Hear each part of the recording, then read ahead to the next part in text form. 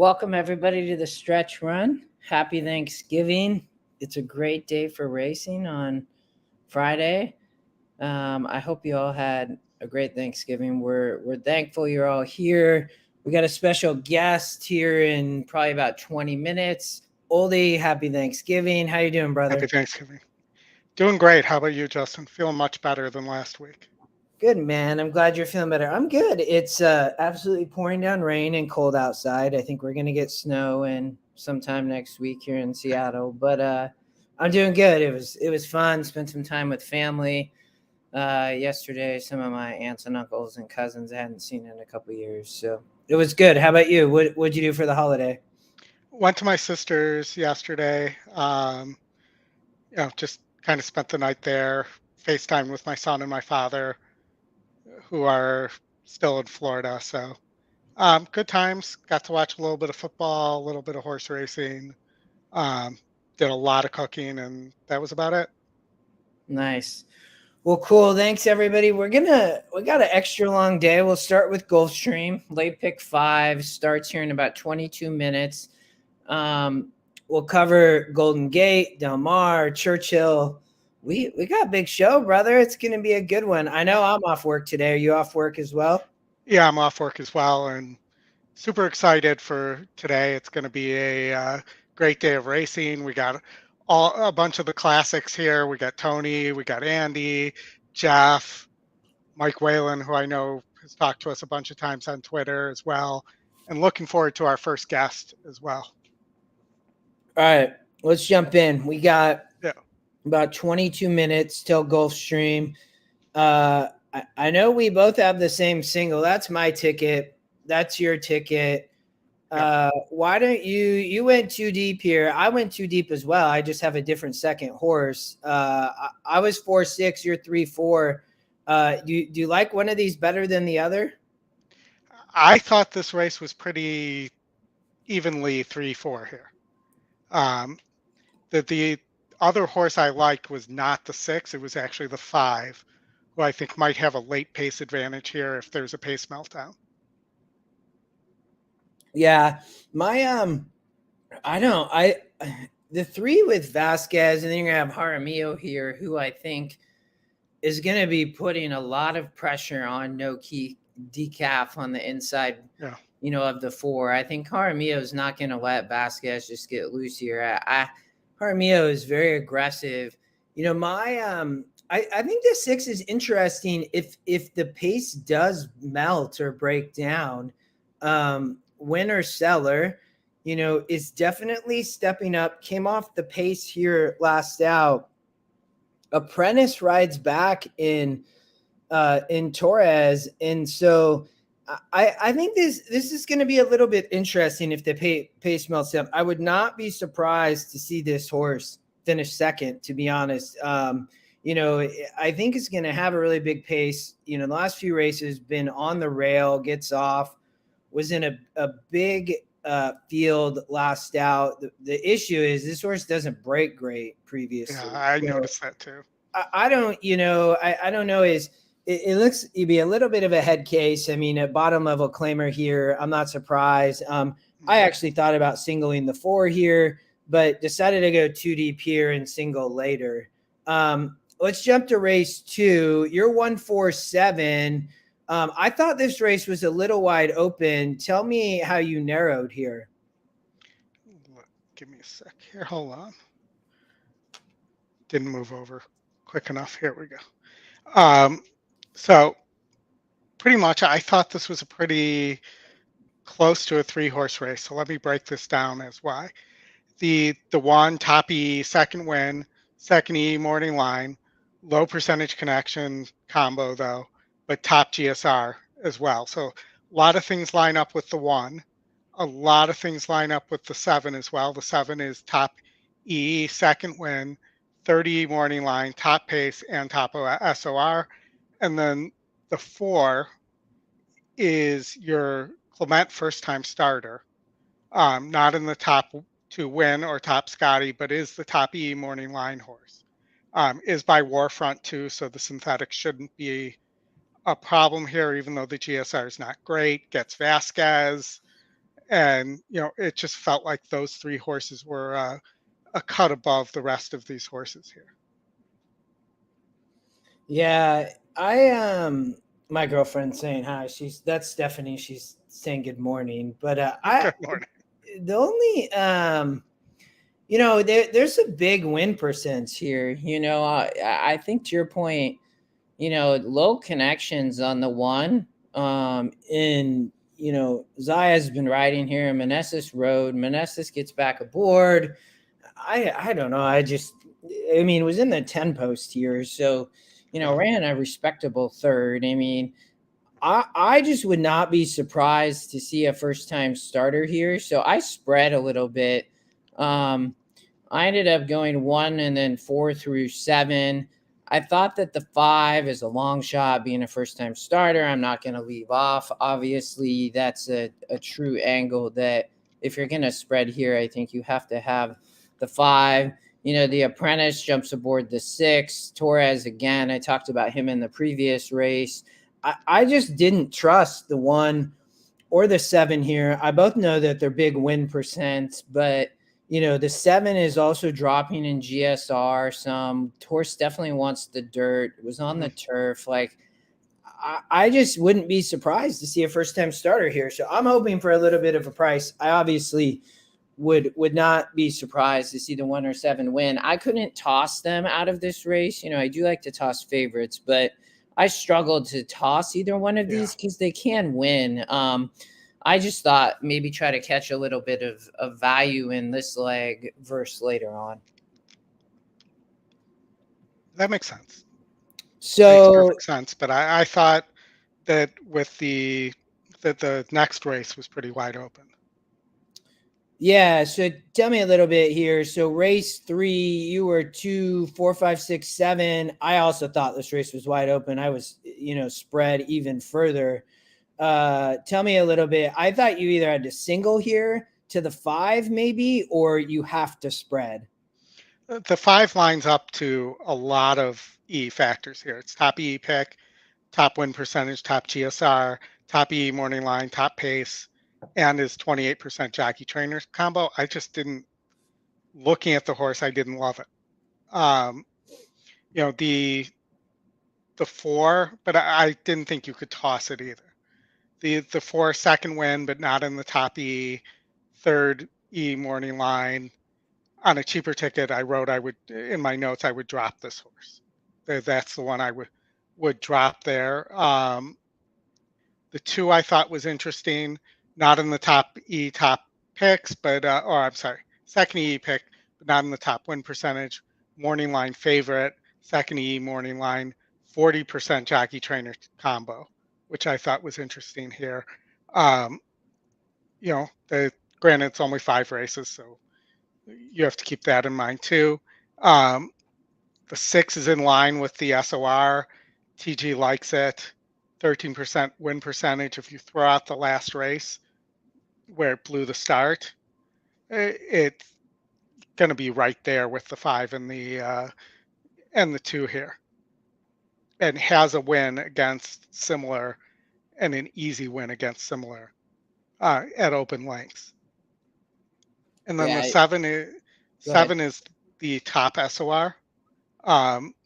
Here, been racing mostly against better horses. Hasn't shown the same kick since the win in May, but the drop in distance here and this just not being the greatest group, I think that this horse also has a legitimate shot here.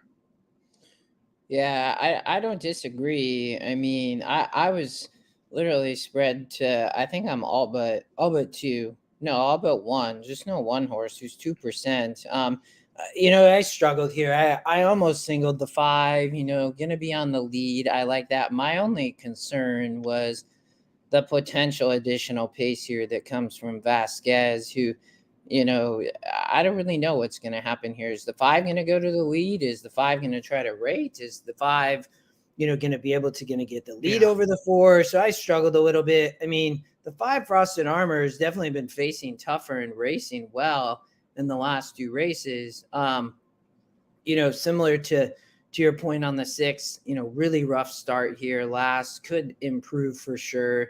Lightly raced. Has a big shot, I think, to run well. Chantel gets aboard too, which I thought was interesting with Krieger hopping off. So, yeah, I mean, I think, for sure could run. I think, the 3 horse is a bomber with Batista, Yeah. does hit at 17%. I don't, is that EquinEdge long shot in King Cairo. So, I think it'd be a little bit interesting here and potentially as a long shot. I mean, second off the layoff, this was probably way too close to the lead here, I would say. I'll be curious to see what King Cairo does. At 7 furlongs has raced well as well, I noticed. So I think Yeah. is an interesting EquinEdge long shot for sure. All Absolutely. right. Makes perfect sense. We both singled the 9 in race 8. You tell me why. I don't. My only concern for this horse was, is he the same horse coming off a layoff of a couple months? I'm not really bothered that Morrison isn't riding. I'm not sure where she went or if she got hurt or what happened. But Reyes jumps aboard for Safi. You singled here. I singled here. How'd you land on your single? Well, it lined out, it was the top win percentage in the sequence, lined up with top E, top win, top SOR, top E morning line. One last out against much better open allowance company rather than state bred, and is now dropping into starter optional, non-winners of 1, and has won 2 has run actually won 3 of the last 4 races. So this just looks like an easy group here for this horse, and doesn't seem to have a problem with the surface or distance. Tactical, can be on the lead, can be off the lead, so isn't necessarily going to get caught up in a pace duel as well. And I thought there were a lot of turf horses in this race who don't want synthetic. Yeah, the 8 was one of them. Big drop in GSR. I mean, I'm with you. I mean, there's a lot of things that point to the 9 here. It drops him for a claiming tag, I guess, is the biggest concern here. I mean, something's up, But to be but eligible for this condition, I think you have to be in for a tag there. yeah, I mean, everybody, the 8s, see, some of these horses are not, is the issue. I mean, most are not. So I don't know. I mean, they're willing to give this horse up for what, 50,000 basically. So I don't know. That's my only concern here. Is a Florida bred, like, facing others in open company, like, why? But it's such a big win percent. I mean, Safi owns part of this horse, it looks like. I mean, they must just be willing to move on. I mean, I just worry something's up is my only concern here, so we'll see. And maybe this horse can only run on synthetic, and with the Sunshine and Championship meet and the turf course opening up, maybe there just aren't going to be that many opportunities to run this horse at 5 or 5.5 on the synthetic. Yeah, I'm with you. All right, we got 8 minutes. You were spread even more than I am. I'm 1, 5, 6, 8, 9. You're 1, 2, 3, 5 through 9. This is a tough race. I feel like. So, walk us through this real quick. You're all but 4, it looks like. Yes, correct. So the weird thing about this race is how spread the win percentages are. So you have 3 horses, the 2, 8, and 9, that are tied for the top win percentage. You have the 3 who's your second E pick as well. And then I liked one of these long shots here. So I actually like the 7 at 20-1. If you look 2 back, if that horse runs that race, I think that this horse wins here at a huge price. Yep. Yeah. I mean, 4%. I mean, I wouldn't be surprised. I mean, these, maiden claimer here, only raced 5 times. I mean, a lot of these horses just are struggling to win. You know, has two third place finishers, and to your point, Chantel jumps on. So get a jock change as well. You know, for sure could blow up the board. Gets off the rail last out. Yep. And I'm all but one actually here. I don't have the 4. Yeah, all but 4, right? Yeah, all but the 4. Yeah. Sorry, I Yeah. thought you meant all but 4 horses. Oh no, you're good. Yeah. But you know, this just based off the win percentage, off, you know, things not matching up. You have a Clement firster in here. You have a Richards horse in the 5. That jockey trainer combo is 38%. You know, that this is the kind of race that anything could happen. Yeah, I'm with you. I mean, I don't necessarily love the lead on 2 turns and get on the synthetic, but I will be curious what Jaramillo does here. I didn't like the 2 or 3 really at all.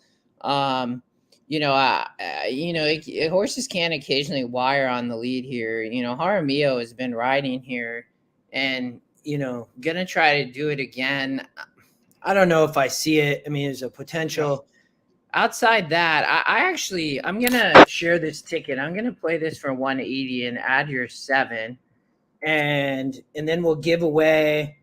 We're gonna give away 30% real quick to 3 people. But I'm with you here. I do like your angle on the 7. I think this horse is gonna get either. I think the 6 could wire, but I don't think so. I think this horse is too cheap, to be honest. But if Jaramillo goes really slow, who knows what could happen? I don't know how much pace we're going to really see in this race, to be honest. Well, but you're the one I'll point out your formula is that 2 turns on the synthetic is tough to go gate to wire. And it's tough to win like near the lead. That's why I don't necessarily love the 2 and 3. The wiring, I think it happens maybe 5 or 10% of the time. But yeah, it is very tough. Like I almost just threw the 2, 3, and 6 and then added the 6 in as a potential price. I mean, I think this race is wild. I think anything could happen. We have 5 minutes. Let me take a screenshot here. Let's give away 3 people, I think. I think I already grabbed the tweet. Okay. It looks like my camera went out here. It did. Let me. Yeah, feel free. I'm gonna see if it'll restart here. There we go. Don't know what's going on there, but it looks like it's okay now. Oldy, what's your Twitter handle? The Oldy. The Oldy Capper. Like that? Can you see that? Okay.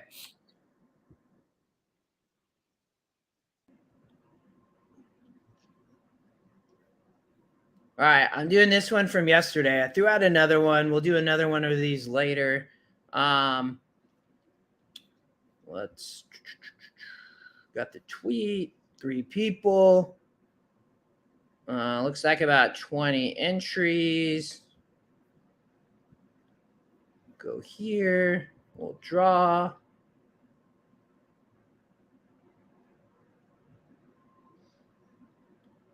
I don't know what that means. I don't know what it's talking about there. Let me try it again.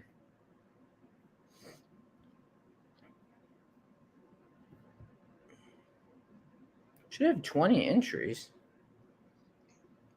Winner. There we go. M Cherry, Slickrod.eth, and that guy. It's always that guy. That's what I always say.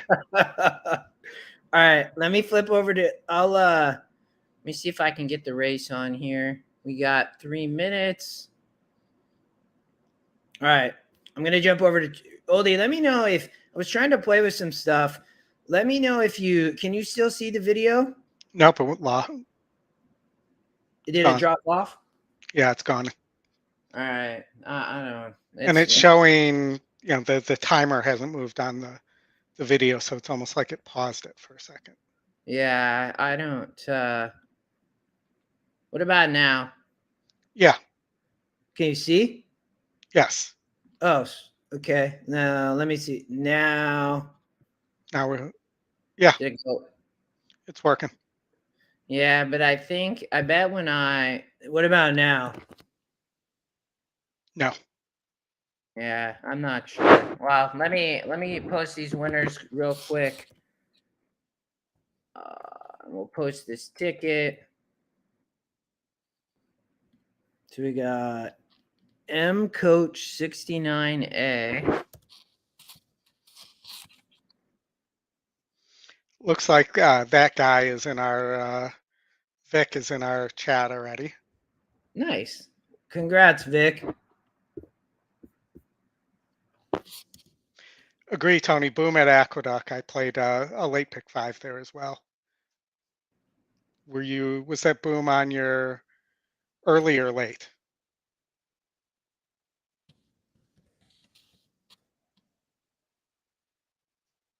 I was telling Justin earlier today as well how much I like that Aqueduct sequence.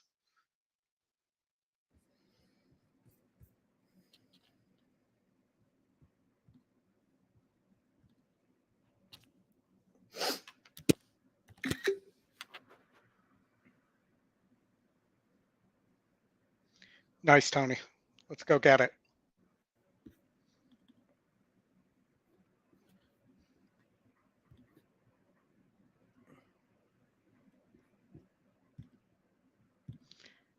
Anybody else alive to anything? Anybody else playing anything? Because I know you guys don't just play our tickets, so.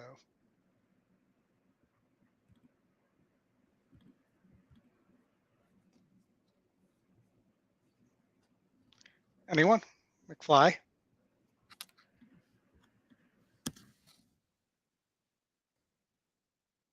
Alrighty then. All right. Sorry, that took me a minute. No worries. So I'm 4-6. You're 3-4. I think 3 stopping. I'll see if the if the 6 horse can get up and try to, the apprentice can try to get up here for a win if the 3 and 4 duel. But my worry about no decaf was it's going to be tough on the rail there with that speed, and this horse just seems to stop. And he might. Definitely.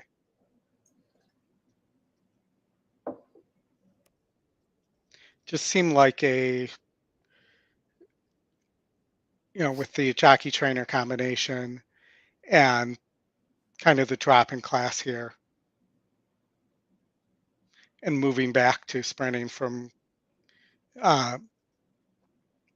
2 turns, or not 2 turns, but from going a mile is going to help that horse hopefully carry its speed.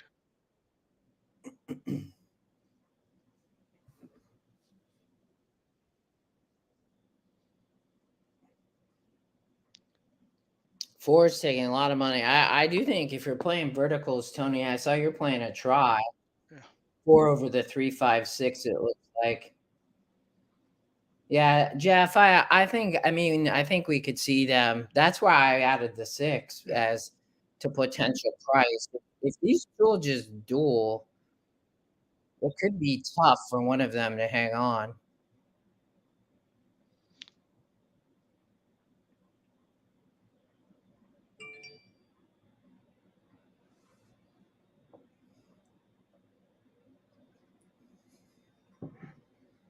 That 8 just doesn't want to load right now.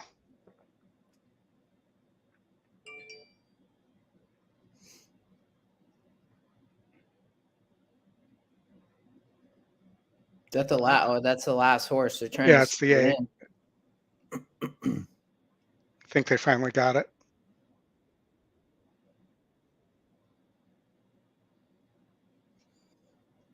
Or the 3 not even? I mean, Yeah, four. that looked deliberate. Like that was a deliberate take back on the 3. 4 got an easy lead too. Yeah. And my camera went out again. What is going on today? I don't know how this 3 is gonna rate, man.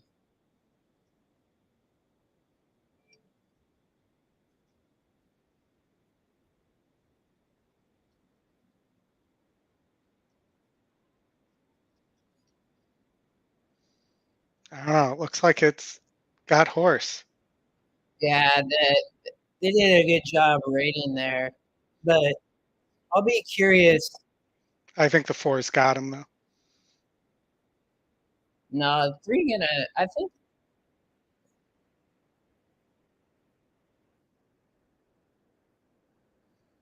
yeah, 3 Not gonna sure. win. They're That gonna, yeah.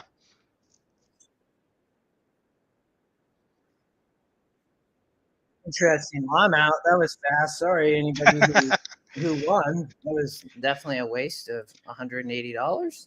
I feel like that was me last week. That's trying to, that's I would have potentially. I just didn't like the 3, but the morning line sure did. Yep. And horse for sure showed that she could rate. Well, Yeah, I mean, I get it on the GSR. Yeah, I don't know. Yeah, one and one win and 1 second at the difference, but on to the next, I guess. But yeah, that's a bummer. Good luck, Oldy. Your ticket's still alive. thank you. Sorry, man. Anybody else? It's not a good start to the day. That's what I would say. All right, so we got about 20 minutes and 25 minutes till Gulfstream race 6, and you and I have both talked about having guests on throughout. Yeah, Vic, sorry about that. Of having guests on just to talk sports, horse racing, life, whatever. So I think for everybody, we will continually try to do that throughout the shows, have people on. Today we have a EquinEdger. He's been part of groups that have handicapped with you, Oldy, and myself long ago when EquinEdge was getting up on kind of the social stream of Facebook. We shared a lot of tickets and did a lot of handicapping together. He works by day in the IT industry, but also helps on a horse farm in Florida with horses after the racing. So adding Chris Walsh here. Chris, good to see you, buddy. Welcome to the Stretch Run. We're glad to have you. Happy Thanksgiving. How you doing? Good. Glad to be here with you guys. Tough luck in your first race at GulfStream, but those 6250 claimers will make you pull your hair out, as I can see. I think they already As have. you can see, neither of us really have any hair, so you're right. Well, that's what I figured. That you brought me here to bring some hair to the show. So if I don't do anything else, I did that.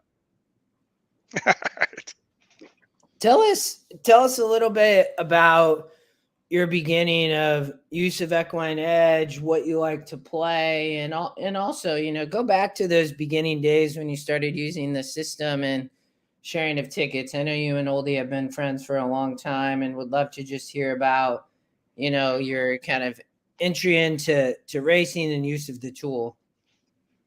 Sure. I was looking back at the EE Facebook, the VIP page today, and it's just about 2 years since we all kind of met each other virtually online as part of the lockdown or whatever. And you're right, EE was just getting out there in the social media world and whatnot. So there were various posts, and you would have people that would put bet shares up there, and then folks would get frustrated they couldn't get in, and things would hit and whatnot. So I had just been playing around with it and going back.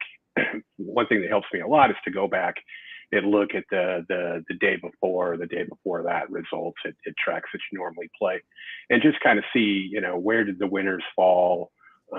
How did they get there? What things made sense?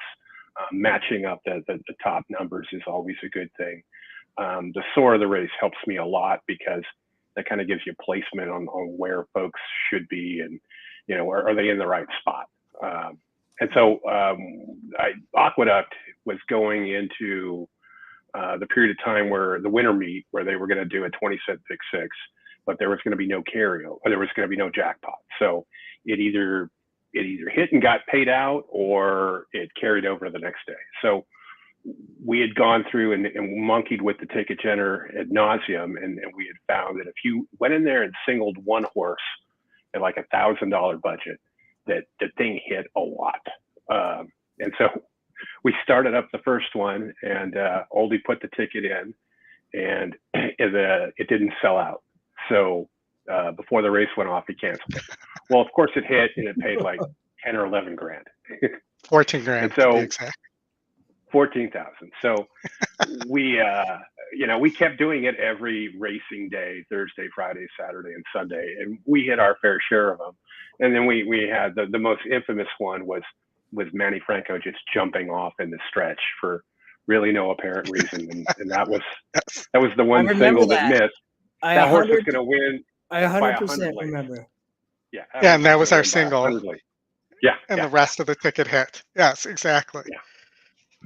So after that, we had a really good, nice, well, I'll use the show name. We had a really good stretch run there where we were hitting, pick fives, pick sixes at Los Al. I think we had a $6,000 pick four at Los Al for like $100 and whatnot. And then I think we just played too many tickets, and things eventually dried up, and the group split up, and there were several other groups, and so on and so forth. So now I just have a smaller group that you guys are in that we interact with, and we do a lot of our own things. But I noticed that shifting my play from too many multis to just win bets, doubles, pick threes, places where you can find things, even just win play shows on horses that are 17 to 20 to 1. You don't need to win them all the time. Seconds and thirds pay very well, especially when the favorites are out of there. So,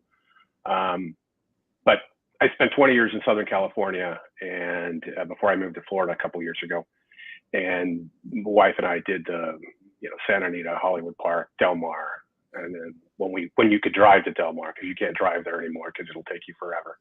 On the way back, we would stop off at Los Alamitos, or after a decent day at Hollywood or Santa Anita, we just make the drive down there and then go have dinner at Los Al, at the Vessels Club, watch the races there, and then head home. So good times. I mean, my first original bet share group was at the Jack Daniels Bar at Hollywood Park, where there'd be 6 to 12 of us that would, all pony up a couple $100 a piece and play the pick six. That's back when the pools were much larger than they are today. Since that wager has seen its way out with the jackpot formula. Tell us about your, and then I know you're a quarter horse Los Al player, so we'll talk a little bit about tomorrow here in a minute, but tell us a little bit about kind of the work you do, in Florida, and kind of off track thoroughbreds and taking care of horses. Would love for everybody to hear about that. Sure. So the first one we got that was off the track, his name was Jarmel. We got him he had been retired for many years, and he had been a jumper, and the young lady that had him, she was looking to go to the next level, and he was older by that time, so he was going to be able to get up over those top fences. So we ended up adopting him and had him for 7 or 8 years at least, and until he passed away due to a heart problem. But it's just, horses are great animals to be around, first of all, and the wife would ride them, and you take care of them, you pay all the bills, you pay the board, you make sure the shoes are done, you do all those things which costs real money. So part of that at that point in time was like, okay, well, how can I offset some of these costs by what we would refer to as horses paying for horses. So he passed away, and then there was another horse that I knew was going to be available. He raced a lot at Los Al, 870-yard specialist. I made a ton of money on that horse, and I must have probably lost 3 times that taking care of him for the rest of his life. And we got him, and right off the track. I mean, they had brought him back out to breeze, and his fetlocks and whatnot, they just weren't there anymore. I mean, to be able to go at that speed and then be able to recover. Eventually, you break the horse down. So we got him, and I mean, when this guy rolled off the van, he was only like just under six hands, and not 6 hands. He was just under 16, and I was like, well, where's the rest of the horse? Because the one we had before was like a giant, like a Clydesdale. And it took me all about 10 minutes of holding the lead shank to realize that, holy crap, we've got a real racehorse here that's still got the racehorse in him. So getting that out of them and then getting him to be able to relax and do what, he wanted a job to do, and he just didn't want to sit in the stall all day long and whatnot. So that was a really good adventure. And we picked up another quarter horse that somebody pretty much dumped, and had the both of them for quite a while. The quarter horse eventually he was like 26, so it wasn't surprising that his time had come. And then we ended up getting another horse that was unraced, but he was out of Nijinsky, and his name is we call him Ninja now, and he's a giant too. He's 17 hands, and he was locked in a stall for like 2 years, and when he came out, he was ready to explode. So lots of remedial training and things like that to get him to be able to be rideable and not bite your hand off and things like that. So, and then we had them both shipped here to Florida when we moved in March of 2020, and we're down to one now. Lord's table event, he had some internal thing go off one day, and that was the end of that. So, but there's a number of other ones that we get through the farm there that either need some care and feeding, or just some attention, or working with some of the people there to improve X, Y, or Z or whatnot. But it's nice because it's close, and they used to be a full-on training facility. The people that owned it used to race at Tampa, all up and down the Eastern Circuit and whatnot. They got a lot of great pictures and memories there of some of their older horses. So good stuff. It's always good to support the track thoroughbreds. They eventually go on to another career, and I like that when you go to like Tampa and you go to cash out your wager, when you stick your voucher in there before you cash it out, it'll ask if you want to donate any money to the Thoroughbred Aftercare, and then it'll print you out your voucher minus whatever the amount you donated. So good stuff. We see a lot of that on the Twitter groups that do that and whatnot. So it's always important. Nice way to give back. Yeah, cool. All right, we got 15 minutes till Oldy's second leg of pick 5. My pick 5 is no longer survived. Chris, tomorrow there's a Los Al carryover in the pick 6, right? Yeah. At Los Alamitos. So you had put together for a ticket for viewers here. Let me hop over. I think let me see. I think it will show me the pick 6, and then I know you also had a pick 4. It didn't save it. Hold on. Give me 1 second. All right. While you load that up, I'll kind of go over the first 2 legs, race 5 and race 6. First of all, there's not a horse in the 37 horses in this sequence that I love. It's out of the 37, I think 35 of them have histories of just poor breaking over and over and over and over and over again. So I'm playing the first 2 races just like I would a double. I like the 4 a little bit. I know it was highlighted on the Los Al preview show as well. Gets a better post. It's a smaller field. If the horse can get out of the gate, I think you'll have I think he'll be there at the end and have a pretty decent chance to win. If you go back there, yeah. So go ahead and just click on let's get at the handy view on the 1. And then, stay on the treble. So, I mean, just looking through here, I mean, you got stumbled, shift, off slow, lug in, scrambled, came out, lugged in, blah, blah, blah, and no winners. Flip to the 2. Yeah, same thing. Brush gate, rough trip, came out straight. I mean, that 3 back 1 maybe gives it a small of a chance. I don't like the 3 at all. If you click on the 3, yeah, it's again just off slow, off slow, off slow, not really being anywhere there. If you click on Alfonso, the 4, that race last out, he was stuck there on the rail in a 4-horse field. And once the guy finally, and he, right as the gates open, he reared and was off slow. But I mean, he almost had him on the gallop out. And once he shifted out from the rail, nearly caught that other horse for 3rd. Again, this one's not a great breaker either, but if you look at 2 back there, even though he bobbled and shied a bit, still dead heated for 2nd and half a length behind. The ones that would concern me would be the 5 and the 6. The 5's got same thing with problems breaking, but again, that 1-2 back there at 300 yards where he was the favorite, you know, and the stretch he was steered in there, just out finished a bit. And the 6, the last on, I mean, this race isn't prime for a first-time starter to take a chance with. This would be it. Gets the outside. The only problem with those first-time starters, first-time outside, is they tend to break outward because there's nothing over there. There's a big gap. Horse got a bullet workout, but it was only 101, 220. That time isn't really anything too exciting. So I'm going to start it out with just single the 4 and try and get to the pick 4. I got all in the next race. This is another one that's just a toss-up. I mean, you look at all the win percentages, boom, everything is just clustered. Same thing with the pace. I mean, how much do you use the pace number and quarter horse from EquinEdge? A lot, because especially on horses that are prices.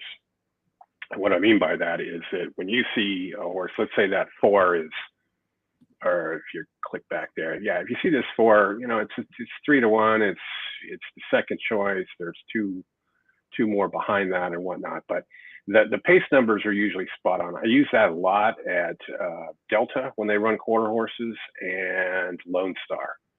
And Lone Star's running quarter horses the same night. I think they got a couple of stakes there, but those are ones where you really got to watch the odds because there's not a lot of money in those pools, and you can get kind of burned. And the multis at Lone Star are worthless. They $4,000, $5,000, $6,000 pick 4s that I'm just not interested in. So I'm looking to get out of the first 2 legs there with a single and then an all, and then that takes us to race 7, where I singled to 6. But I'm not super happy with this here. Triton, yeah, he's top pace, 38%. He's got a couple 2nd and 3rds. This is a maiden claimer with a bunch of, again, bad breakers and whatnot. So, but I singled the 6 because depending on what happens with, if I'm alive in the pick 6, then I'm gonna likely play a pick 4, and I may not even use the 6, because that way if I get knocked out of the pick 4, I'm still alive in the pick 6, but I could also see likely using the 6 as well, and you'll see that when we look at the pick 4 ticket. But go to the next race there.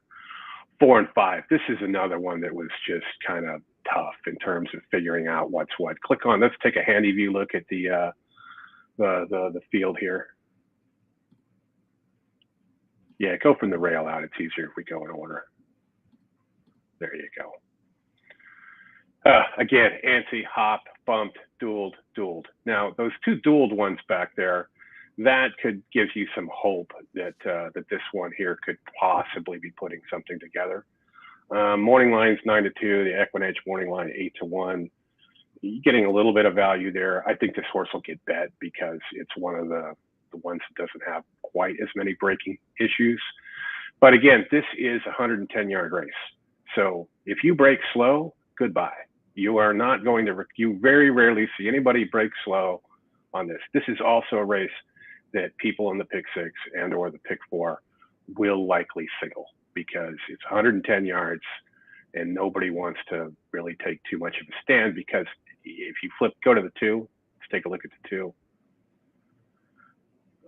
If you go through here, you're going to find that nobody's won at 110 yards. So you know, that 3 back 1 there with the 2 maybe gets them there, but you know, when I see beat the gate crushed, that doesn't instill a lot of fun. Let's take a look at the 3, the EE long shot.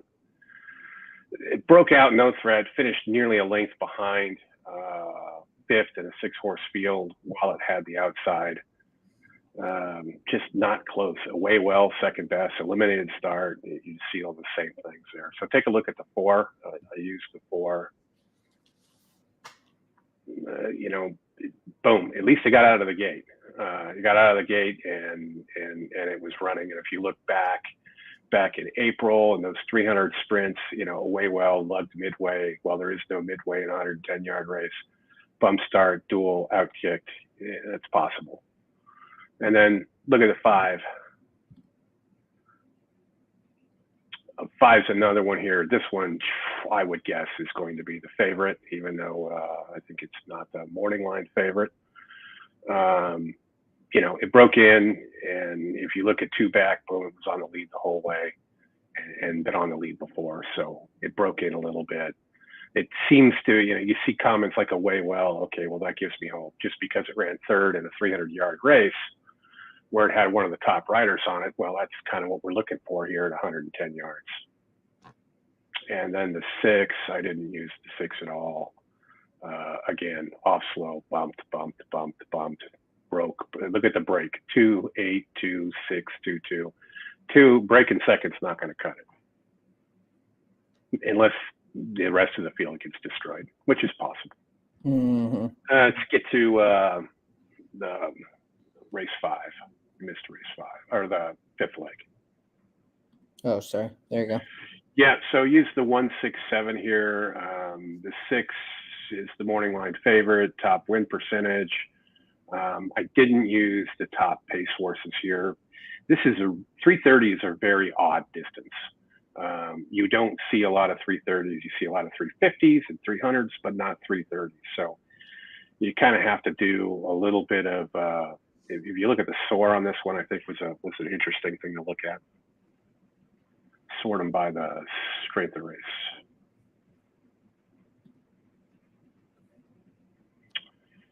So that's why I ended up on the 1 here. I thought the 1 in 4 tries. The pace was good. It's going to be following some horses, and then the 6. And again, sort these by the names again, and then let's just quickly flip through the handy view.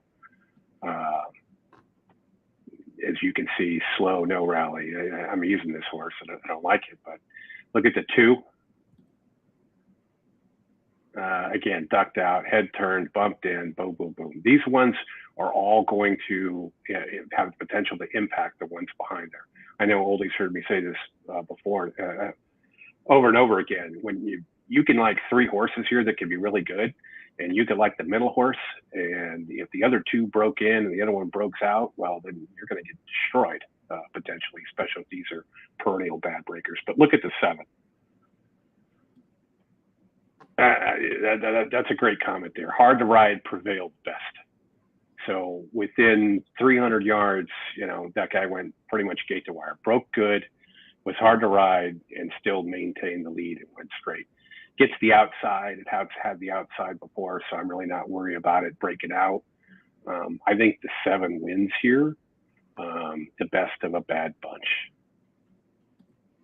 All right. And we then got about 3 minutes till GulfStream race 6, I think. Yep. Okay. Keep going. We got one more leg. Yeah, last leg. So I threw the 6 out here. If you sort them by strength of race, there's the 6 at the bottom. Just, you know, it won last out, but it didn't really do much. I mean, when you got a 15-point difference there in the strength of race, and I like the 3 and the 5, and the pace number on the 5 is 81, which towers over the rest of them. That horse has won twice. I'll live with those 2 and go on. If you want to go get the Gulfstream race and come back and do the pick 4, I'm good with that, or whatever you want to do. Why don't you? We may not have time just as we jump, but I appreciate you jumping on, Chris, and talking us through kind of quarter horse and how you play it. That's been awesome. Why don't you share your pick 6, pick 4? I'll retweet it out there, it's been awesome to have you on, man, and talk through quarter horse. I know that you love playing that and you do good work for the horsemen and everything. So Yeah, so we got coming up on, I believe it's December 10th and 11th, or 11th and 12th, whatever that Saturday, Sunday is. That's the last 2 big days at Los Al. There's the Champion of Champions and the 2 million. So if you guys are doing a show on Friday before, I'm happy to take a few minutes and tell you what I like there. I will post the ticket tomorrow, Justin, on Twitter. I'll give you a heads up on the side as well. We'll wait for scratches to come in and whatnot to see what's available, but I'll definitely be playing the pick 6 and the pick 4. Awesome, man. I appreciate it. Oldy, you're back. Your camera's back. Anything to add? Not that I can think of, other than I learned how to handicap quarter horses from, these demonstrations from Chris. So, he's my quarter horse guy. Chris, not that he can't do thoroughbred, handle? but Twitter is CWWALSH69. Awesome. There you go, Rod. And my Raiders will see you on Sunday. Yes, the Raiders are playing the Hawks. Raiders. All right, brother. It was a pleasure. Thanks for coming on. I always love chatting quarter horses. I played them a lot when I started playing as well at night. You always have good insight, so I appreciate that. All right, brother. Have a good weekend. All right, guys. Happy Thanksgiving. You too. See you later. Bye-bye. Okay. Thanks, Chris. Bye. All right, we're back. Oldy, your camera good? I hope so. I've never done this before, so worst case scenarios, I have to restart my computer and I'll be gone for like 2 minutes, but Okay. if it happens again. That was awesome. I love getting to hear, and let me see if I can get back to your GulfStream ticket. It may. That's gonna do it. That's yours. So you're 147 here, if I remember correct, right? Yes, correct. Awesome. Well, good luck. My ticket's out. Sorry, y'all. I actually I think it's a little bit interesting. The problem is that 9 could be really chalky. It's Yeah. I think there's some value to come here. I was what was my ticket here? I was 1, 4, 5, 6, 7. The 1, is going to go off maybe as the favorite, maybe not. Looks like the 4 might. The 7's not really taking any money. Is the top pace here on the synthetic sprinting. Like somebody. There's going to be some speed here on the 7 on the inside. So we'll be curious if Gonzalez can clear or not, or if Manassas or Miggy can show some speed on who gets the lead here. I think it's going to be interesting. Yeah, definitely. It looks like Jose in the chat likes the 7. I think rested from Gulfstream Park. Yeah, I mean, I do think the 5 is interesting. It is taking a little bit of money. First time starter, has a really good GSR here. Morelos for Garofalo. I mean, does have kind of consistent work pattern. I always like to see about 1 week, every 7+ days or so. So I don't know. I mean, we could see some chalk here in the 4, the 1, the 7 is going to be a little bit of a price for you. So obviously you're hoping for the 7. Yeah, and it just the 4 is taking money, so maybe word's out that the 4 can run too. All right, we'll jump over. Here we go.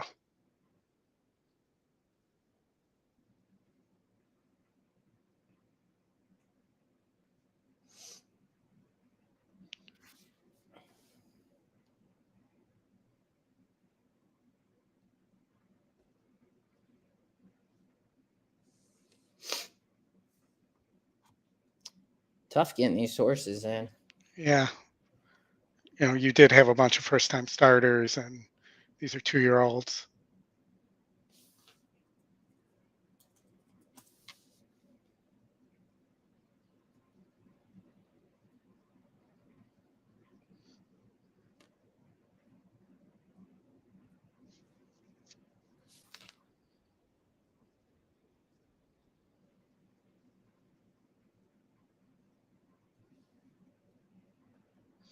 They just want to make us wait. They know we're watching here.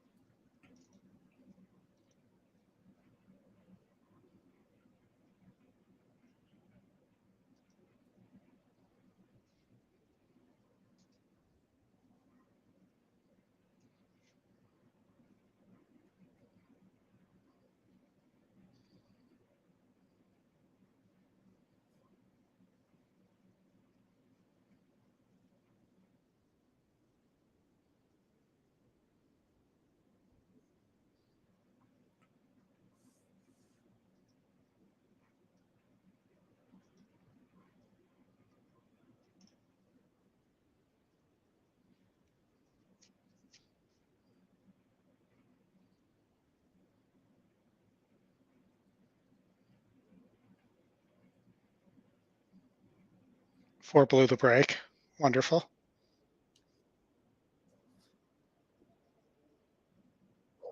First time starter is definitely going to be a runner, man.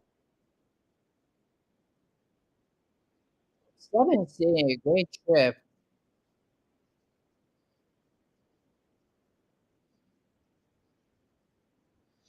Your 5's running nicely too. I think he's being asked a little here though. Yeah, the 4, the 6 is coming. The 4, that's going to be hard to win going that break. The 7 sitting, dream trip. 5 definitely. I like your 5 right now. I think your 5's going to win. 1 still has horse though. Looks like 1 going to win. I don't know. The 5's going to take. No, looks like the 1's got it. Whew. Yeah, I mean, 5 ran really good there. I mean, we talked about the 5 there being that first time starter and had potential to run. But the 1 was too tough on the lead. Didn't get no pressure from the 4 horse, right? No. Just was able to go gate to wire there. 7 didn't even try to get the lead, just tried to race. So you're through there. You beat the favorite, the 4. Did the 1 went off at 2-1. So yeah, second choice, which I'll take. Yeah. All right, we got GulfStream in 23 minutes, but we have Del Mar coming up in about 30 minutes, I think, right? For Yeah. Why don't we let's jump to Del Mar. That's your ticket for the early pick 5, correct? Correct. Yes. Okay. Why don't you I thought that's why is this? What is on race 1? Okay. So you're 237 here. There's a big favorite here in the top pace with Flavian Pratt, 3 for 5 on the turf sprinting here for Peter Miller. And then you were too deep in the next leg, where I know there's a big favorite as well. But tell me about the first race here. You obviously spread and didn't single the 7. So you tell me a little bit of why. I was looking at the 7 as if this was back in May and we were going 5 furlongs back in May, I probably would have singled the 7 here, but the 7 seems to have been not getting the lead and has been stopping as of lately. So I'm wondering if this horse, even though the works are sharp, whether this horse is as good as he was back then. The 2, which I found interesting as O'Neill's Legacy, but is not a Doug O'Neill's horse. Again, I think may need the lead, has some class though, and might be able to overcome not getting it here if the 7 stops. And then the 3 can rate a little bit, and I'm hoping that this time when it gets to the lead with the shorter distance, if it gets there, it's able to hold on at 5 furlongs. Last time out at 6, it got caught in the stretch. Yeah, and then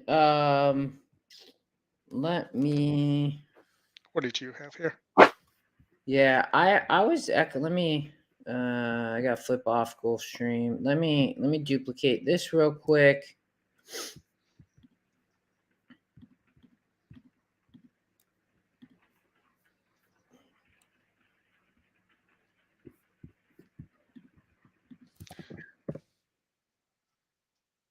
So I was, and I need to double check the second half here, but I was EquinEdge picks here. I thought that the 7 Pratt Miller going to be tough. I mean, this horse has been, running, sprinting on the turf, facing much tougher. I didn't necessarily trust as a single. I could see I singled the 2 in the next leg. I definitely am trying to find some value later on. And then I just added the EquinEdge picks here, the 2 and 4. The 4 is 13% with the scratch, Yeah. but it's dropping in class here. How's Maldonado riding for the first time? Also, is the price play a big morning line angle? I definitely was going to add prices here. I just tossed the 3 as I wasn't sure if the 3 could really rate here off of the 7, and tried to, if anything, if the 5 compressed the 7 for some reason, the 2 and 4 to pick up the pieces was my thought here. I will say that I felt like none of these horses really want to rate. Even the 1 kind of wants to lead at a 9%, at a 9 pace number. You can see back here, I think, and Diego gets on. I mean, the 7 could be really tough here. And again, I went with the 2 and 4 just because they actually were racing at somewhat tougher levels, as the potential to be able to come off the speed. But I think it's tough. I really do think the 7 could be tough here. But for me, by spreading, I was trying to add a couple prices versus add more chalk in the potential in the 3 or the 1. Yeah, that makes sense. All right. Leg 2, you're too deep here. You had the 2 and the 5, the top 2 EquinEdge picks. Baffert with JJ, and then Papa Mandela with Pratt. Talk me through these 2. So the 2, had been in the Chandelier and the Del Mar Debutante, so been in against much better horses, and ran respectively in those races. I do question whether the 2 needs the lead here, and that's why I wasn't sure that the 2 is a single. That, and it's hard to single against a Baffert horse who's probably going to get the lead. And that those were the only 2 I felt were worth playing here. The rest of these horses I didn't really, and I think you didn't think much of them either. It's possible we could have a pace meltdown, and maybe the 6 swoops in, but the 6 hasn't really shown any ability to rate, and none of these other horses really have either. The 3's never really, the 3 past tired horses off slow. There's just not much here beyond that. Yeah, I'm with you. I mean, here, and I'm gonna have to I'll fix mine here in a second because I think it grabbed your picks. But it on the 2, I mean, the morning line big here. I mean, the win percent. I mean, to your point, the 5 do it the hard way.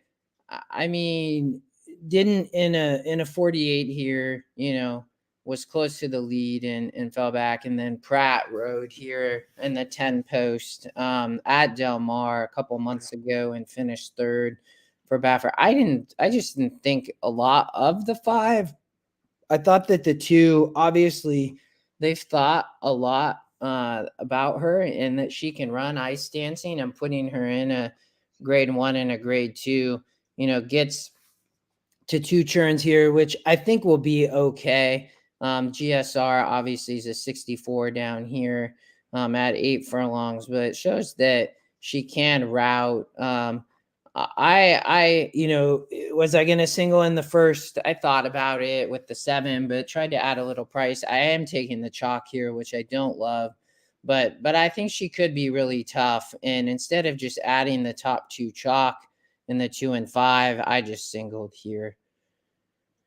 Makes sense. So you're 1-7 in the next race, 2 deep. Tell me about the 7 here a little bit. I thought that this horse potentially was vulnerable, and I'll talk about that in a minute. But I am with you on the 1 with Barrios potentially. But tell me a little bit about Naismith and the 7. Well, Naismith, for those of you who don't know and can't see my KU hat, you know, Naismith, I lived in Naismith Hall in college and also on Naismith Drive. So Naismith has a place in my heart. That being said, I like this horse, but I think this horse needs a clear lead and needs to clear in order to win here. Didn't really pass horses when he hasn't gotten the lead. And, if he gets the lead, could go gate to wire. There were a bunch of bad breakers in here. And last 2 times out, he's really broken well. So that's what I saw as a possibility here. Again, this is a maiden 50, but this is not a strong maiden 50. Usually you see maiden 50s more around a 48 to 50 range on SOR, and this one's a 44. 40% win, top E win percentage, top E pick, also top GSR. So that's like a 48% combo. So it's too hard to pass on the 7 there because the data says that the 7's your likely winner.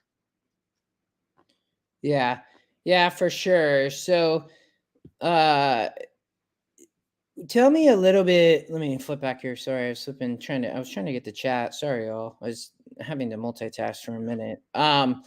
The 7 horse, we got 13 minutes, okay, till GulfStream, and then 20 minutes till Del Mar. So I'll talk through this. Let me see. Let me try to fix my ticket real quick here, Oldy. Okay. Give me 1 second.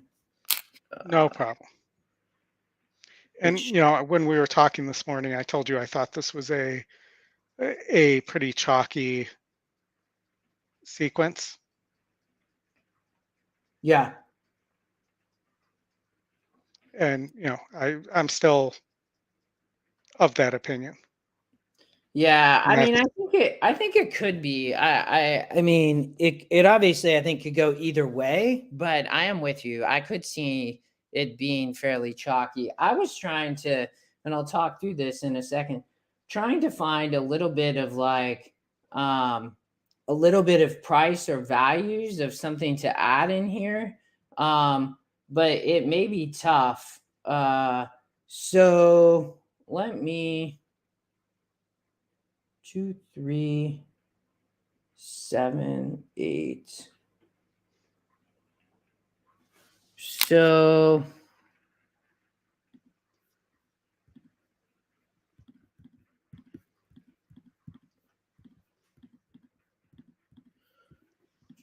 So I was 1, 3, 4 here. Let me talk about the 5 and 7, and I think, let me see if this fixes. No. Yeah. Okay. So, and then 2, 3.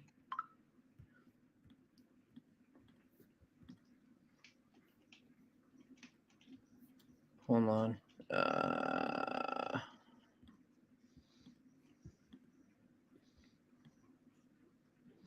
No worries. All right. 2, 4, 7, 1, 3, 4, 2, 3, 7, 8, 1, 3, 5, 6. No 6. Hold on here. 1, 3, 5.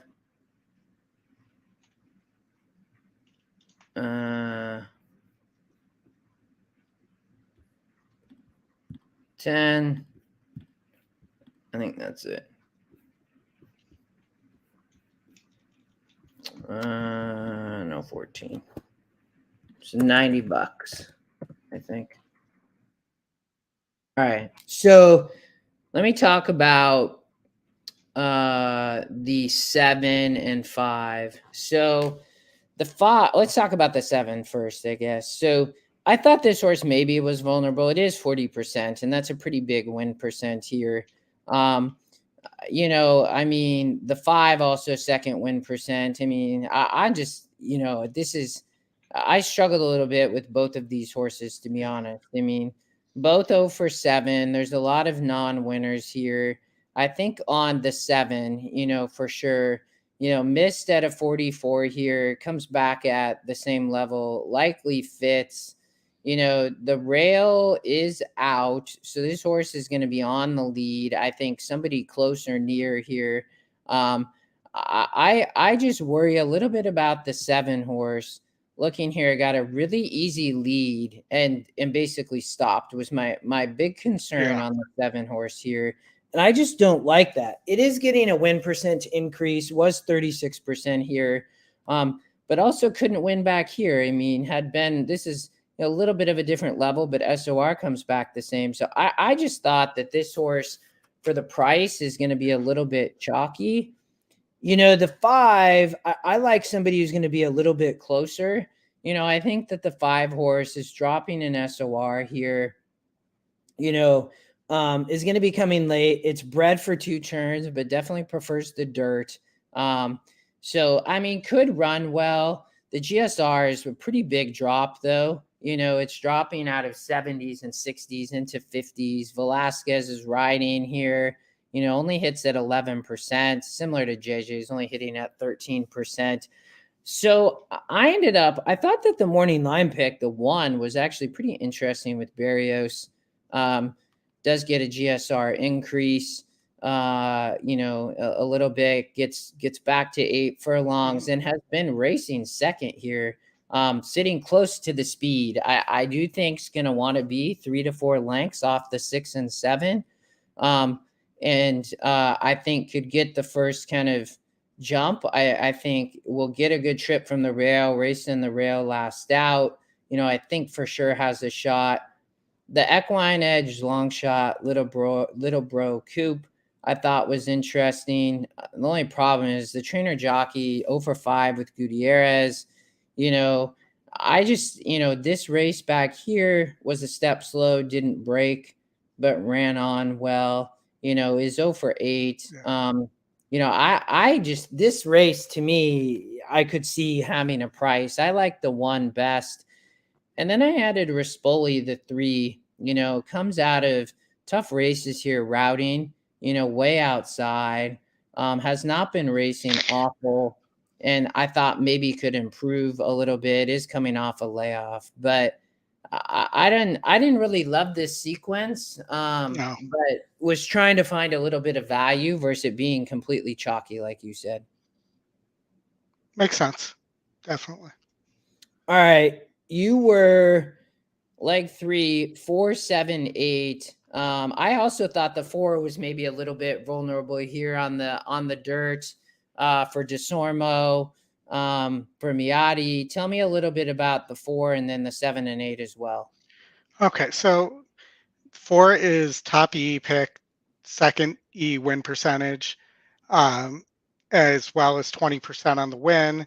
It's your top GSR horse, 9 to 5 morning line versus 2 to 1 E morning line. Seems to, again, these are maiden claimers, so seems to like to finish second. You'll see second, fourth, second, fifth, second. So, but is catching an easier group here. Last time it ran against a 46, it lost by less than 2 lengths. I think this is probably a weaker group than that. And, the horse should be on the lead here and not have to worry about passing horses to its inside. The 7 is your second E pick and your top win percentage. And, that's about a 40% click within the data that I track. So, that one was a definite must use. I will say I know nothing about the 0% trainer on this, but does draw Rispoli. And, that's to me, a good sign that it's drawing a live jockey there. 0 for 5 though. So, is going to need a little bit of improvement. The GSR seems to indicate it should be fine on the dirt, even though it didn't run at the maiden special weight level. But that was also at low sal, and sometimes horses just don't like low sal. And then the 8 was my second time starter long shot at 12% win percentage. Not a great GSR, but similar to what it was running on turf. Moves over here. Didn't break all that well. Breaks decently here. Might have a chance to win. May have just needed the race. May have just been out there for a race. I think this horse can run. The works are pretty decent especially for this level. I think this horse is really dangerous at a 12-1 morning line, and the E morning line loves it at a 6-1 versus 12-1. Yeah. I'm with you there.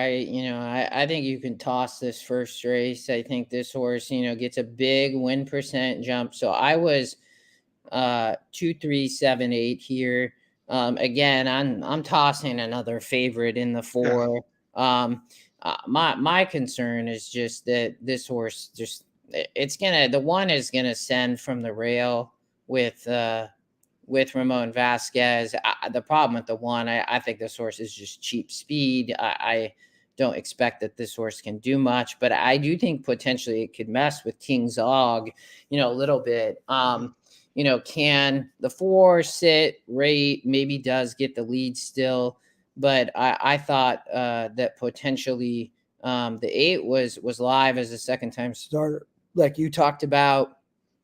The 7, I think.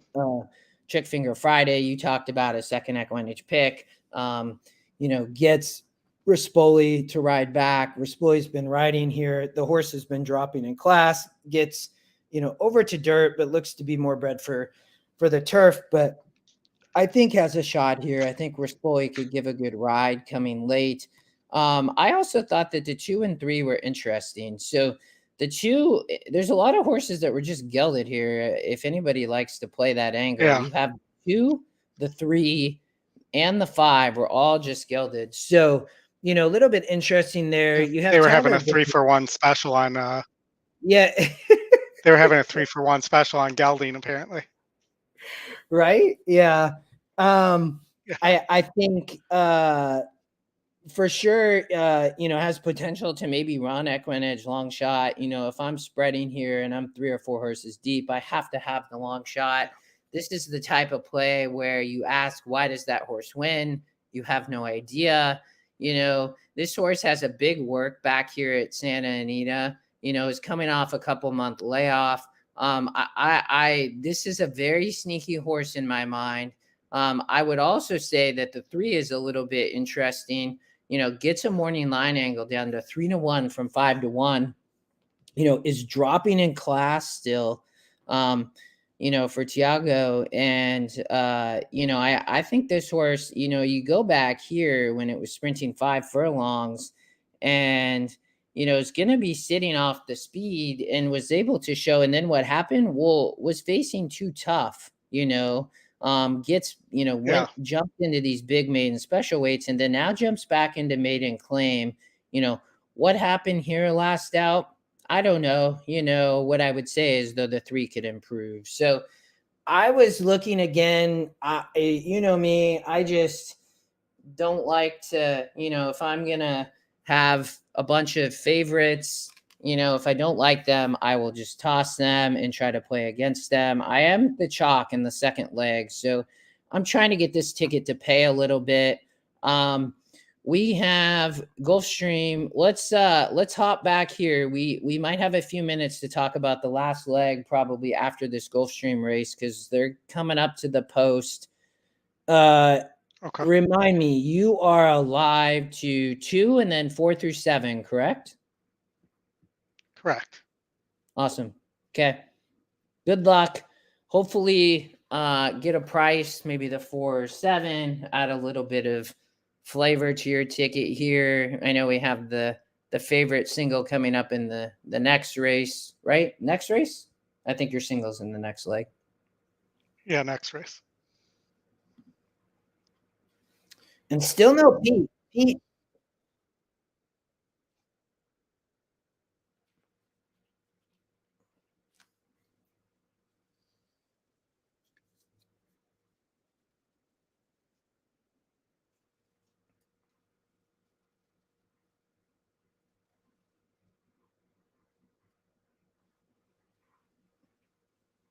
We lose Justin here.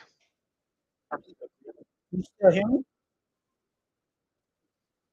Yeah, it was giving me the spinny thing even on your picture for a minute. Oh. Is it back? Yeah. Okay.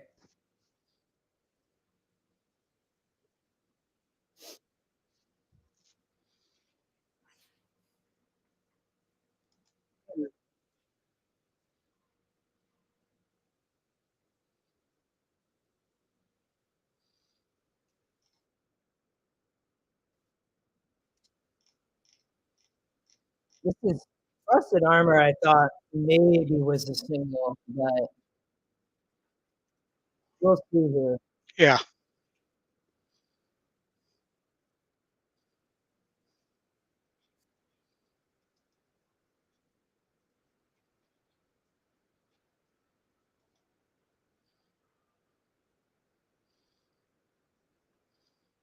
Seven's running I nicely. talked A about good that five. 7. 5 is in hand though. Yeah, I think 5's gone though. I don't know what's going on with the feed here. The 2's big favorite coming, but I guess not big favorite, but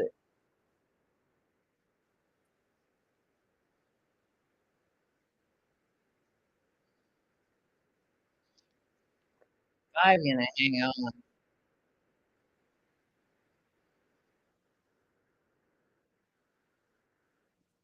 Well, we talked a little bit about that horse to start the show, I remember, and potentially was could have been a Yeah, favorite. you were on the fence whether to. Yeah. Do you hear me okay?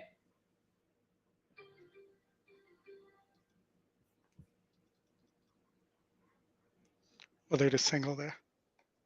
Yeah. Yeah. I thought that was the spot to single, I think, for me. I got off it, shouldn't have, ended up spreading. I thought that maybe could be a single, but you advanced through. Let's tell me about your last leg here. So you're 1, 3, 5, 6, 8 in the last leg at Del Mar, and you're pick 5. Was a little bit different, but similar. Who did you like here best, or where was your price? So, I felt like this race was pretty wide open. You have clustered win percentages.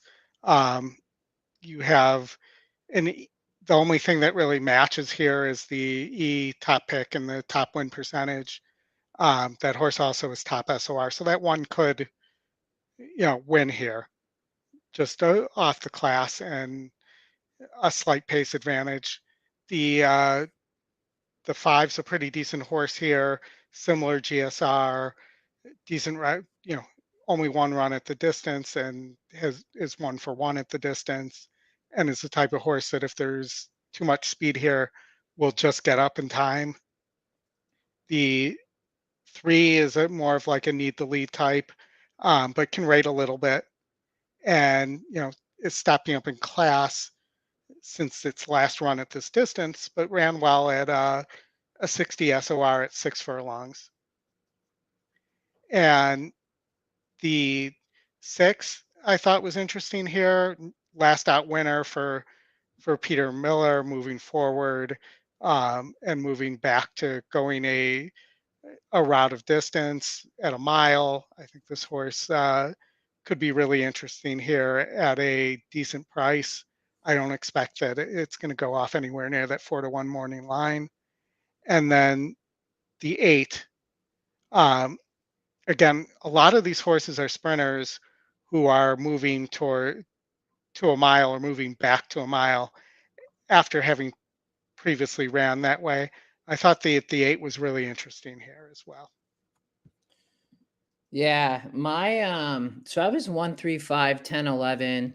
The one being the top EquinEdge pick. I mean, they're going to be on the turf here. I don't necessarily love the 10. I just don't understand why Nice Ice is the EquinEdge long shot. If for somehow this horse can hang on up here, I don't see this horse getting the lead, but has hit the board 8 of 15 times. Like, I thought was very just kind of dangerous with the long shot, because there's a lot of horses here the system could have picked as the long shot. Was my only reason for the 10. I think they're going to be a pretty hot pace up front with the 9 and 10. I think the 1 could sit the trip. I think you talked a little bit about the 3, is stretching out here to go 2 turns, had been sprinting. Did that last time, and wired, but we'll have to improve. I mean, a big jump in SOR, but again, sprinting was able to, run well here in a 60. I thought the 5 was very interesting. Is I said the top, not 5, not top GSR, but second win percent. Yeah. Gets back to 2 turns here. I thought was interesting. Ran really well here. Lightly raced with Cedillo. I thought could improve. And then tough post on the 11 and is only 1 for 14 lifetime.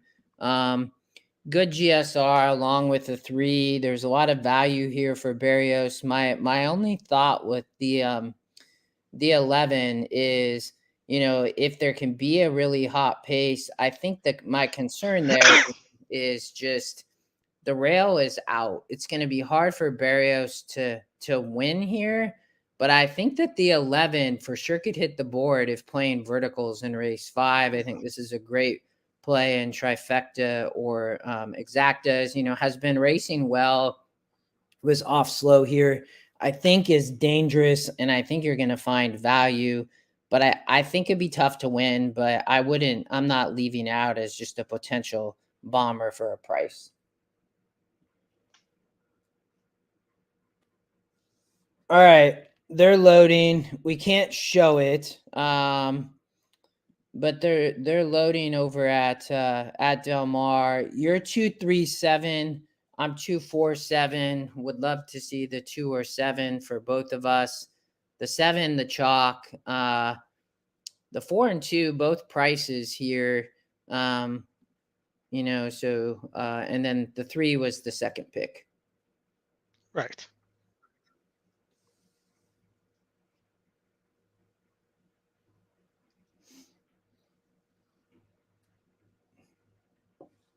Looks like a great day in Del Mar, though. Amazing weather. Nice and sunny. 4 didn't break. 7's gonna get pressed big time here. By the 5 and the 3, yeah. I mean, I'm just not sure if the 2 is going to be in position. The 7 got loose though. I thought the 5 would press the 7.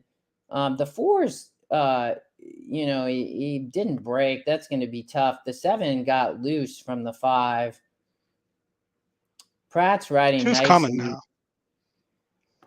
Yeah, I mean I think the 7's gone though, unless he's just going to stop.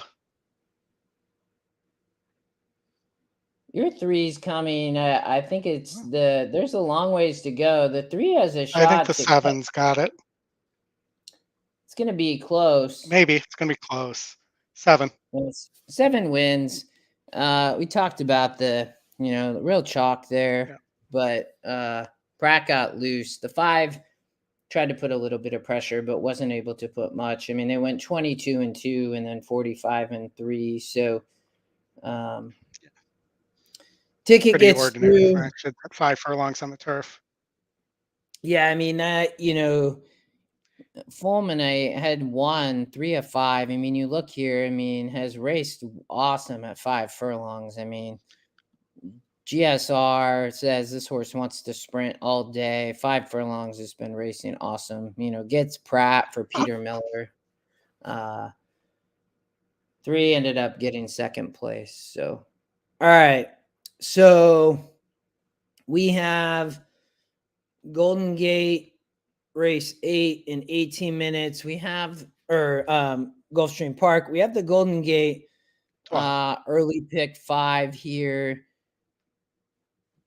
Did you get a chance, Oldie, I looked at all of Golden Gate, so we'll cover this. Did you get a chance to put a pick 5 together at Golden Gate? Yeah. Let me see what I was singling the 6 to wire here at Golden Gate as a price at 26% in leg 3. I did not see it all at Golden Gate. Let me see here.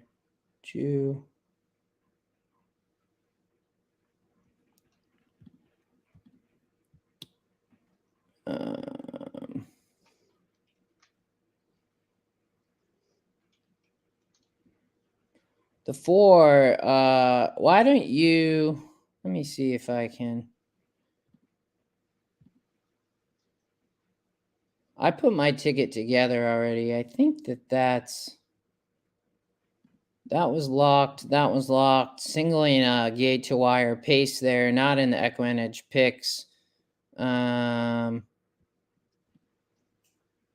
then 2, 3, no 1 or 6 here in the first leg. 2, 3, 4. Okay, let me see. That's my ticket there. You want to tell me what yours is real quick? So I'm 2-5 in the first leg. All right, give me 1 sec. What's budget? 120? 120. Yeah. 2, 5? Yep. Okay. 1 through 4 in the second. Okay. And 2 through 6. I'm sorry, no, 2, 4, 6 in the third. Okay. And then 2 through 6 in the fourth. 2 through 6? Yep. Okay.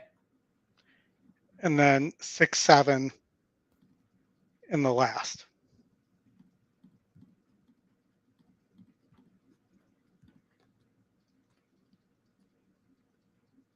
All right.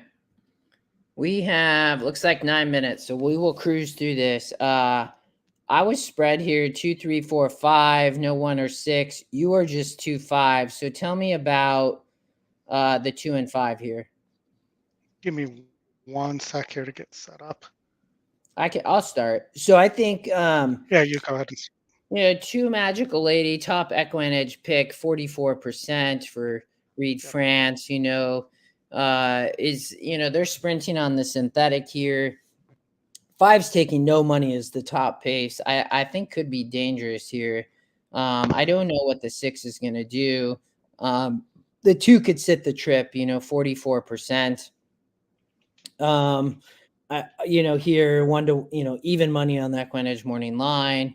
I don't see how the 6 can really run here, but it could mess with the 5. The 5 could, 3 to 2 on the EquinEdge morning line, but taking no love on public money.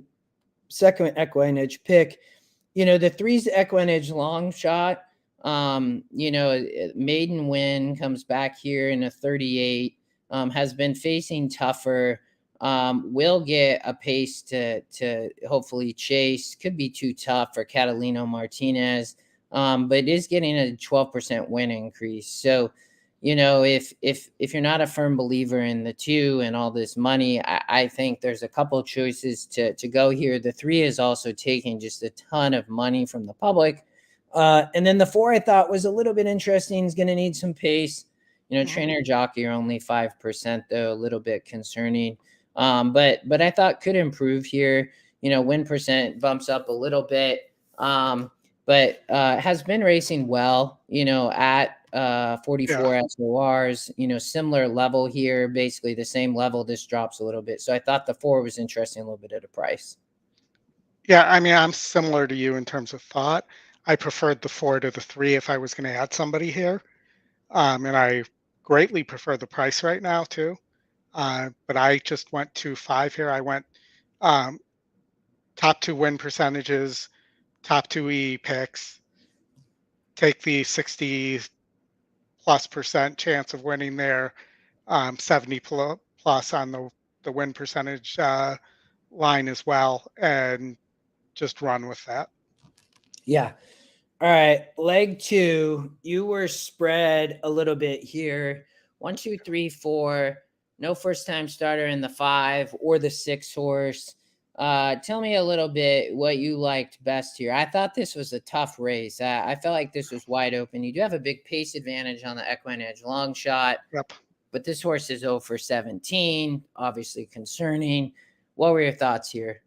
Exactly what you're saying. So the 1 I thought could go gate to wire here, but you know, has had 7 chances at the distance and has a second and a third, you know, 0 for 17 lifetime. You know, I prefer to, you know, at the price, hard to pass up. Also, the fact that it's a maiden race and the long shot in a maiden race can be deadly. Thought you had to include. If it was 2 to 1, 3 to 1, I would not be using this horse. The 4 and the 3 and the 2 are lightly raced and could improve here. I think the 4 really wants turf though, but you know, didn't run horribly and just tired at the maiden special. So here's one of the things that's misleading here. This is a maiden 8K, and the SOR is similar to that maiden special weight, 2 back on the 4 at you know, where the horse was about 13%, so about the same, but you know, was right on the lead. Maybe if this horse gets to the lead, let's say something, the 1 trips coming out of the gate or something like that, this horse just might need the lead and might be gone. It is Wong as well, so I should bring that up. Yeah, and this horse raced about 2 weeks ago, so spinning back pretty quick, you know, after being off for almost 2 months. I think if the 2 runs the same race last time out, which is your E top pick, and your second win percentage, that horse likely wins this race. Yeah, for sure. To keep it short. And then I like the race 2 back the first time out on the that the 3 was disqualified in a lot. You know, this horse only has 2 races. I think really has a decent shot here. Doesn't need the lead. There's a lot of speed. If it breaks more like it did in the first race rather than the second race, I think that this horse could win and win at a mid-level price. Yeah, this would be my top pick in the race. You know, I was 1 through 5 here, just no 6, but I think that the 3 has a legit shot. You know, this horse is adding blinkers, was claimed last out, you know, is the top win percent. I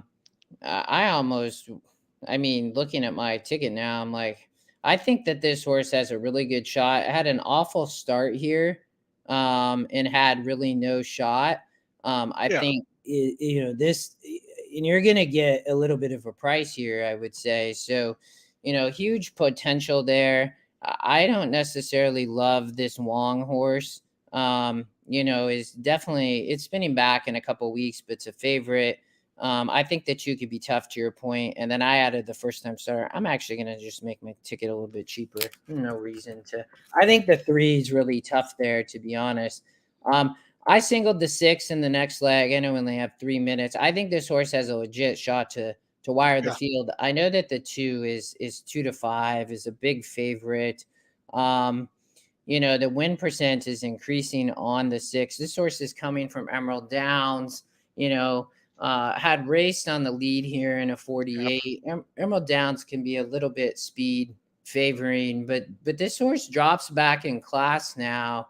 And I think it's going to be really dangerous sprinting 5 furlongs. You ended up going 3 deep here, 2, 4, 6. No single in the 2. What was your concern here? Same thing as you, that the 6 could go gate to wire. Yeah.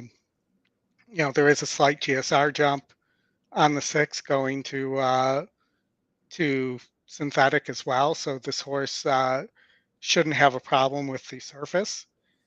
The distance seems fine, and there just doesn't seem like a lot of other speed here. So I hear you on the 6.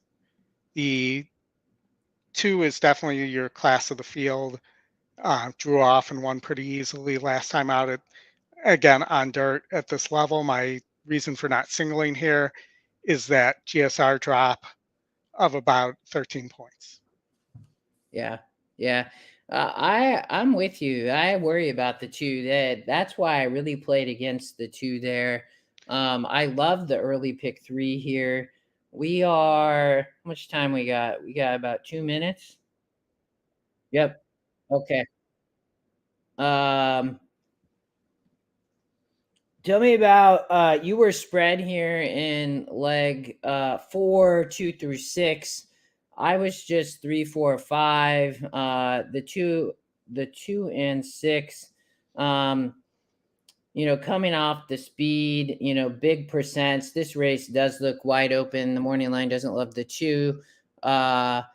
You know, you Tell me a little. I mean, could you land? You didn't obviously land on anything here to be spread. Now, Yeah. just wide open. I think the only reason the horse I cut was because the 1 seems to be a dirt horse, and you know at 39 GSR, you know I expect this horse not to run as well. It also needs the lead, and I'm not sure it's going to get it. And if there's a pace duel here between the 5, the 3, and the 1, I think the 4 and the 6 are going to benefit.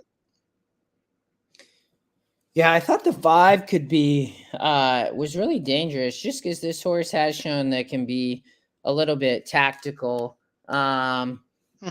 You know, on JC, the 5 morning line really likes. I thought could be.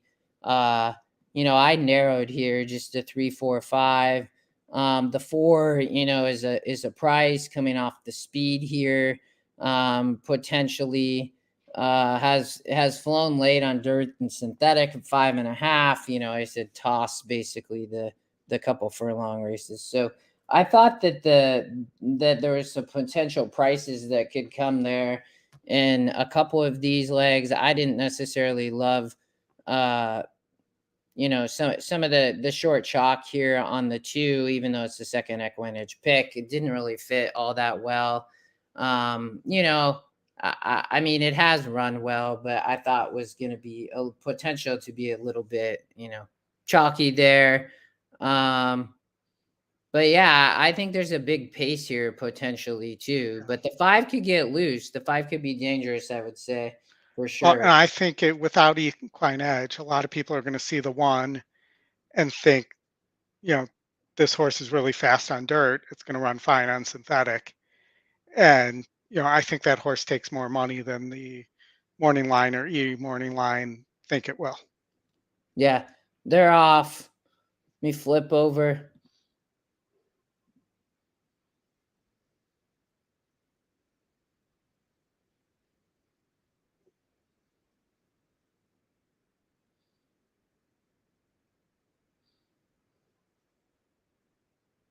They're flying here. Yeah.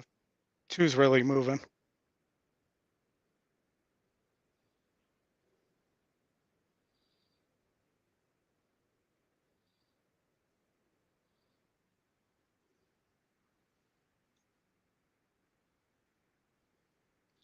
Four might get the dream trip though if the 5 doesn't shut down the rail. Yeah, 4 couldn't get through. Yeah, the 5 is all over the place in front of the 4, swerving back and forth. 3 is going to come on late, but just be too late there. So boom, good start. Yeah, I mean, the whoops. I think that the 5 there, I mean, we got GulfStream in 3 minutes. Yep. You know, the 2, was it Magical Lady? Yeah, I mean, we talked. I mean, this horse has the potential. I said to Ray here was with Reed France had a huge shot to 44%. The 3 came on. The 4 just hadn't. That was a tough trip. Tried to come Yeah. up, couldn't get through. I don't think the 4 was going to win, but definitely good start. Get through it. The 2-5 there for you with Magical Lady. So Gulfstream Park, you're singled here to the 9, unsociable.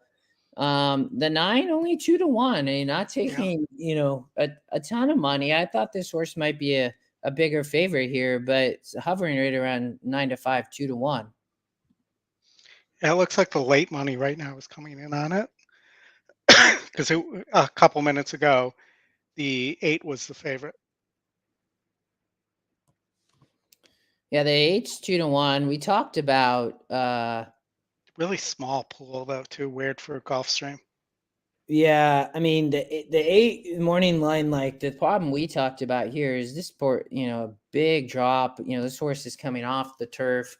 Jaramillo for Christopher Clement. I mean, is going to be up on the pace. With the 7 going to be pressing. The 9 should get a really good trip here off the speed. If you're playing verticals, I think that the 1 for sure could hit the board. Has the potential here. 8% going to be coming off the lead. The EquinEdge long shot. I like a 1-9 exacta, to be honest. I thought the 2 and 5 are interesting before they scratched, but I think a 1-9 exacta here is a good play and has potential.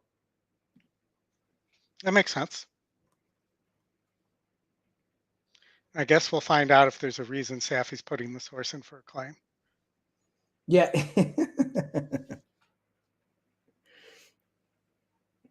I mean, it's a little bit interesting, but I mean, looks to just tower over the field here a little bit and looks to be tough. But, money is definitely coming in on the 8. If when you think about the 1, this is it points a lot to the EquinEdge long shot here in Invisible War. I mean, 8% coming off the speed here. I mean, is definitely stepping up in class, but this horse has shown that can come late. You get a bit of a drop in GSR, but is the EquinEdge long shot for Cassie. So, and you look, I mean, this horse is for sure going to hit, I would say, the exactor try. If the 8 can't run on synthetic and the 7's going to stop, I don't think the 3 has a shot at 1%. You start to try to say, well, who's else is gonna run here with the 9? And in my mind, it becomes the 1 horse, to be honest. The 6 is a little interesting too. Yeah, it's taking a bunch of money as well. So 6, the 4 maybe, and those would be the 2, I think. Yeah, you see the SOR here. I mean, definitely lightly raced has the 4 definitely, it definitely could improve. GSR is a big drop though. Don't necessarily love that for Cassie. I'd probably go to the 1. The 6 won last out. That was on dirt too.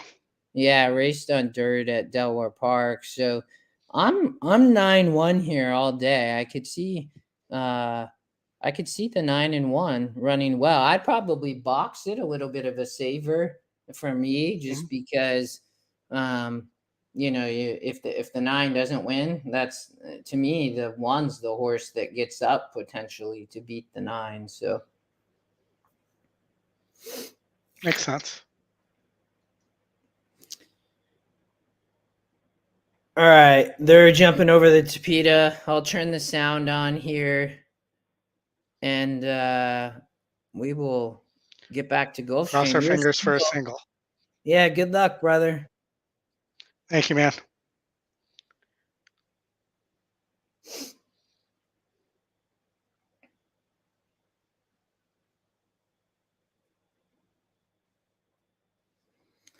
I played a 9-1 cold exacta and then boxed it for a little saver. Do we get to hear you scream ice cold if that hits? I could even see I may not get this, but I was trying to see who to put it in third. Maybe somebody like the 4 or 6 or the 3 or 10. Maybe the Sisterson 10 is interesting there too, even though the record at the distance isn't great.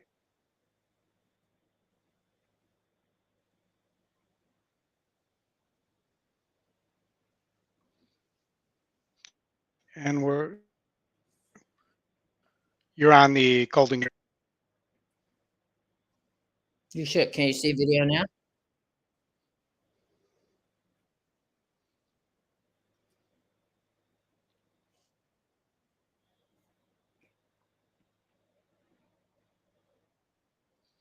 Did not expect the 9 to be up on the lead at first, but it's all right.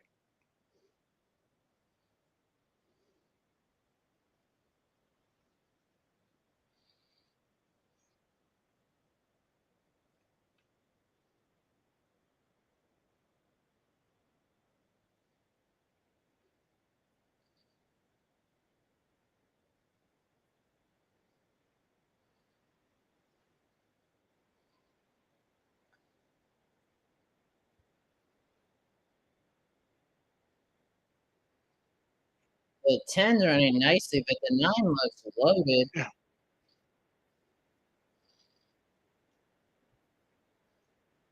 Come on, 9. One time. Nope. Good job, 9. Oh, here we go. Come on, go by. Don't hang. Don't hang. Don't hang. Nice. Boom. Well done. The So first week I could get the singles home and I couldn't get the spread legs. Yeah.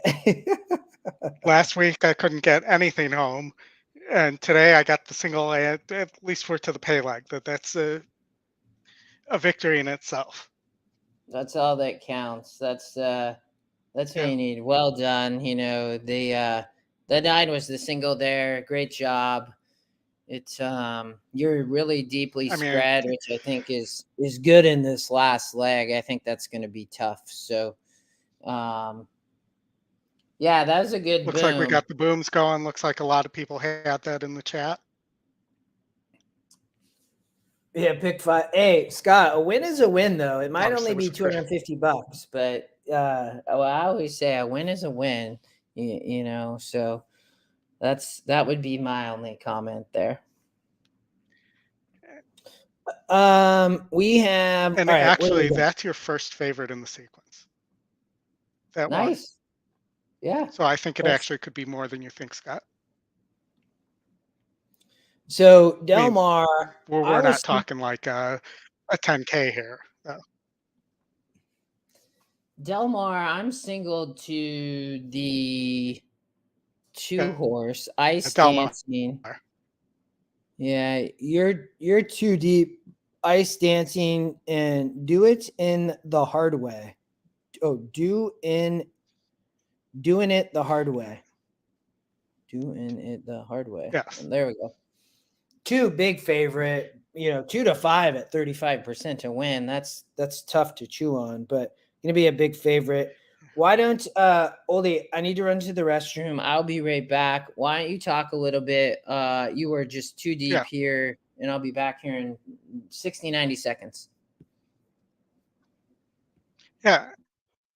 No, I mean, my thought is anytime you can get in a maiden race that you can get a non-favorite Baffert who is not running against another Baffert, uh, you know, that's a good value proposition for you. And the E morning line agrees, was 9-5 there. I think 1-2 on Ice Dancing. I think Ice Dancing could win by open lengths here, but also the horse just has a habit of not winning and hanging. So, 1-2 might be a little crazy here. And I think Kenny, you're laughing at that too. I just don't. I think that horse more should be about 1-1, and the Baffert should be about 5-2 or 2-1 here.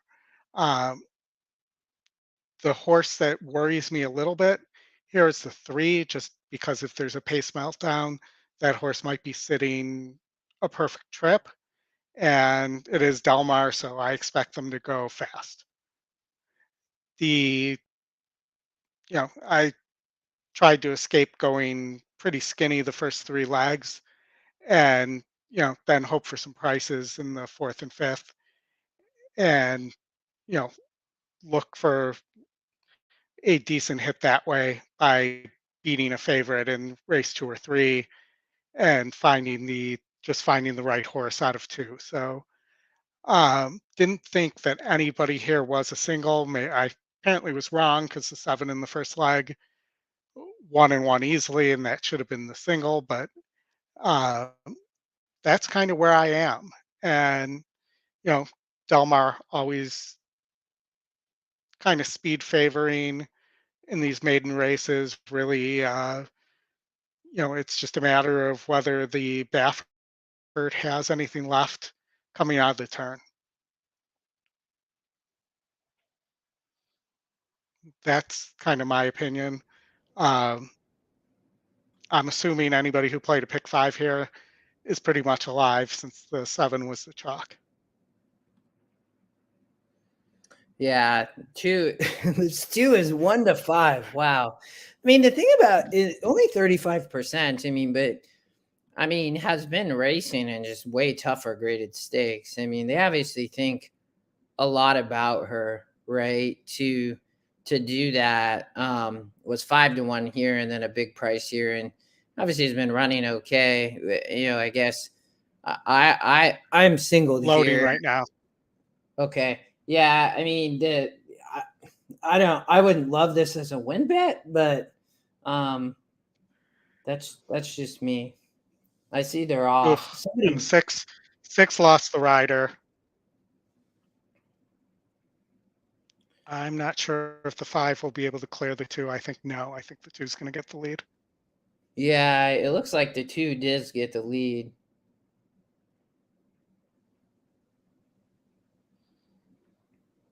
they do not look to be going all that fast at all. Let's see what it comes up. I haven't seen a time come up. 22 It's and pretty 3. quick at a mile. Yeah, I mean, I don't think Pratt. They're both running nicely. Yeah. Pratt got off this horse to stay on the 2, though. Off the He 5. slowed it down there big time. I mean, ran 46 and 3 at the half. Now is going to open it up. I mean, the 3 and 4 are done. The ones, trying to come a little bit. 5's running nicely, but Yeah, either the 2 is just not that good. Let's see if the 2 is able to let out the reins here and turn the 5 away if the 5 goes right by. Well, apparently they crash first. I think the 2's got him. yeah. Nice single. I mean, I'm not sure if there's going to be an inquiry on that bump or not, or whose fault it was. Yeah, the I don't know. I mean, I don't know how much of a bump there was. You could see that Pratt definitely. It looked like he maybe came out a little bit, but I don't. I can't imagine. Who knows? I never know these days, Yeah, you so never know with these inquiries. I wouldn't. comment there too much. But yeah, it was chalky chalk. But I think to your point, like This could be really chalky. You talked about that at the beginning. Sorry, at the beginning of the show, and I in my pick 4 ended up like tossing some of the favorites later just to try to get this ticket to pay a Yeah. little something. We'll see though. If Pratt's Pratt's just kind of looking around there. I mean, there's the inquiry did come up, so I don't see how there wouldn't be an that inquiry there. That bump was that obvious. It's just I don't know who caused it. yeah, and the inquiry though I think probably is also Might coming be up from the lost jock to 6. start the race. Yeah. yeah. And if that 6 gets called a non-starter, that hurts the value even more of the sequence. I missed the beginning there. I will We'll have to wait and see, but He okay. flew off like Manny. yeah. Did he jump off? He did not, but he flew off the same way. Oh, that's all right. So we have Del Mar, that was race 2. we have we're gonna cover some Churchill today, if I remember correctly, right? We Yes, talked correct. about looking at the late pick 5. We have, let's see, we have 10 minutes until Golden Gate. So let me Double check your ticket there. Make sure that looks good. I does. still need to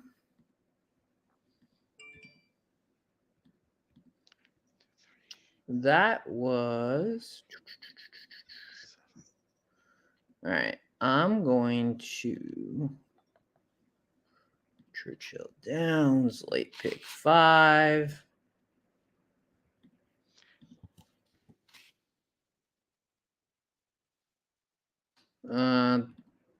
That's not. Let me see here. So I am singling. I remember Bubble Rock, Rosario on the lead here. Give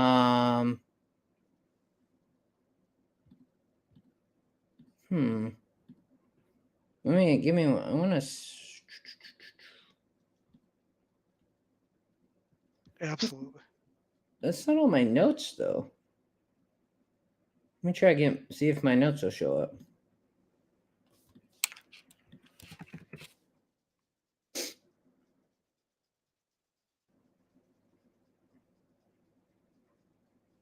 Oh, there's no 6 or 10 here. And then I was singled. There we go. I was gonna say. Okay. So I think that's my ticket. Let me double check. So 4 and then 3, 9, 11. Oh yeah, I was locked in there. Okay. There. There was no 5 here, but doesn't, man, that's, look at that 4th. Oh, this is the Rich Strike race. Okay. That's right. Okay. I think that the 110, maybe I might have been like this. Let me see here. I don't know if I want to cut the 1. What's the status of the inquiry? Official. Oh, They didn't really look at the bump. Oh, okay. Yeah. Yeah. Isn't letting me. Oh, there we go. It was just really the start.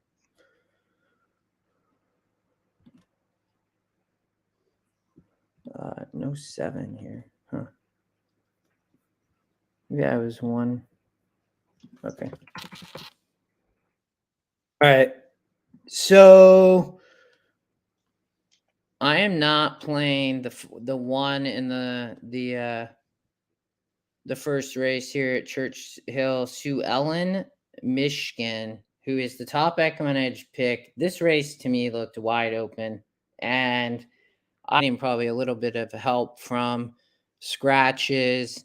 You were 1, 4, 5, 7. You obviously didn't trust the one either. Who did you like Right. best here? The 8 who got scratched, yeah, to be honest. yeah. You know, Go ahead. the you know, the one's a nice horse. Hold on. I don't think the one should be 7-5. I think the one needs the lead here. Gave way against a little bit better. There is another speed horse here in the 10 and the 5 could push the 1 as well. If that happens, the 4 or the 7, I think, are likely to pick up the pieces. You know, again, this is a tough 50,000 claimer to start off this sequence as well, especially with that scratch of the 8. Yeah. Yeah. I That's kind of think my um oh, that's what was good. interesting though is the 7 went from not being a E pick to the second pick when the 8 scratched, and the 5 stayed as the long shot. Huh. That is interesting. I thought that the 5's taking a lot of money with Luis Yeah. Saez too. I thought would be dangerous. I also like the 4. You talked a little bit about the 4. A lot of these horses are ended up taking money. I also added the 3 here. If there's a really hot pace, this the 3 horse has run really well at this surface and distance. Oh no, the 4 horse. Sorry, the 4 horses run really well at the surface as well Yeah. as the 5. I mean, so I thought the one was I just think this horse is gonna stop, to be honest. I don't love that got an easy lead here and stopped. And these are much easier races. I think that with the scratches, the 2 you talked about, the 10 could show some pace here. And I also think that the 5 with Saez is not going to let the 1 just get loose. So I don't love the 1, is on the rail. I mean, does break well. So Gaffleon's probably going to give, jumps aboard for the first time, probably going to give a good ride, but I just didn't trust at such a short price for this horse to try to wire the field. I just don't think it's going to happen. I was singled in the next leg. You were 3, 4, 6. I thought that Bubble Rock could be tough with Rosario here. Wiring, they're on the turf. Tell me a little bit about your thoughts with horses coming off the speed here. Yeah, and that was kind of my thought here was Bubble Rock's the speed.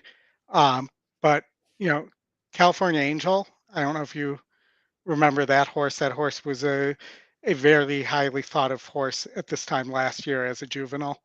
I think is been really close, and if it gets the right pace set up here, I think that this horse is working well and could sit the perfect trip here. Um, you know, Bubble Rock, I have some concerns, is going to stop, even though he's the speed of the speed in a race with no other speed. Does that make sense? Did I say that right? My only concern, this is a grade 2 race. I just Yes. saw there's nobody in this race other than Bubble Rock and California Angel. Well, and that's the thing is I'm not sure that Bubble Rock really wants to be on the lead. He seems like he wants to sit second or third, and Pounce coming around that corner. And that was another concern for me there. And then the third horse I used was the 3 Lady Poochie, I believe. And that's the E long shot. You know, ran a nice race at Keeneland last time out, didn't, or 2 times back, I'm sorry.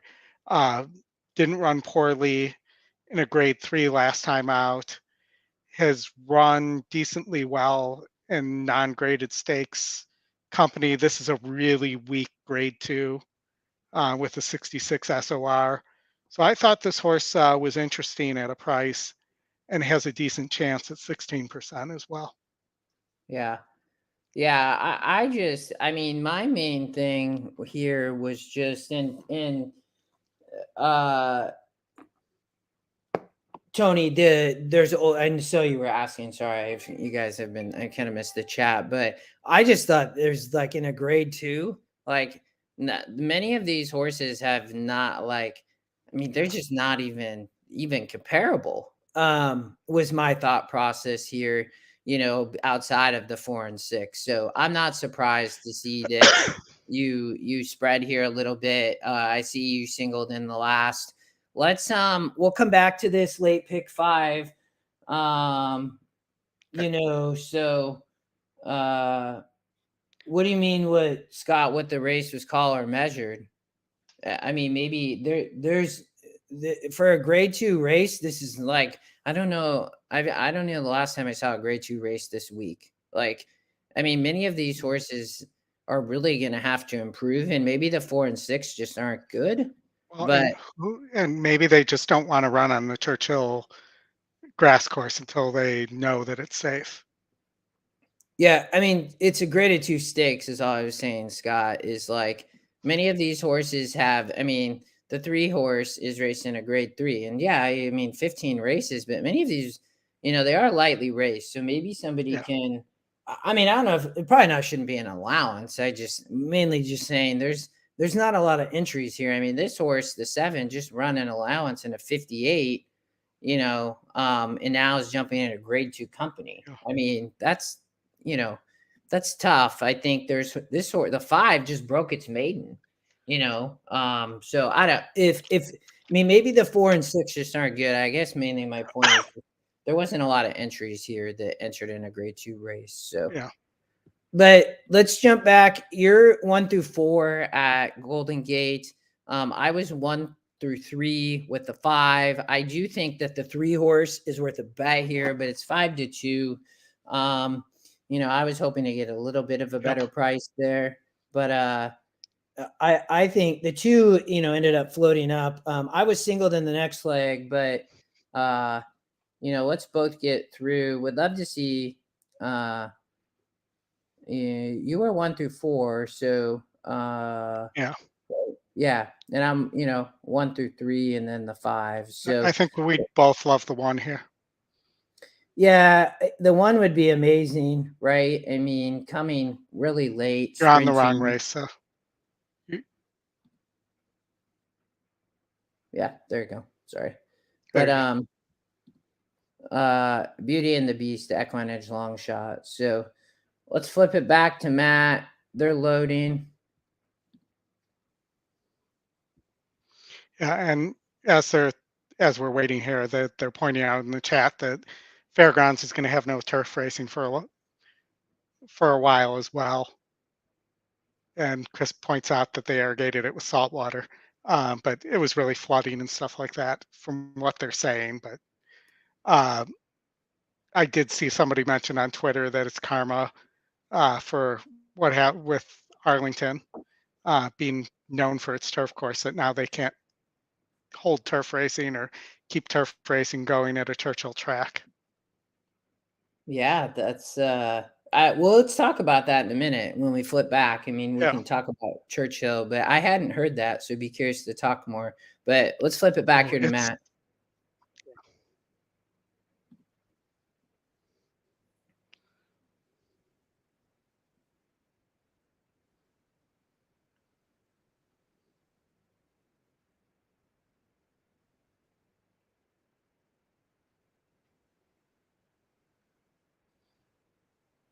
Your 3's running well. By the way, the audio's not coming through.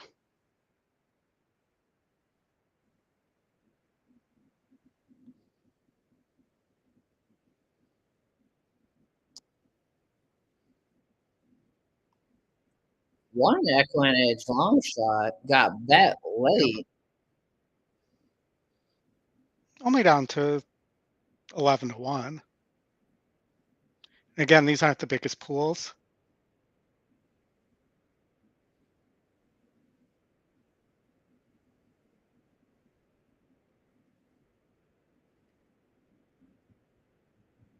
But two's the fave. 2's going to get there. 2's going to get there.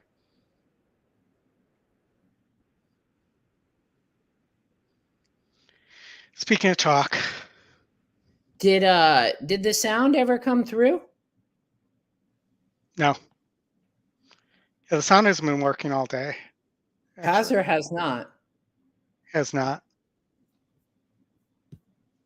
Let me. Should have mentioned that. I wasn't thinking.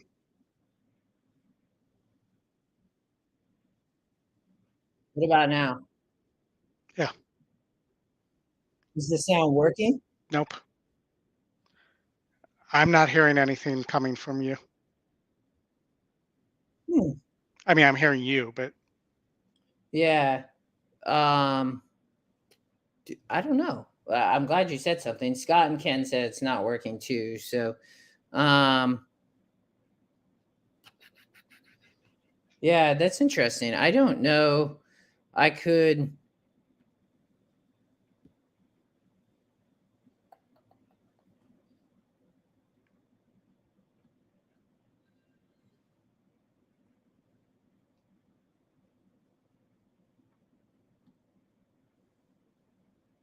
I don't know. But the microphone works okay, Oldy? yeah, I can hear you just fine. You're as clear as you've ever been. I have no idea. I can try to mess with it here. Maybe I don't know. That's weird because it's coming. Huh. That makes no sense. Yeah, I don't know. The two bulldog Kevin Radke, he you can see the saddlecloth numbers. Thanks, Scott. Oh man. Well, I'll try to get it going for this GulfStream race. Let's jump back to Churchill real quick, just because we only have 8 minutes. And I need to actually give my ticket away too. So I was going to give away a second pick 5. Oldy, why don't you talk your ticket? And I'm a multitask, but if you can take the lead here to talk Churchill, and I'm going to try to give away this second ticket just since it's the last kind of races of the day behind the scenes. I think the issue is I can't share my screen, so they're not going to be able to. No, you're good. To see the individual races. Okay. No. Okay, I'll do it. So, yeah, keep going. Okay. All right. So I actually really like the one GulfStream Way in race 10. First time Brad Cox. Must have been a private sale, was not a claim. The 14 had the 16 not scratched. The 16 was your second pick here, but the 14 was going to be my second pick to begin with. The maker horse with Saya's aboard, has just missed a bunch of times, and this just might be this horse's time to get there. The one, again, kind of chalk. I think doesn't want to be on the lead. I think wants to be just off the lead and pounce here, but is your top pace number, so may be stuck on the lead.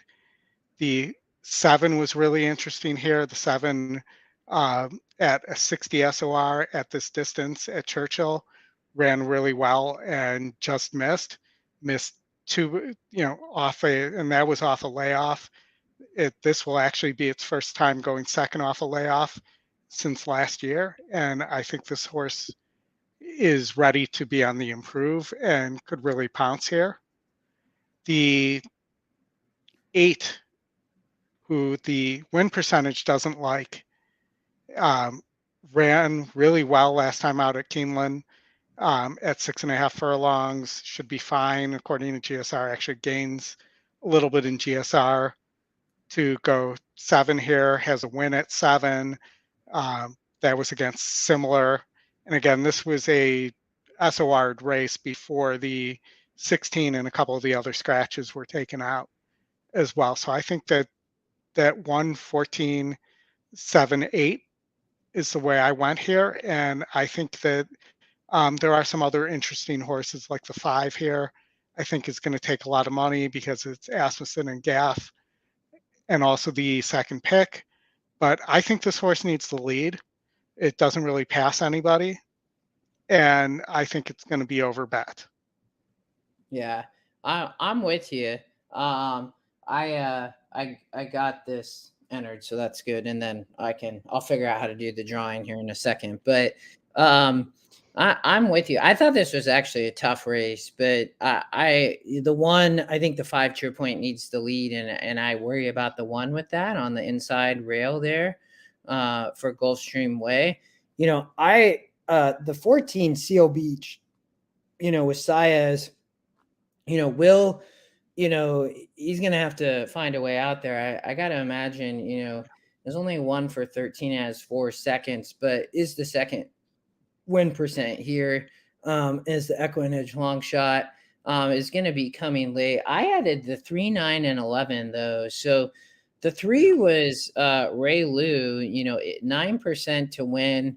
Is getting a 9-point GSR increase. And if you toss this last race, and even this, it was going 2 churns, gets back to going 1 churn. This is what I would say is probably one of the sneakiest, I think, horses I saw all day in all of the sequences was this horse here. I will probably bet a win bet here. I didn't single, but I think it's for sure worth a bet. The concern, right, is the layoff.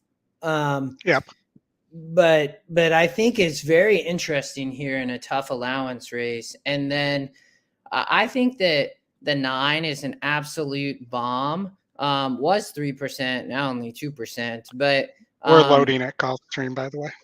Okay, yeah, let's flip over. What do you have?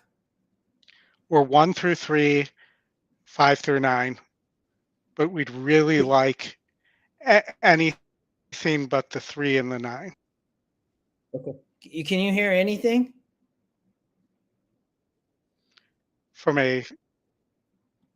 Nope.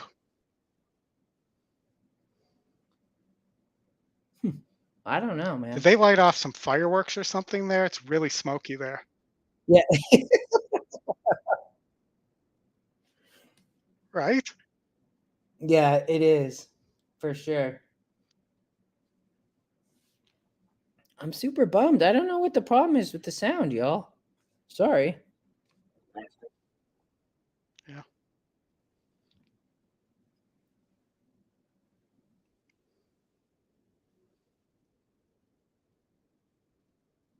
Come on, 2. Don't let the 3 or the 9 get an easy lead.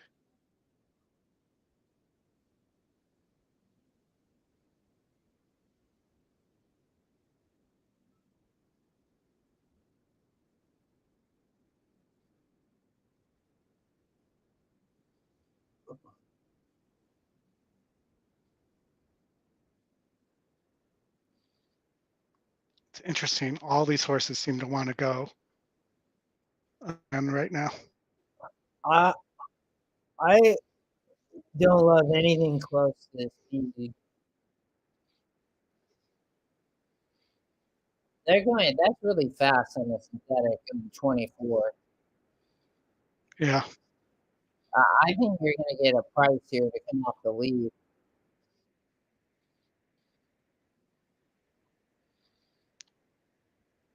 It's just a matter of are any of these horses any good. The Come on, eight's 8. coming, man. But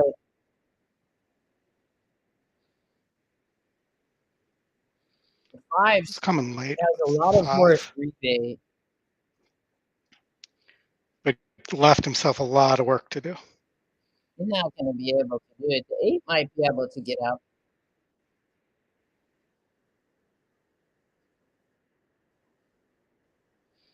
Don't think so. Just like all day today. Well, 9's stopping. Can we get there? Can we get there? Can we? One time, yes.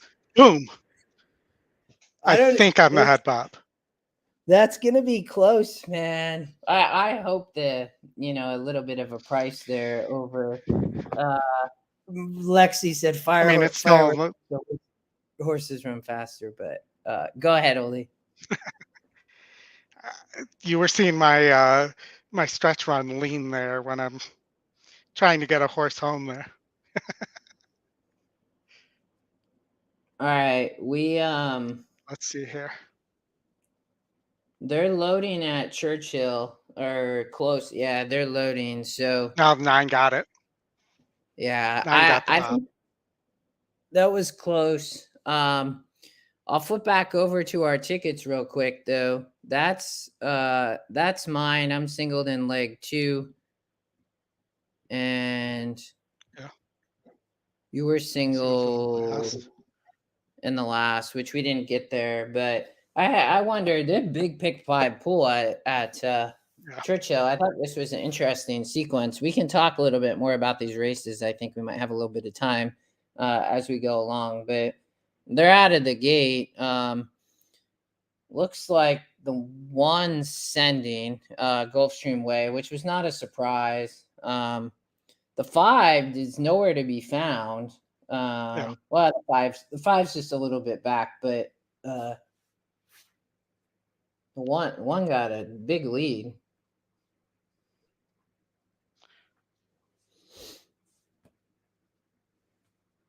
Here comes the 5.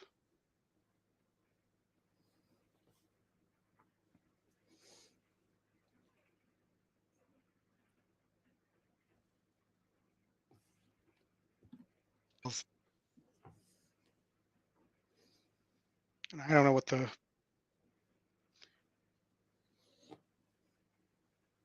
one has left in the stretch.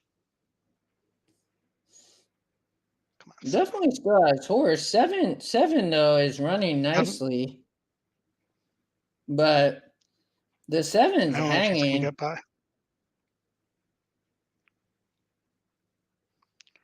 Nope.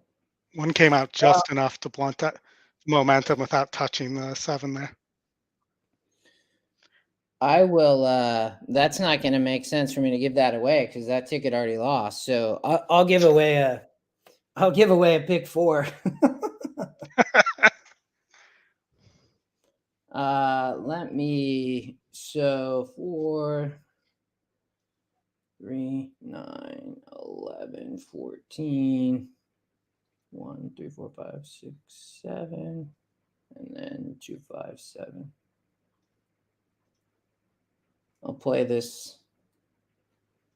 Let's see here.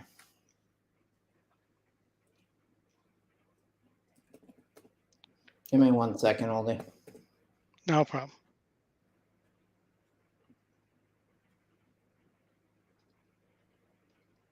Play this for $1. All right. Okay. Let me. Well, good work there. I'm going to turn this into a pick 4. I think it was 72. Yeah. Yeah. Okay.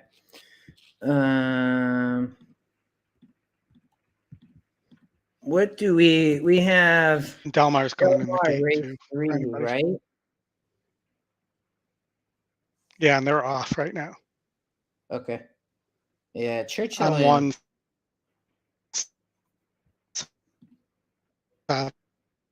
7.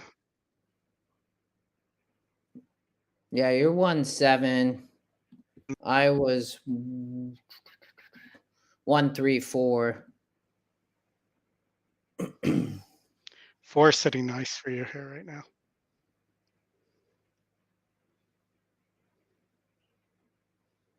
The 1 has horse, man. But Yeah, I don't know if it's going to get through though. he is in a lot of traffic. The 3 has horse too, but he can have to get out. The 1 is loaded. Oh man. Look at the 1 coming up.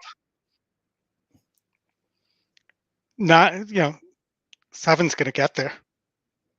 7 Yeah. got there. Wow. We did not think the 7 could raid, I thought. Yeah, the I think the 3, that's a bummer on the 3. I talked a lot about the 3, and could improve there, but Yeah. I think Rispoli was on the 3. Yeah, that got squeezed bad by the 6 and had no shot once got shut off there. So that's you get through. I do so not. My Naismith play.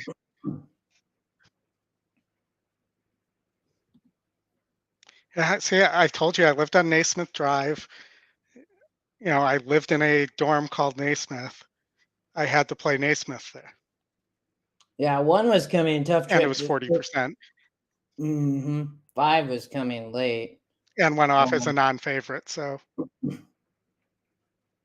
Yeah, right.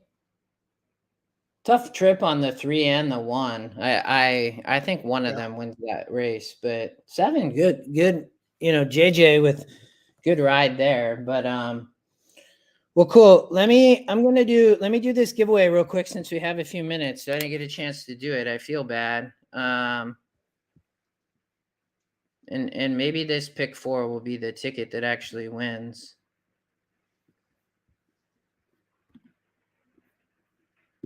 All right. So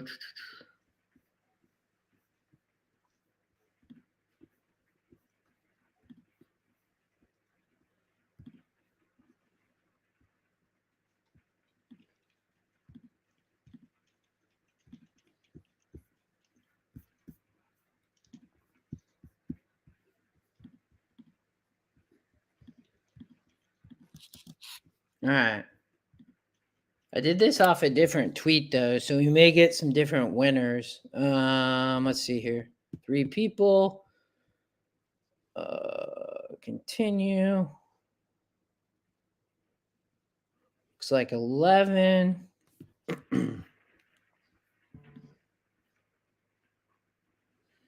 Oldy, you don't qualify. Story of my life. You can't follow yourself. I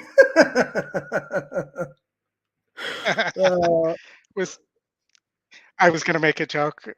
I was dating my wife and she was like, "Oldy, you don't qualify."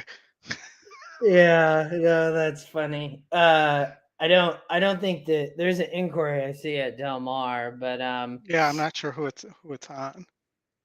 I would assume that it's the 6, but I don't think that the 7 caused any trouble there. But it's So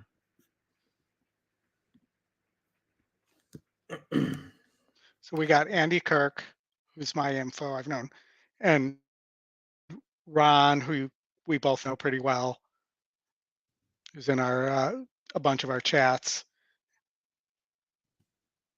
for your pick 4-ish, pick 5, or pick 5-ish, pick 4. Scott, you got to join Twitter. Rodney, I agree. Jay, it actually is interesting. That is all the 6 there, man. The 6 came out. I don't really see how. Well, I don't know if there's an inquiry on the. Yeah, I don't know.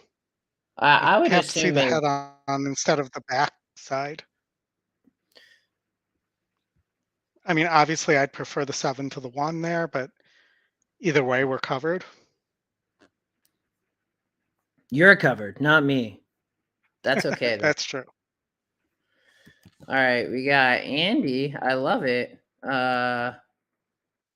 Andy's a longtime EE user. Great handicapper, pulled some big tickets over the years. Ron, and then Timothy A. Yang. Nice welcome, Timothy. Or Tim, if you go by Tim. All right, The 7-1. I'm got not 9 sure. minutes to Golden Gate. All right.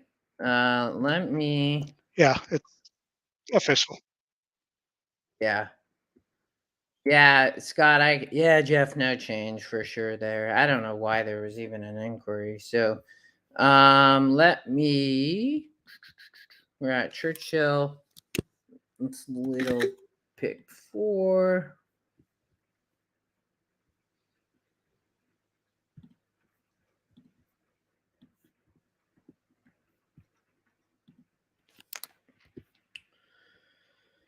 All right, so we got Golden Gate in 7 minutes.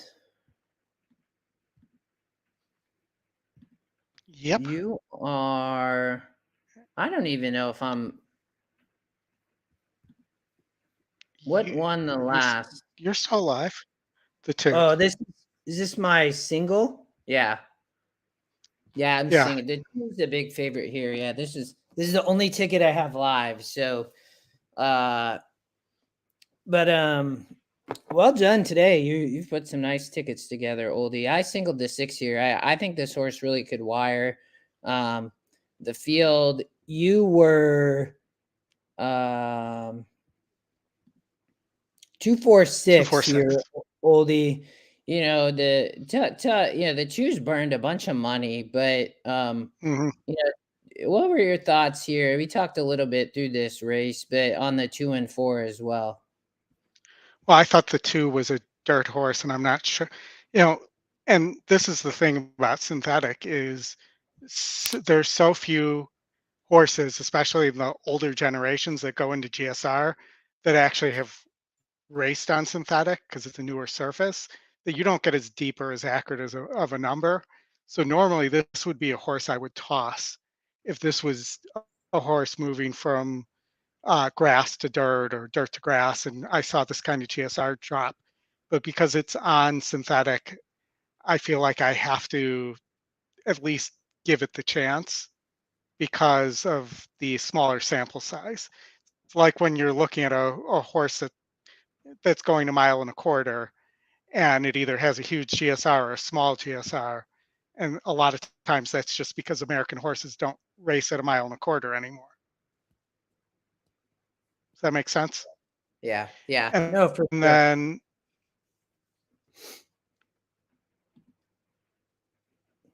so I realize it's chalk. I've been eating chalk all day. So it'd be nice to get the 6 home on the lead here and keep both of our tickets alive. And then I thought the 4, could rate a little bit here off the speed and be able to pounce if the 6 stops and the 2 sits too close to that pace. Yeah, Gentleman's Secret.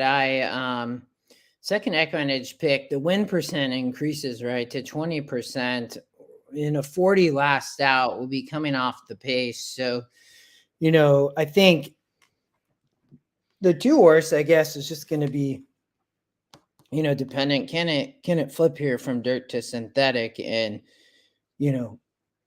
be able to stay close for Kevin Radke and Jamie Thomas? Is and you'll see there are some synthetic races further down there, and it did not run as well. Yeah, that was my same comment. Yeah. I mean, but to your point, look, has made more money on the dirt. When you look at all these synthetic sprint races, this horse cannot win. This was versus tougher, but it was running close to the lead and just couldn't win.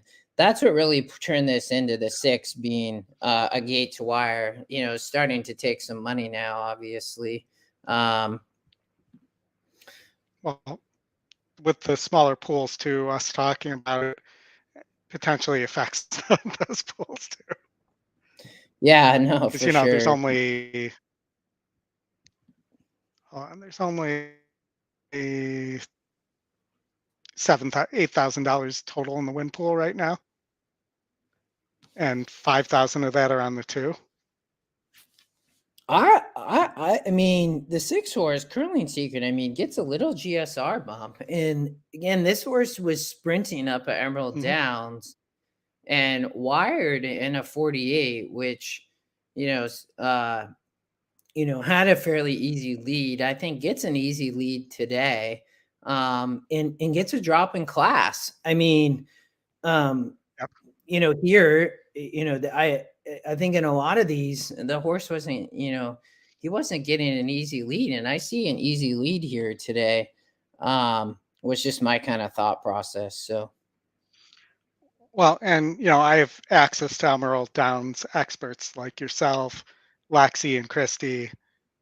So I'm soaking up the information like a sponge.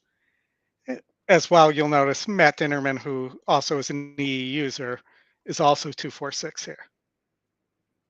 yeah, I saw that he was he he was the race caller at Emerald when I first started watching racing. Great guy. Awesome handicapper as well, I would say. But that too is just taking a ton of money. I just can't.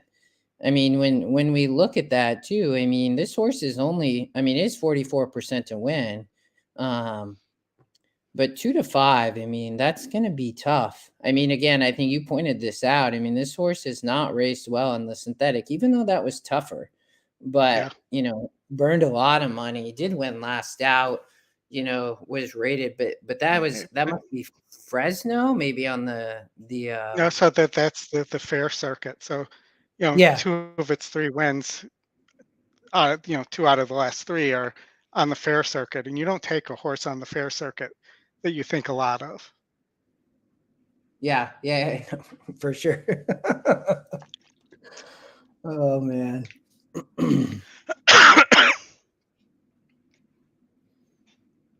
All right, and then we will have Churchill race We have a tip in the 9. chat from Chris on the 3 in the last race at Tampa for anybody who's interested. And again, Chris, who was our guest, lives right by Tampa, so he does really well there. And that horse is at 24 to 1. All right, they're getting ready to load here. I'm single to the 6. You are 246. We will see what happens. Red lights on. Yep. It's showtime. No, Oldy, still no sound?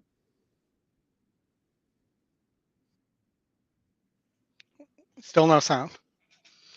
Can't hear the dulcet tones of Matt Dinnerman.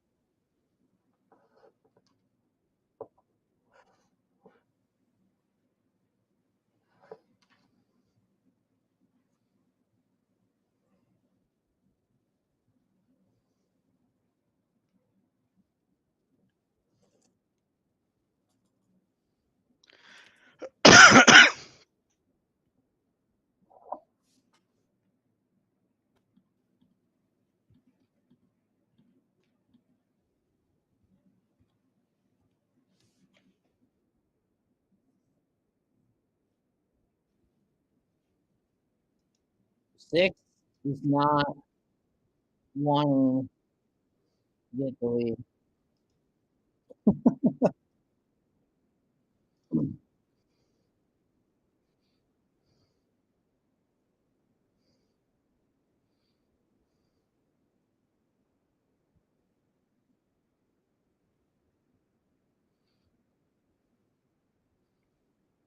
Yeah, but the 6 is coming.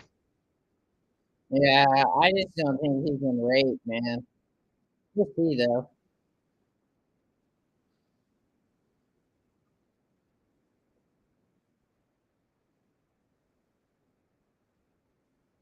Come on, 4. 4 gonna make it close, but No, 4 is going to hang. yeah. 4 is going to hang. It's been the story of our day today is that just chalk, chalk, chalk, chalk, chalk. Yeah, I do agree with you there. Well, you advance. I do not, once again, but that's okay. You were 2-4-6. Nicely done. You're spread in the next leg, and then 2 deep in the last. All right. Let's do we have, let's see here. We have Churchill Downs race 9 coming up.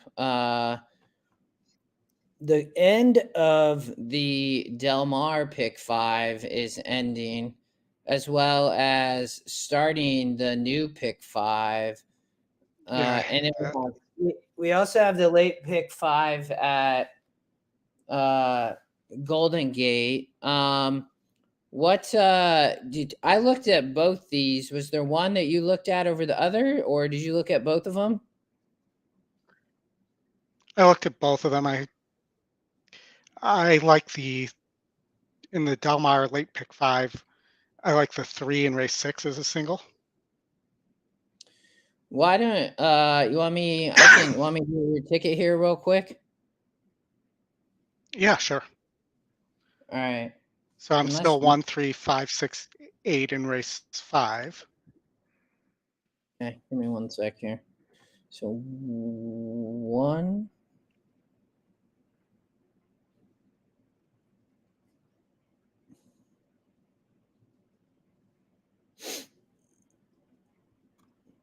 It's loading. No worries.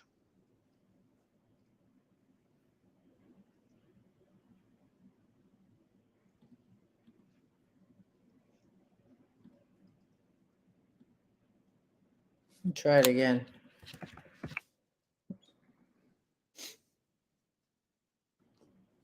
Anybody else? Are you Oldy? Can you see if I'm just seeing it? I don't know if the system's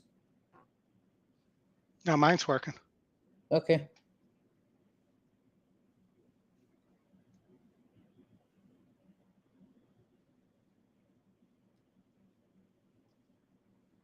It's weird. Sometimes it does that. Yeah, let me I'll try it on here, see if what budget did you use? The usual 120. Okay. Try it one more time.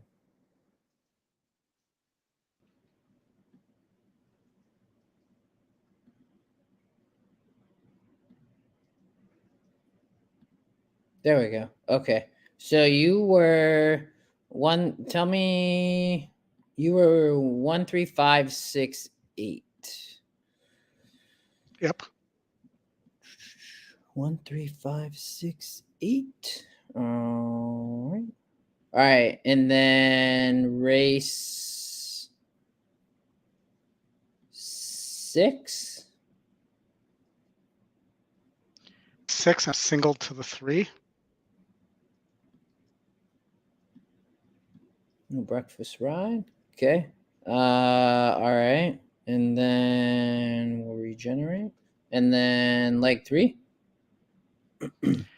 Like 3, 1, 2, 4, 6. Yep. And then 1, 4, 8. And like 4.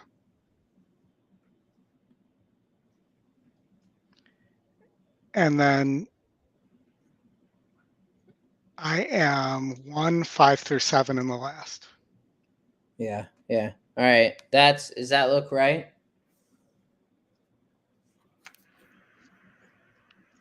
Yes. All right. So Churchill, that's your ticket. Let me see if I'm gonna have to I gotta pull mine over. So give me 1 second. Hey, Aaron, go ahead. No problem. So that's No still problem. there. Okay. I think the 4 stops here, breakfast ride. I'll do this a little bit on the fly, just since we have. And you, Oldy, feel free to chime in. I'll keep the same, obviously same first leg. You were singled to the 3 here in race 6, second leg. I think there's a ton of pace in this race. The 3 hero status is the top win, right? 31%. Raced really well at the distance. EquinEdge morning line likes, second top GSR. Been the favorite in all of these races. Mike Smith stays aboard. So I'm not surprised on the single here. Mr. Impossible has also been racing well. Velasquez is aboard, and then the 2 horse has Pratt. I thought was a little bit interesting, but I'm not surprised by the single there. Let's talk a little bit about leg 3. You were 1, 2, 4, 6. Anything specific here that you thought jumped out? I mean, my top pick is the 1, the Gray Wizard. Yeah, should really like 12 furlongs was the comment that I had. And ran pretty well at 12 furlongs against much better at Aqueduct. And has a big work. Yep, for sure. The 6, I'm not sure wants the distance. The 4 the 4 would be my second choice. And then the 2 was running marathon races overseas. Mm-hmm. Yeah.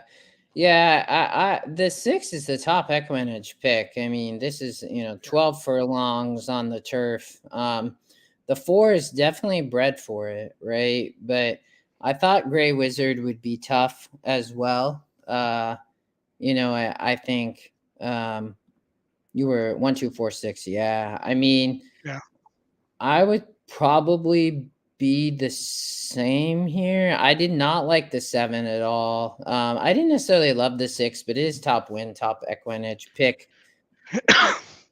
Race 8, you were 3 deep in the 1, 4, 8.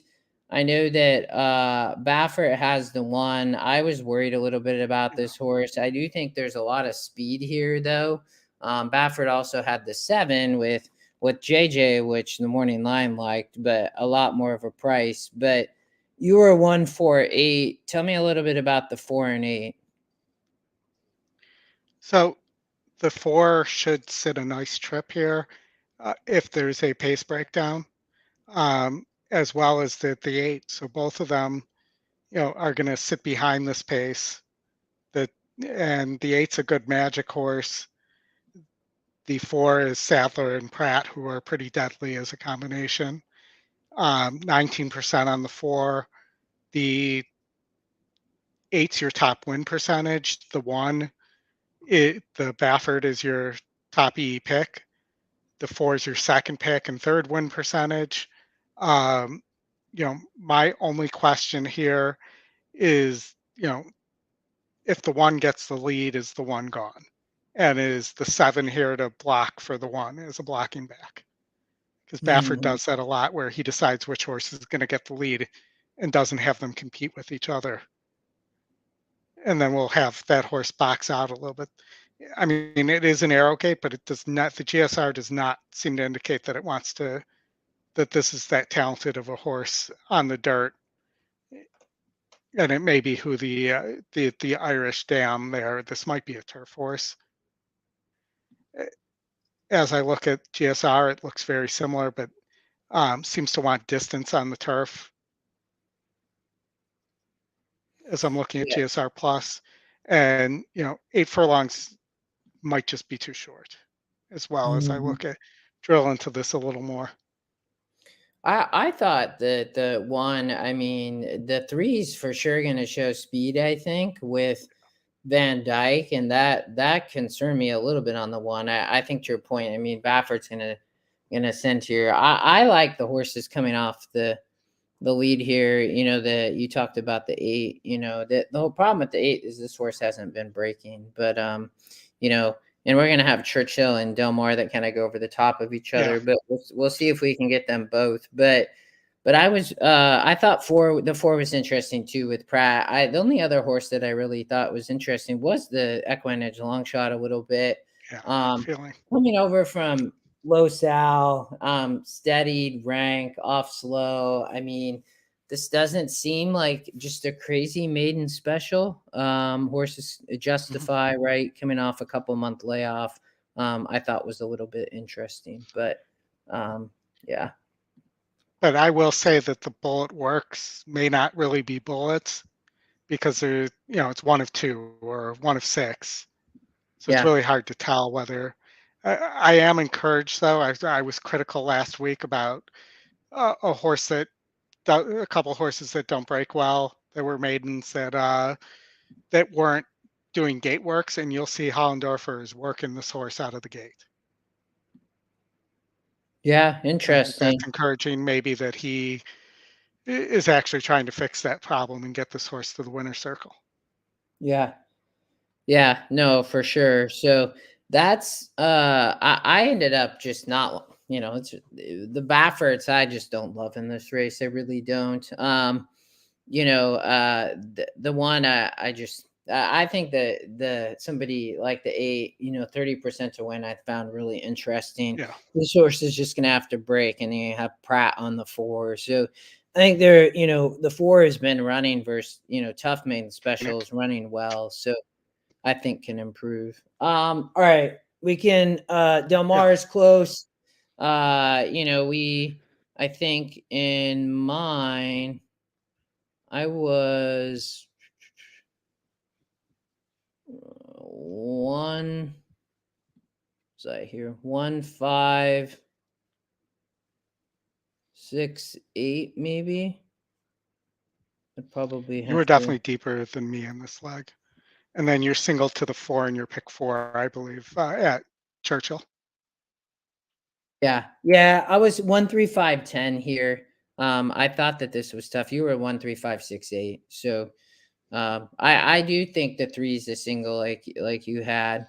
But let's I know we can't play it, but did they already go? No, we're race 4 at you're 1 race ahead of yourself at Del Mar. No. Oh, okay. Good. Nice. Cool. Well, I'm glad And I I'm wanted to 3, get 4, that in. 6 at Churchill. Okay. Yeah. And then And you're single to the 4, I believe. yep, Bubble Rock. There's your 4 ticket. did clear.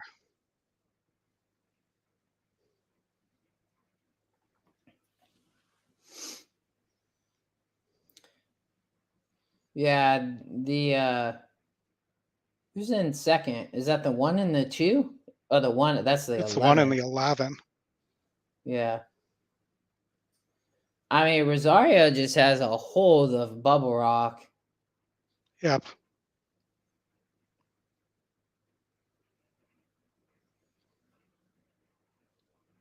It's a decent pace in a mile and 16th, but not for what a grade 2.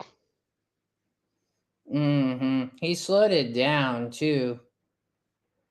I mean, I think it's going to be hard for somebody to come off the pace here, but I guess we'll see. I mean, he's fairly in hand. The 6 is a ways back. Well, but the 6 was the lowest pace number in this race. Is actually running closer to the pace than he normally does. So the 4 opens up, but I don't know if somebody's coming there. Is that the 10? Nobody's really coming. No, nobody's really coming. He's gonna be gone. Nobody's gonna catch the 4, I don't think, unless he stops really bad here. But No, I think I'm a little ahead of you, but okay. Boom Nice single. Yeah. Nice. Yeah. That, I mean, he just got such an easy lead. And I think we made it in.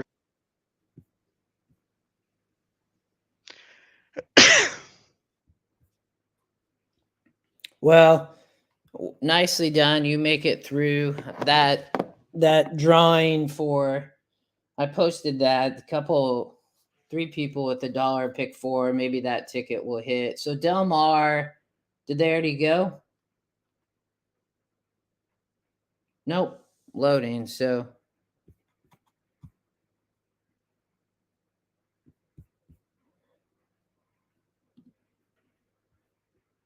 let's see here.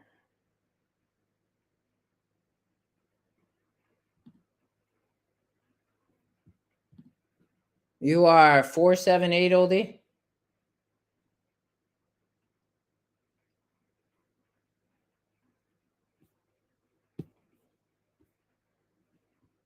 Oh, yeah. You're on mute. One got the lead. The 8 didn't take any money at all. Yeah, the one got the lead. Shocked. The 4 is, yeah.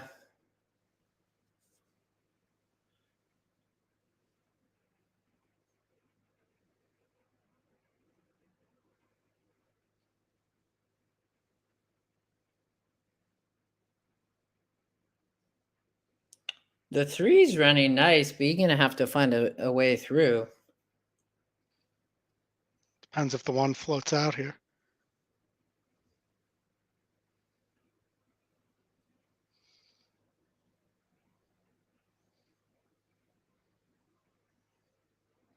The one's making life very difficult for the 4. Well, Yeah, the 1's gone. Poof. Like a magician. the key, that was Yep. Black Magician. That was my magician joke right there. It was, Oh, yep. yeah. Vasquez. Vasquez. Yeah, he I wasn't sure that horse with the GSR was Yeah. pretty, I mean, coming from low Sal, but the 4, he just couldn't get the lead, and once that happened, wasn't going to pass. So all right. And the 7 really didn't run till too late. Sorry, everybody. Right. So we have, all right, let's see here. Let's get back to, we have Golden Gate race 4 coming up, and then Churchill race 10. We have, we'll hang around. We have Del Mar. So we have Del Mar late pick 5. We just worked through. Let me get rid of some of these. GulfStream is done. What did your pick 5 pick? Hold on. You got to cut through the other races there that they show as GulfStream instead of listing separately. So it paid $169.30 plus a bunch of 420s for 4 out of 5s there. Well, it wasn't a loser. I made a little money. Yeah, it did end up around 200. 169. Yeah. Andy, I hope we hit it. Sorry, we played it for $1 because I messed up on our pick 5. So,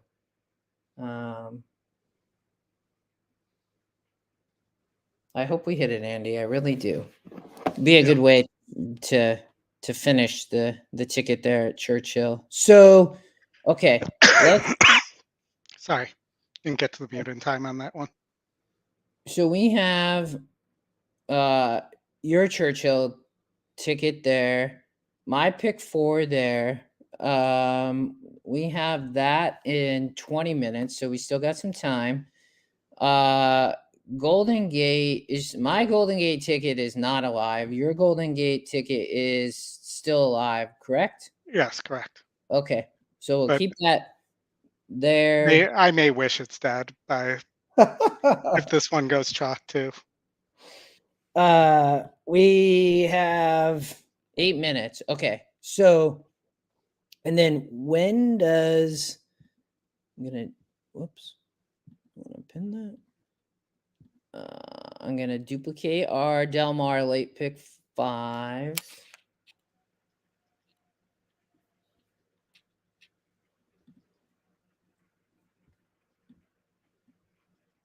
Okay.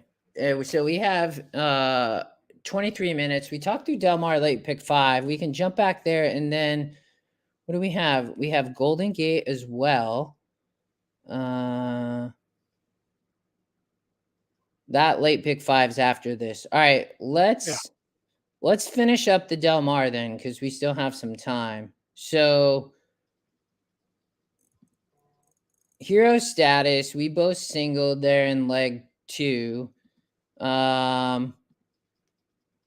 We talked through this leg, you were 1-4-8 here in the 4th leg. Reincarnate the Baffert. All right, last leg. Let's talk the last leg here for a minute, and then we can jump over to GulfStream. I thought that this was a tough last leg. Anything that you saw here in the last race at Del Mar? I kind of like the 1 and the 5 there. I know that that's chalk. Nice different run styles on both these horses. The 1 has been close on the turf at a couple times here and been facing better, and is a pretty big drop here. Again, don't know anything about this trainer, and gets Jose Valvidia, who's a better rider on the turf than he is on the dirt. Not that he's a great turf rider, but Old Arlington jockey as well. So, one of the jockeys I know a little bit about. And the 5 as well has been facing much better than this group and is dropping. Nice GSR, good win percentage, healthy connections. And though I was very close to only playing 2 horses here.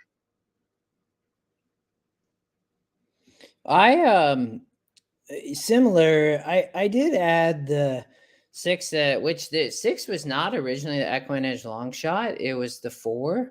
So that changed at some point. I don't know when that changed, but maybe the earliest minute. I had already added the 6. Johnny V.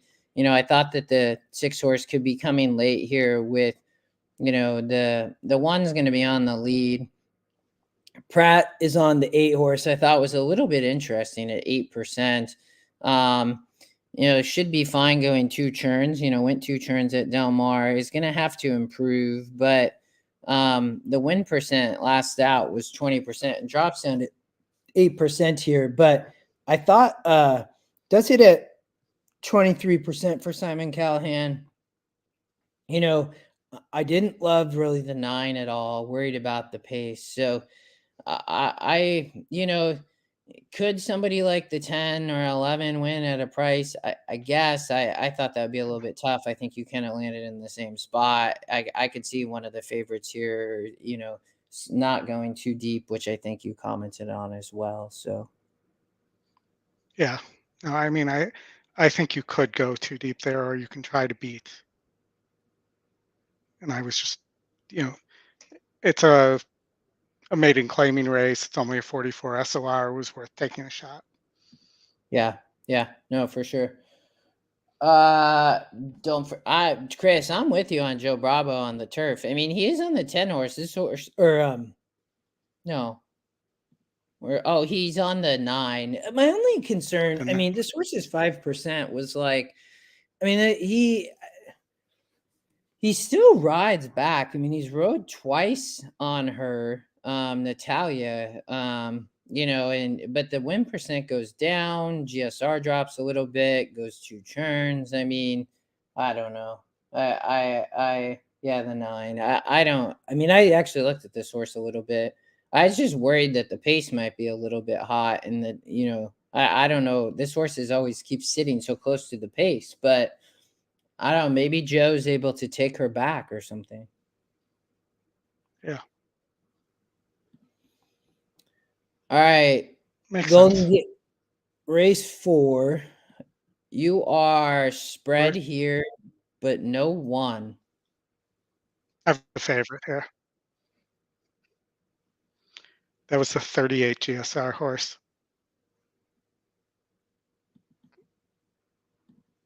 39, I'm sorry. How's this horse the favorite? This is Again, they wild. can't go look at it. It's a speed horse that they can't see isn't the speed of the speed, and is a dirt horse that they can't see won't like the synthetic. You look at Dinnerman, who's using our system, using Scotty's system, he doesn't have the one either.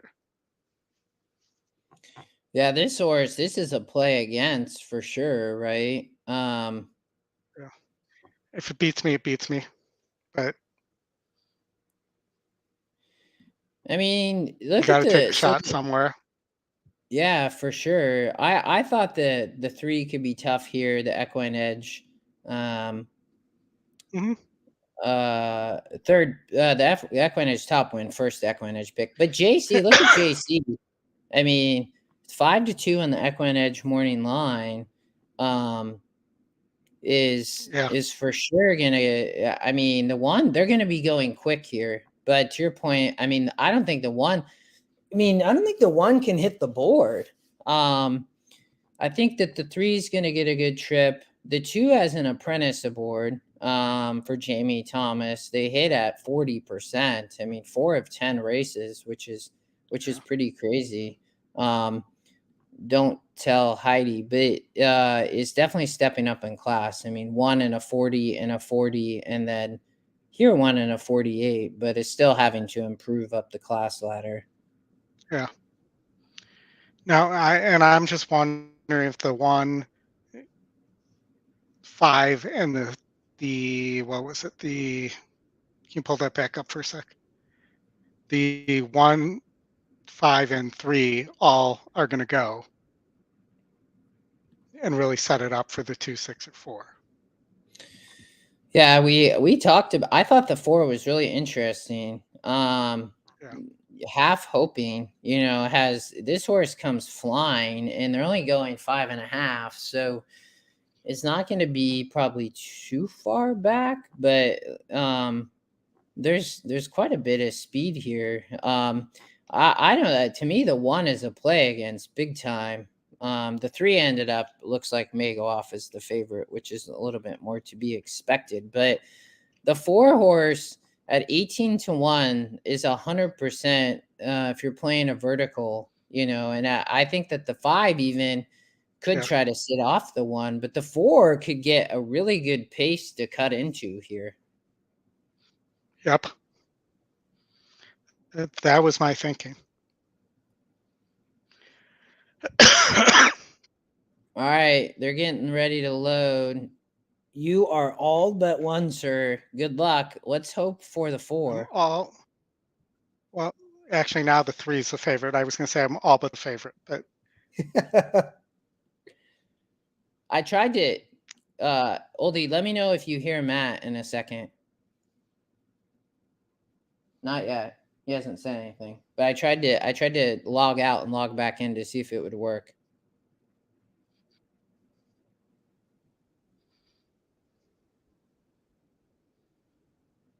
Nothing still? yeah, nothing. Huh. I don't know. It's weird. I can hear it just fine. Like,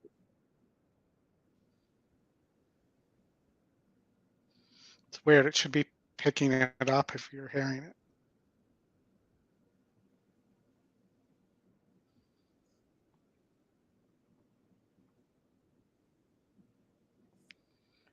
Okay, 1 didn't get the lead.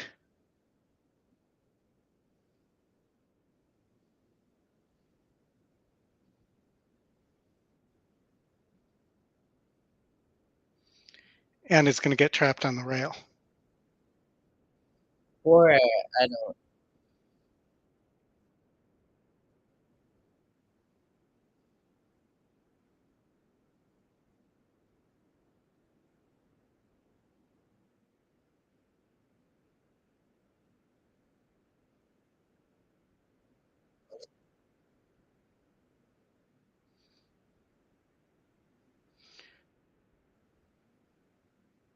Three's getting a great trip. The Yeah. 4, I don't know if he's going to have enough time, man.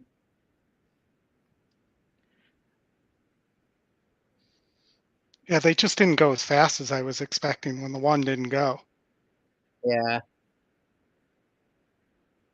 But I'll take beating the 3 there, and with the second choice, I guess. And again, we're like, that's all you can ask for. Yeah, for sure. I mean, Yeah, you making end money up. is what you should be asking for, but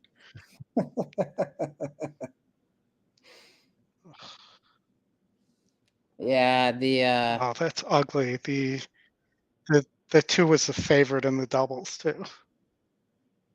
well, the 2 is the morning line favorite with the 3. I don't know where all that money came from. The 1 early, somebody that I mean, maybe was Maybe it was the owner money. connections. Yeah, I mean that had to. I mean, maybe it was And connections again, a money. little money at Golden Gate goes a long way too. Mm-hmm. These Yep. pools are smaller. All right.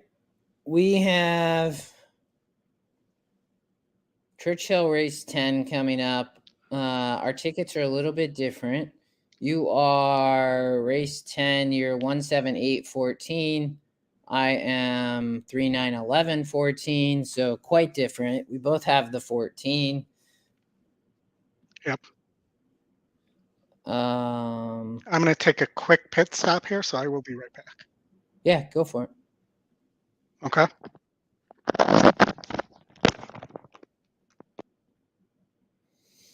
All right, y'all.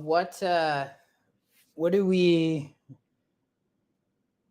have? Let's see. It's about 5:15 Eastern. Oldy gets back. We can talk some late Golden Gate, and then I know we wanted to cover a little bit tomorrow. I don't know if anybody's looked at Churchill Downs tomorrow, but we'll talk a little bit of Churchill Downs tomorrow. They have, I think they call it the Stars of Tomorrow card, where, yeah, 4:19 Central. It's 2:19 Pacific. So still early here. It's been pouring down rain though all day. But tomorrow at Churchill it's like it may the whole card may be 2-year-old races. It's pretty wild. And the first 5 races at Churchill tomorrow are 4, I think, main special weight races, and then there's some good 2-year-old graded stakes races we'll talk through here in a bit once Oldy gets back. And then I think we probably will also talk Golden Gate late pick 5, maybe the 2-1 there in race 4. I think that this race 5, I know Oldie was too deep here. I thought had the potential to have a little bit of a price, but let me unlock these.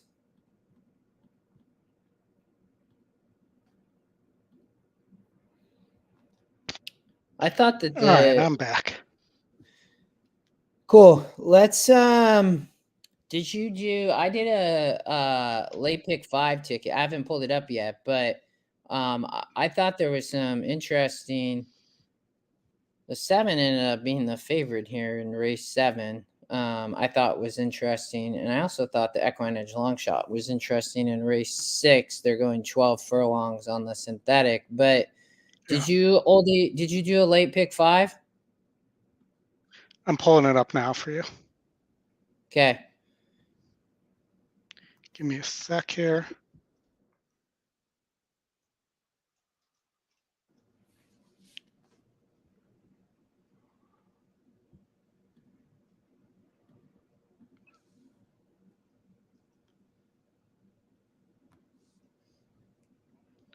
All 2s, Lexi. Hold on. That's pretty.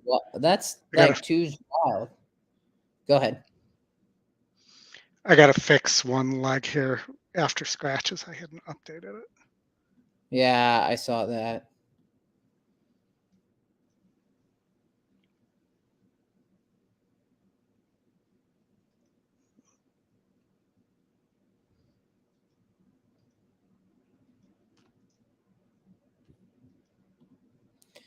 I was remember what I don't remember what my fifth leg was. I was two. Oh no. Oh, I was spread here, if I remember correctly. Now let me look at this last leg because my single did scratch out of this.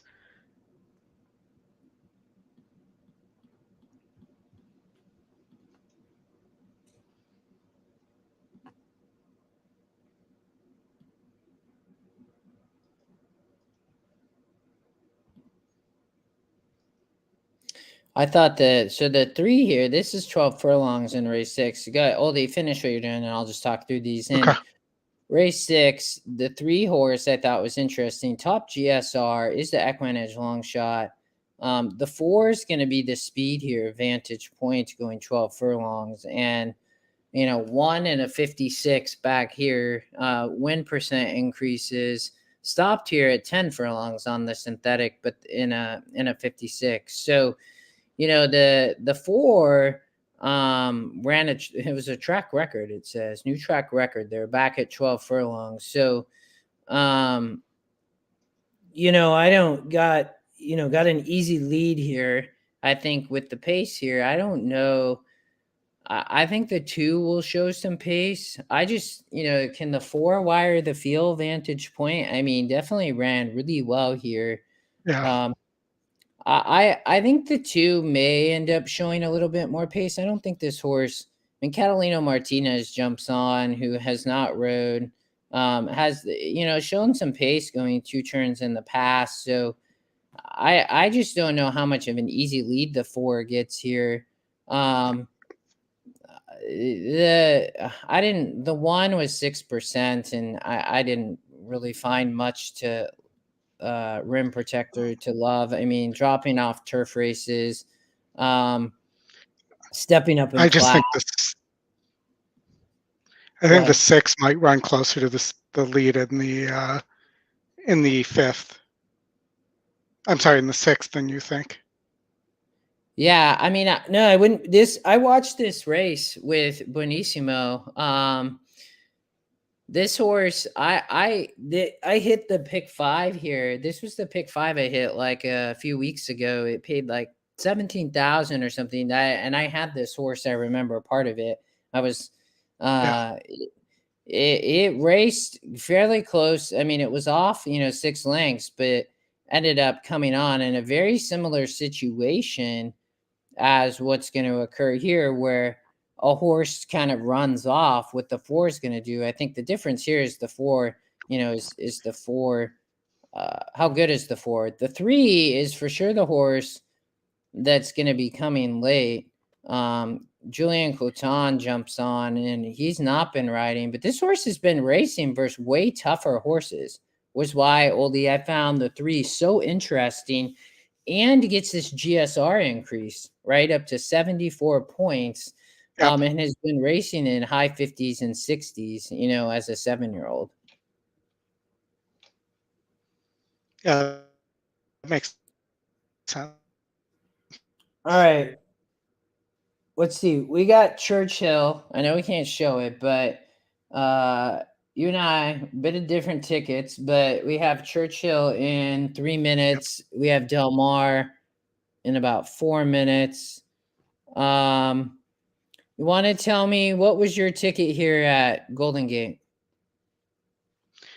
All right, so I added in my first leg versus my early pick 5. So I'm 4, 6, 7 in the first leg. Let me know when you're ready for the next. All right. Oh, man, struggling today. Okay, I'm ready. 3 through 5 in race 6.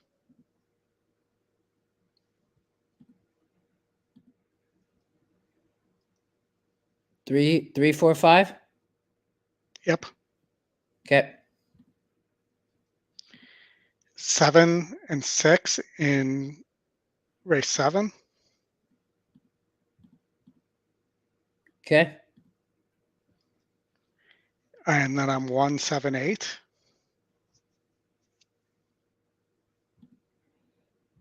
1, 7, 8. Oh, hold on.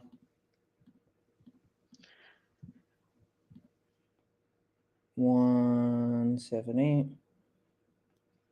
All right. And what in the last? I am 1, 2, 5, 7. Yeah, system there. All right. So that's yours. I actually think then I Oh, say you cut out. Say again. this could really shock. Yeah, I was saying, go ahead. no, I was just saying it looks like it could be really chalky. Yeah, my I like the 7 a lot in race 7. I also thought the 3 was. I think Holy Ghost is really interesting here. I think that this. I mean, he's going to love. I think the distance with the GSR increase. And I think there's going to be a big pace here. I really do. Has shown that he can come off the speed and. I was gonna single Canham Gal, the 7 originally. But probably would. I think the 6 could be tough. Stays the second pick. The 7 was the EquinEdge long shot. We'll come back to it here in how much time we got? We still have 15 minutes. Okay. All We're right. loading. Yeah. Churchill's loading. I have Churchill up. I do not have Del Mar. Do you have Del Mar up? I have Mar up, and we're 1 minute to post there if they're going off on top of each other. But we got Andy alive at Delmar and his ticket to 1, 3, 5, 6, 8, 10, 11, and 14 at Delmar. Well, good luck. And they're I would love to. both loading at the same time.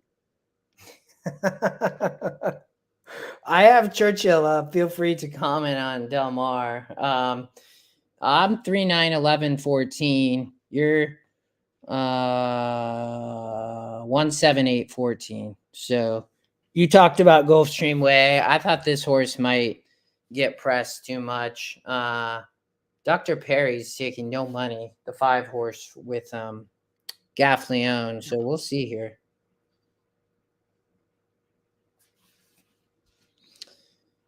They are spread like literally 8 horses across at Churchill. That was crazy.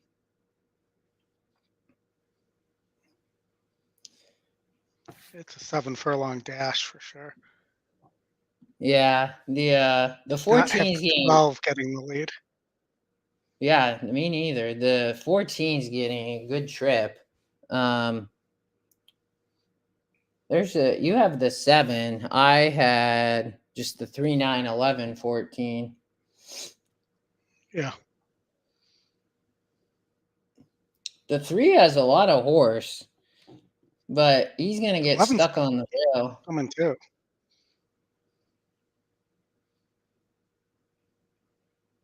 The 14 had size. He's riding nicely. Yeah, that was my note, was that, he was picking up Saez there. The 3's coming on the outside. I mean, but I don't think anybody's catching Saez. If it may come 4, it looks like 4, 7, 3 or 14, 7, 3. 14, 7. Well, yeah. We both advanced, so that's good, man. That's the biggest price I've gotten all day. Right? I agree, man. Nicely done. What happened at Del Mar?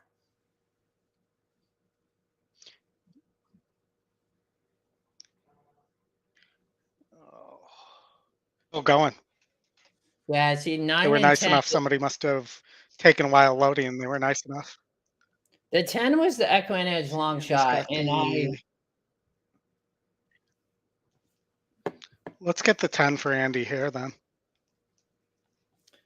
I would love to see that for you, Andy. The somebody's 11's coming on. coming too. Yeah, the 11, and then there's the 3, but the 1 we do not want. We'd rather have the 11 or the 3. Come on, no 1. Oh, well, 11 is that's good for you, Andy. 11 got there. Yeah, the I hope that If that stays Indy, the 14 was the EquinEdge long shot, Seal Beach. Dirty totes. Yep. And that was the one I I mean- commented. The one I commented on. Not moving up to the SLS and the scratch. Yeah, nicely done, Andy. That's a good one, man. I mean, you get 7 Inquiry to sign's 1. already up. Yeah, that. I worry, Feels Andy. like- I hope that stays up. Feels like all day at the moment they cross the line at Del Mar, the inquiry signs up. Yeah, for Like it's sure. permanently up. Yeah. So, I think Seal Beach Price play EquinEdge long shot. I mean, yes, 9 to 2. I saw, Indy, but that's okay. 9 to 2 is good, man. I mean, you finally get a little bit of a price there, man. It's been so chalky yeah. today. 11's coming down. Just saw the Yeah. head on, moved out like 6 lanes and crashed directly into the one. If this isn't a DQ, I'm not sure what ever is. Here it goes. Oh, Boom. yeah. Boom. I saw.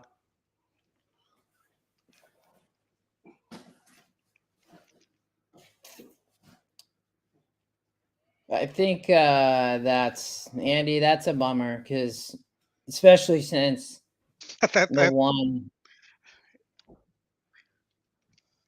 Go ahead, Oldy. Oh, I can't hear. No, I was Your head. just laughing at. Okay. Can you hear me now? It's cutting Justin? in and out. It's cutting in and out. It may be your headset. It may battery. I don't know. Maybe batteries are dying. I'm not sure, but it's definitely cutting in and out.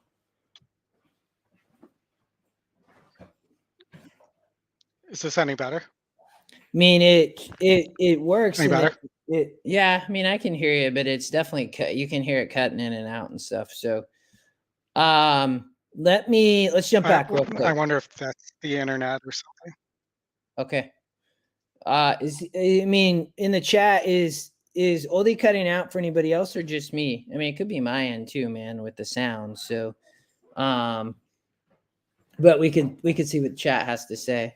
but I think that at least beat the I'm gonna chalk restart there. Okay. restart the headset and see if that helps. Okay.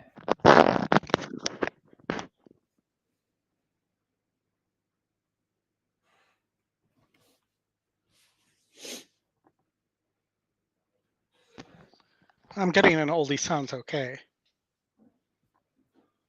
I mean, you definitely you can hear you, but it cuts out. But maybe it could be on my end. So everybody's saying no problem. So maybe it could be on my end. So All right.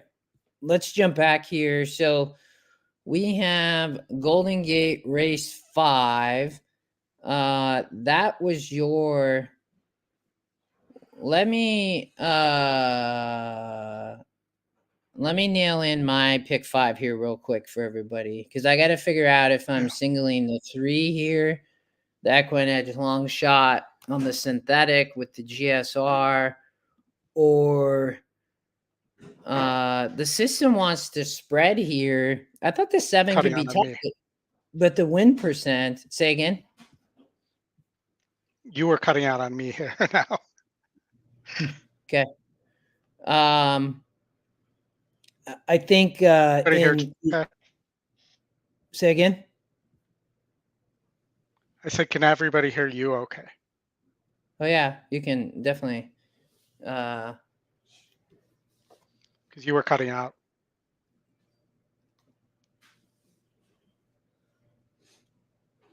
No, okay. I'm not sure, man. It's Yeah. okay, cool. Well, I think, you know, it's interesting. I probably, let me look at these other legs. I didn't love the 2 here. The 3 scratched in the last. That was the EquinEdge long shot. I thought that the 5 was interesting in the last. The 4, the 3 was the long shot scratch. The 7 scratched in there, it looks like. The 2 was the top big pace number on the 2. 1, it was getting a Sorry, big Andy, by the way. Yeah, they did take that's the 1 down, or the 11 down. I mean, it was obvious, but still. Mm-hmm. Sorry, didn't mean to interrupt you. No, yeah, you're fine. I'm just gonna try to. I don't like the 8. Thought the 5 could be tough in the last. The 2 is gonna get a big pace.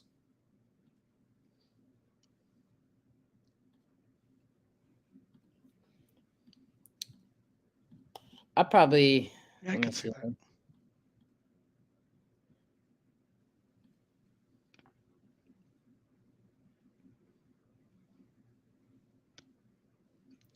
The 2 here in race. It's only 7 and 8. I don't know. I'm gonna rush this, so I'll Oldy, let's just keep going through yours, and I'll just talk through. I don't want to rush a ticket. So why don't did we talk this? We talked the second leg. Did we talk the third leg?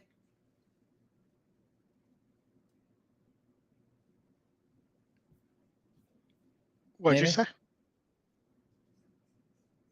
Yeah, nice. I lost your nice, audio nice for a second. Yeah, I don't know, man. It's definitely because I can't hear you either. so I don't know. We can try to struggle through this, and maybe for another race or 2, maybe we can. But And maybe whatever internet gremlin's going on will fix itself too. Yeah. So race 3, I thought the 7 could be a potential single. When I looked here, you know, was the EquinEdge long shot. Now's the top EquinEdge pick. The morning line really liked. You were 6 and 7. What were your thoughts on the 7? I thought this horse could be tough here.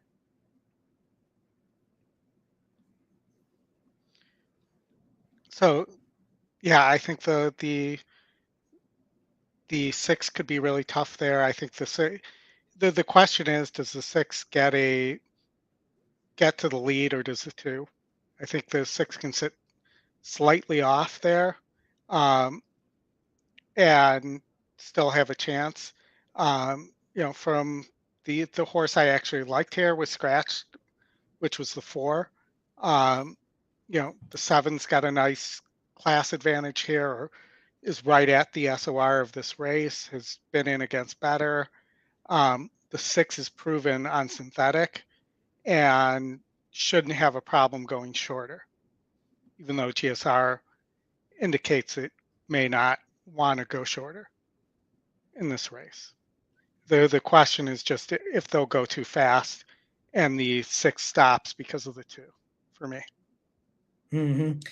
Yeah, I would. The 2 has the apprentice, so I think he's 100% gonna send. I would say, Escobedo, and then, you know, for Reed, or for Jamie Thomas, then Reed France. I I didn't really like the 5. I thought the 5 was dropping in win percent here. I think that the 7 with Kevin Radke, I mean, this horse has been racing in high 60s and running well in rating 3 back on the turf. Definitely has raced, I would say, better on the turf than the synthetic, but I think is for sure a player here in the 7. The 3 is the EquinEdge long shot. The 7 was and jumps up. So I think the 7's gonna be tough. I will tell you, if I had to add a horse here, it would be the 3. That May 28th race and the September 17th race. If they get the pace set up, you could see the 3 getting there. Yeah, I'm like kind of just messing with. I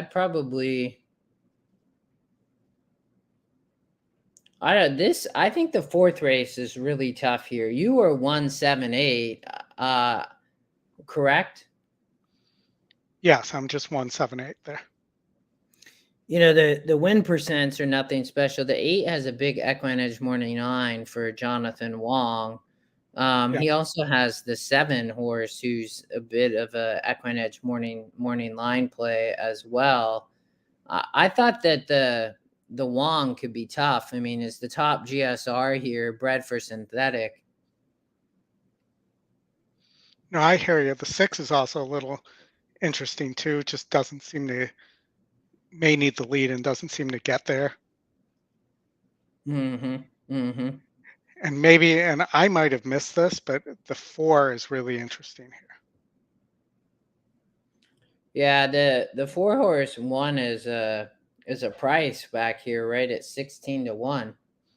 Yeah, I mean, I think if I, Against I would 4 add was that to my facing ticket. the 4 was just go. facing the 3 and 6 in that race. Yeah.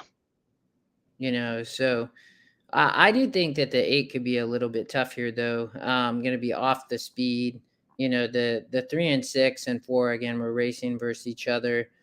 I didn't really like the 2 at all. Big morning line difference there.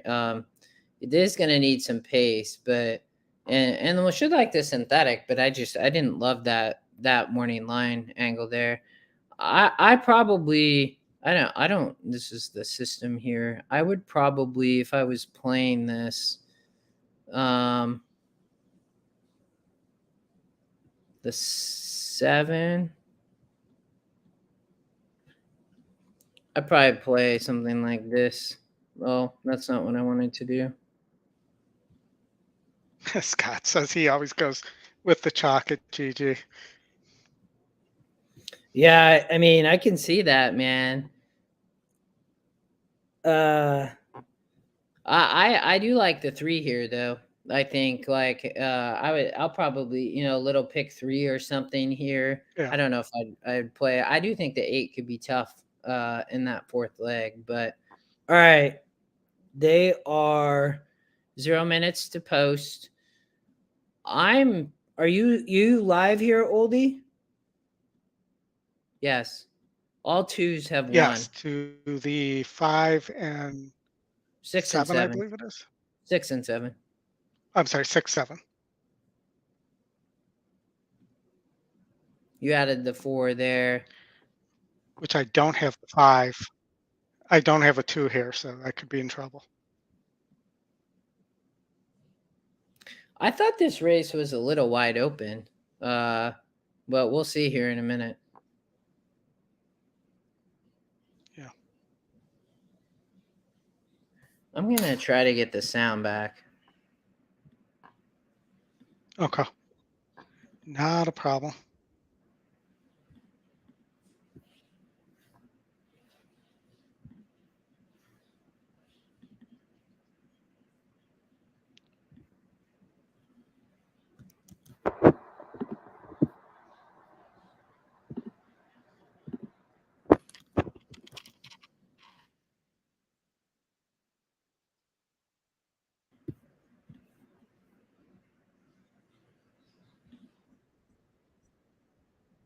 Did it come back, Oldie? Nope. I don't know. I give up.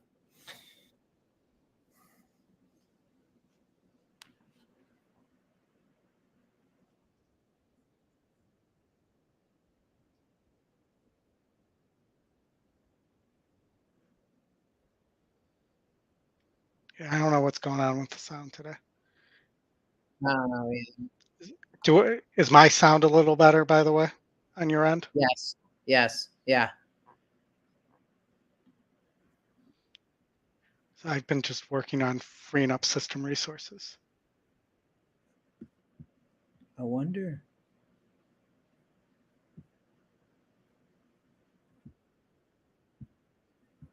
Can you hear it now?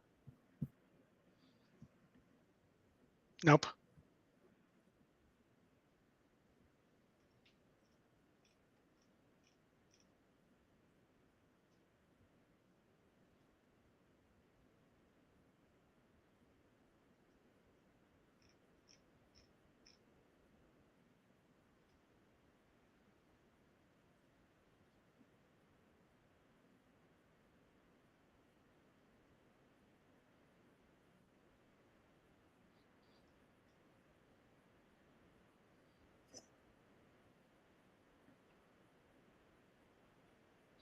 Four, of course, is the horse that I added for the late pick. 5. The 3 is going to try to go Yeah, the Valero. 4's.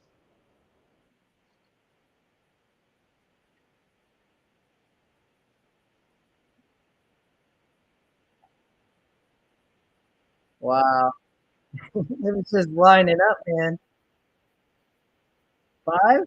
They could finish 2? 5, I think. 2. 2. The 2. I told you I didn't have the 2 there. All 5 races went to the 2. Yeah, that's wild, man. 19-1. That's crazy. I didn't actually end up I didn't end up I spread there, but I didn't end up playing that ticket. But I didn't end up playing it either. yeah, I maybe I should don't have. know. I don't know. The 2 was coming off the pace. That was to be expected. I think the 2 won. That second look, it was not as clear as I thought. Probably right, but here, well, this should give us a good view. Yeah, that is a 2 all day, man. Yeah. Wow. Big price. I hope that ticket doesn't. Well, if somebody played it, I hope it hits, but I did not play it. Scott, can you hear the sound from the race? I don't think you can hear the sound from the race. I don't know why it's not working, but Yeah. The duck? no, he said no. I don't know. I'll have to check it out after we get off. I'm not sure what the problem is. All right. We got 7 minutes, Oldy. Why don't let's we got Churchill race 11 and 12. We can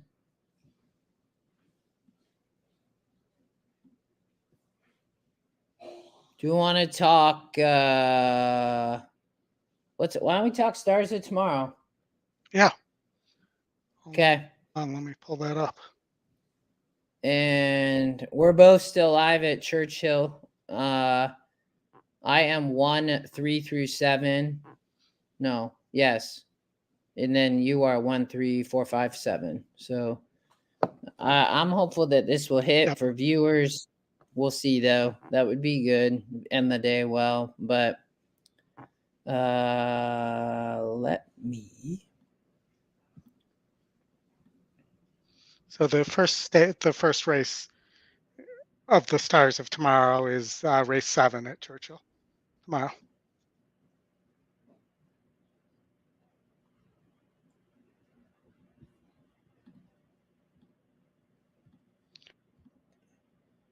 All right.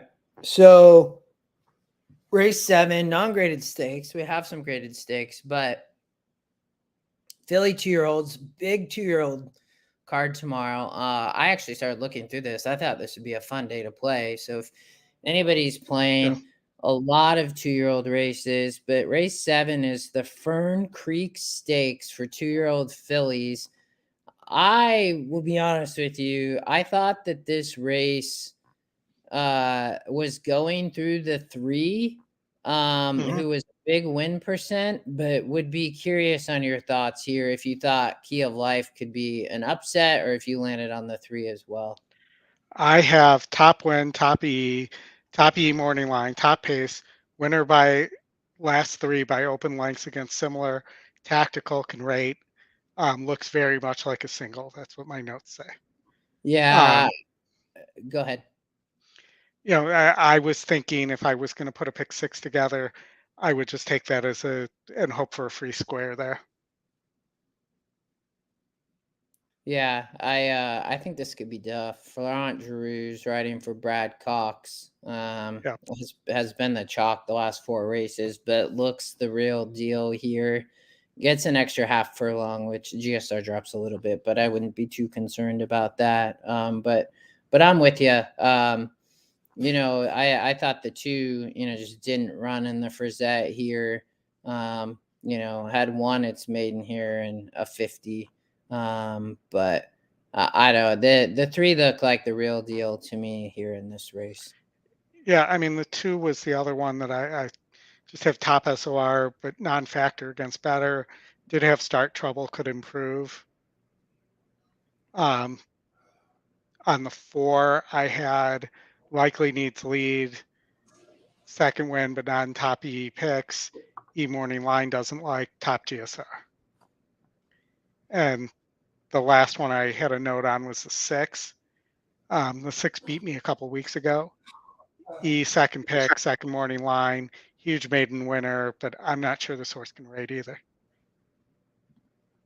And I look at Oscar performances, even though the GSR says it should be fine on dirt or turf, I think turf horse when I see that. Yeah. All right. Well, I think we're thinking the same thing there in the Fern Creek. Let's jump to, I think the next race was race 9. Another non-graded stakes, this time just for the 2-year-olds. The Ed Brown, another $200,000 stakes.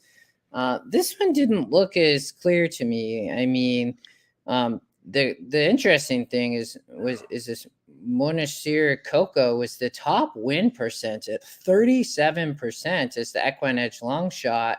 What were your thoughts on the 7, and then where did you land here?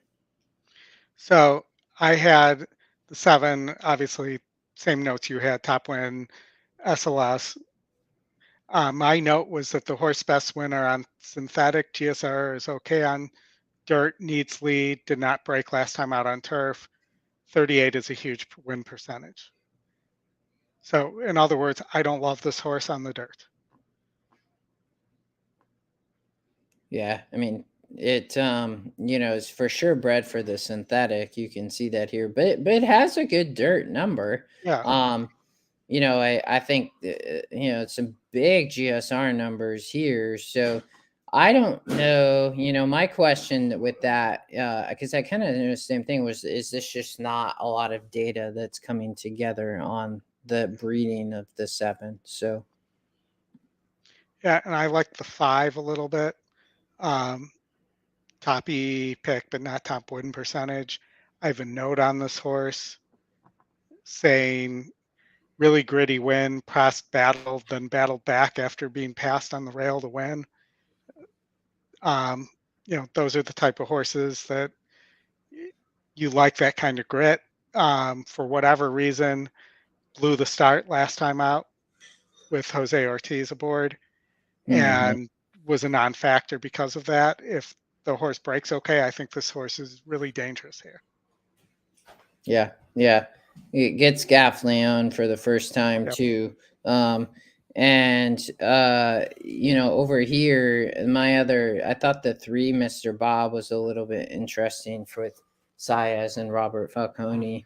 The win percent does drop a little bit, 1 here in a maiden special, but I don't know, has a big bullet work here, 47. I'm guessing that must be the training track or something, maybe at Churchill, but Yeah, so I don't know. I mean, the 7 is for sure a play in my mind, though, because you're getting a big win percent there. And this race looks tough. I think, Scott, I think it is a good race. I think powerful, Oldy, to your point, I think as a player, Gaffleon jumps off the 7 and the 2. So I don't know. I think there's a lot of ways that you could go here. A lot of lightly raced horses, right? I mean, again, I talked about the 3s only raced twice. Some of these are going to have to improve, but I think this race is fairly tough. I think it's pretty wide open. The pace is probably going to be, coming from the 2. I think the 7 is going to probably be close, though. I would say, and it's going to be interesting. Yeah, and I also like the 6 a little bit here. They're loading. The last horse is going in right now at Churchill. Yeah, cool. All right. So you are. Looks like they just went off. Yeah. You're live in a pick 1, 5 2 through 5 with the 7. Yep. And I was. Nope, you're a race ahead of yourself again. No. I was. Yeah, you are. I'm all here. I wonder why I didn't have the. I think that's yours. I didn't have the 6, but no. We're on. Yeah, the I don't same have race. the 6. You're right. Yeah, I'm okay. All but the 6. We have Rich Strike in here, which I don't. I find it hard to. I think that horse I found hard. I thought the 6 actually was interesting. I went all here. I know that you were all but 6, but 7 ended up going off as the favorite. Rich Strike's down on the rail trying to get going, but I don't really see it. It's already scrubbing. The Rich Strike's done. Maybe. I mean, it looks to Maybe be. you might need to. He's trying to get going. The 1 is running nicely off the 7. I think the 7's done. Yeah. The 5 is definitely. Well, look at the 7, man. He's coming back big time. The 6 is, or the 5 is the only horse looks to be coming, but I don't think it's going to get there. Yeah. Oh, the 1. Yeah, I think the 1's got it. Yep. Well, definitely Proxy, was the, I guess, the 3rd morning line favorite, but ended off going as, went off as the 3rd favorite there too. So Rich Strike didn't run, not too surprising, but Advance, you're singled in the last leg of the pick 5. I had the pick 4 for $1, 3 deep. Del Mar race 6 is up though, so. And with the, I believe with the takedown, I'm alive to this, and I don't know if you had the 1 on your ticket. I can't remember, but we're the single of the 3 at Del Mar. Yep. We're both singled. Both had the 1 in the first.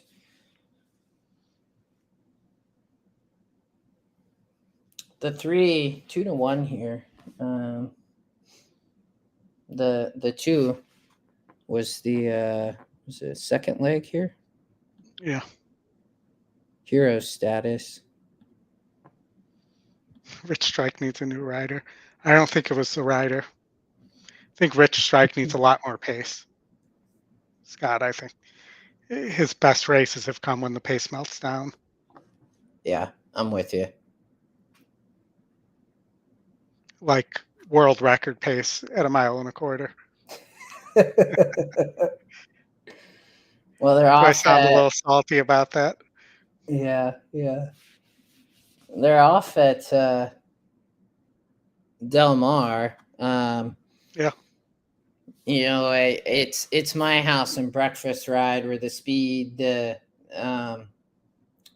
ended up showing a lot of speed too, which was not surprising. So I think there's going to be a pretty hot pace here. The 3 is definitely wanting to go, which is not, it needs to try to relax. The 7 ended up kind of jumping up front too. So yeah.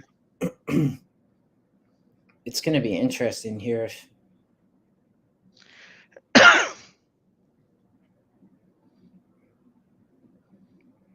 Not all that He's happy about with 20, where the 3's sitting. 22 and 3. Yeah, he's racing in between. That's going to be tough. The 5 horses looks to be absolutely loaded, man.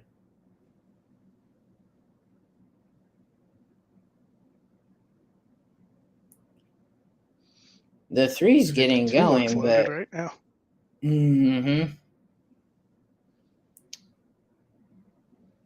The 4 has horse too. Somewhere.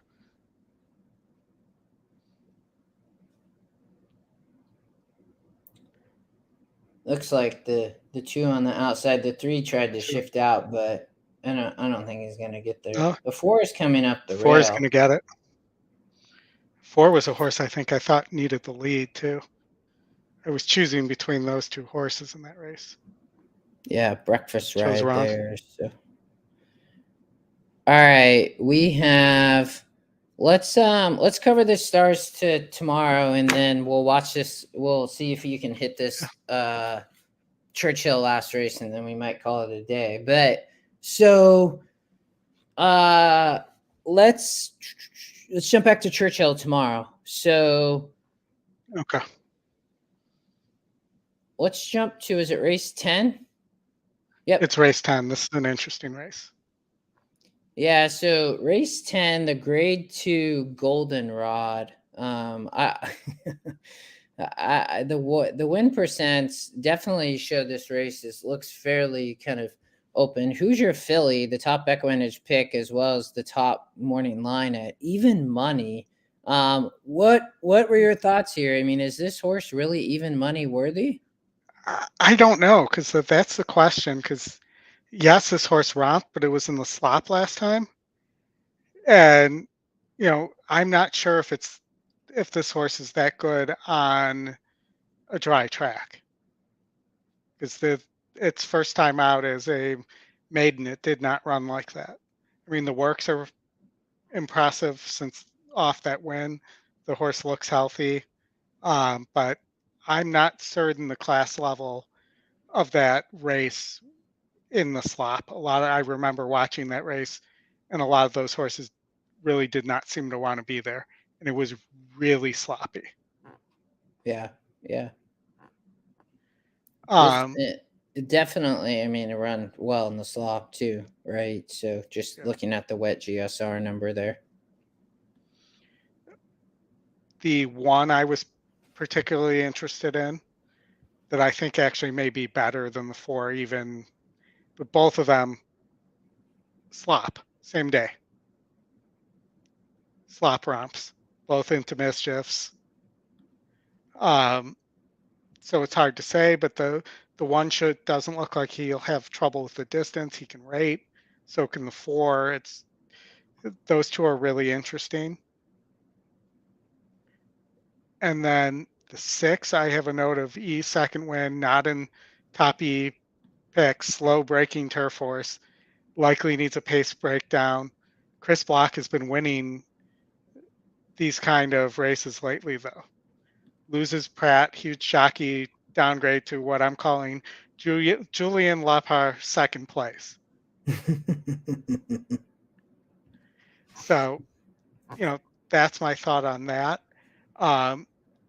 The 7, the E long shot's really interesting here. The classic need the lead gate to wire type horse. You know, I think may have not liked the slop last time out in that race, and was in there with the 4 Hoosier Filly, and might be able to turn the tables this time if he gets out to an easy lead. Yeah. Now the presence of the 5, and I have a note in here, it could be really dangerous if either the 5 scratches or blows the break. Mm-hmm. And then my bomber is the 3, American Rocket, who's half to Frank's Rocket, scratch from the Breeders' Cup Juvenile filly, sorry, and does not like the slop. Does have some braking issues as well that they're going to have to work around and get the horse to break better this time. This is the horse that 2 back broke like slow and then broke like 6 paths wide as the outside horse. The fact that it's breaking on the inside might help that as well. And this race is actually comes up a little easier than the Aqueduct, the Frisette, and the Spinaway. So Yeah. may benefit from the class relief. Yeah, I saw that with the SOR, you know, coming back as a 74 as well. I mean, and I think the thing here, I mean, about the 3, I mean, is bred to kind of go 2 churns, and the American Rocket had and then it had a lot of similar comments as you. I thought the 1 could be tough. The 1's first time going 2 churns, but should be just fine.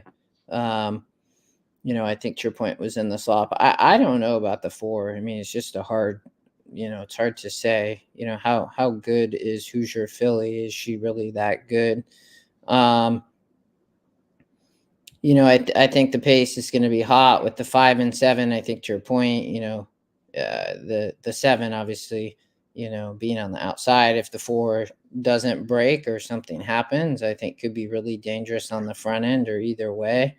I know that the 8 is 8%, but a big price, but it's Fletcher Santana, you know, but just won its maiden, you know, and would have to be pretty special to drop in here and win. But and then I thought that the 10 was going to show some speed too, which I just thought we might get a little bit of a more honest pace here, you know, for this group, just because of the 10 being out there and wanting to press. So makes sense. All right, let's jump to race 11, which I think was the grade. Oops. I think it's the last graded stakes tomorrow at Churchill. Yep. Jockey Club. Yeah, so 8.5 as well. The 400,000 grade 2 Jockey Club stakes. Curly Jack, you know, the morning line likes here. Insta Coffee was the morning line odds maker favorite. I looked a little bit at this race and you know, I did struggle a little bit. Just trying to, you know, break it down a little bit. I don't think it's going to be anywhere close to the speed that we see in the previous race, just looking at the pace. The 2's definitely cheap speed, right? I mean, this horse is probably going to try to get out front and is going to stop. I'd imagine. I'm not sure why Western Gent is in this race, but best of luck. But what were your thoughts here?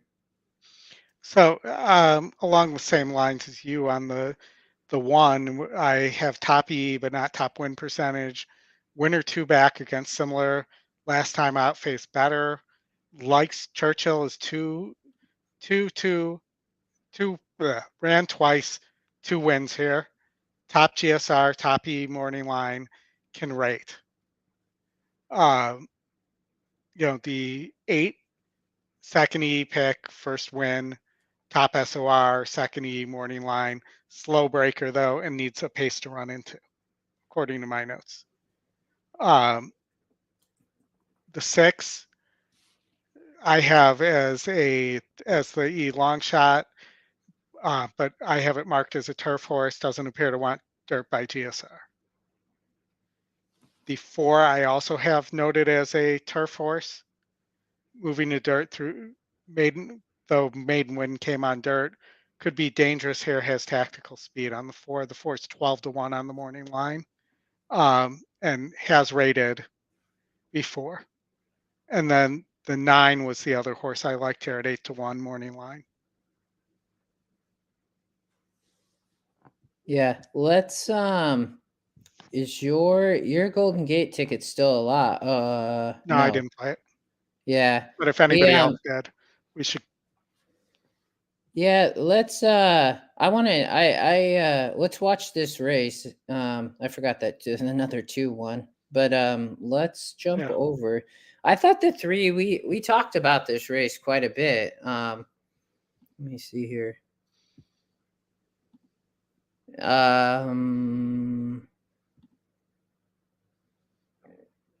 No, that's not what I want. Where'd it go? Oh. Let me see. Remember what? Yeah, that was this is where I would have singled the 3 here. I think this horse, I mean, the 4 is 37% and is taking no love. You know, the 6 is Buonissimo is the current kind of favorite. Which I don't know. This horse ran well at the price here and hit as a bomb, but I don't trust this horse to do this again. Now, this horse is the favorite. I don't know. I really like the 3 here. I think has the potential to upset big GSR number 2, right? I mean, a 74 and gets the increase and has shown to come off the speed. Julian Cloton is a good rider here.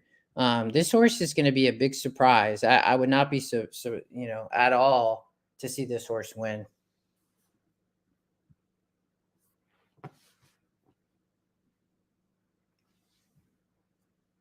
Any thoughts, Oldy?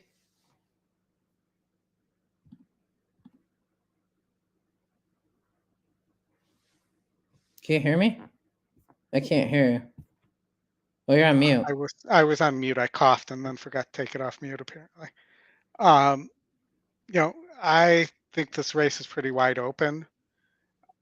I had the 1's a little interesting here. I think the 7's a bad favorite.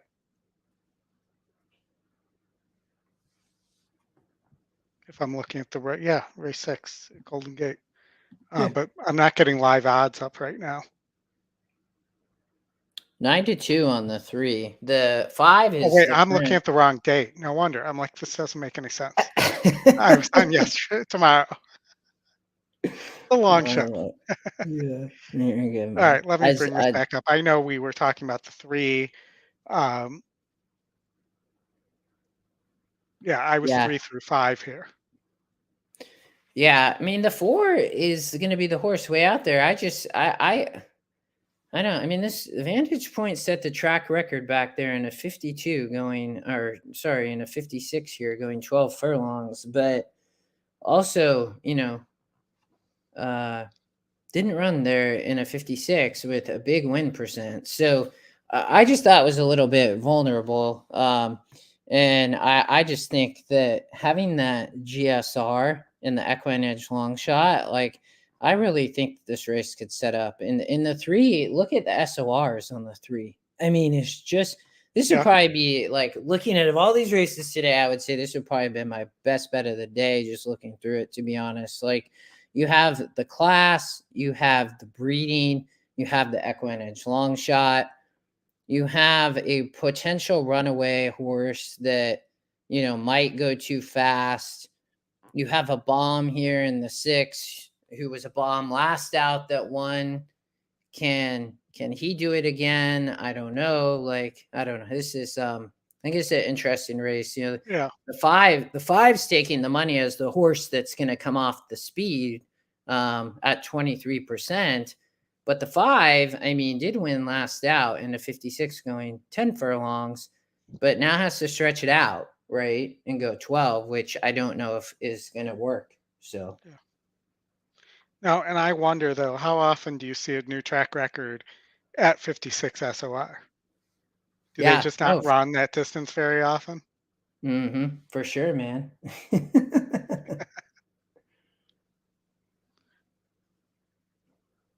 Like in a non-winner of one.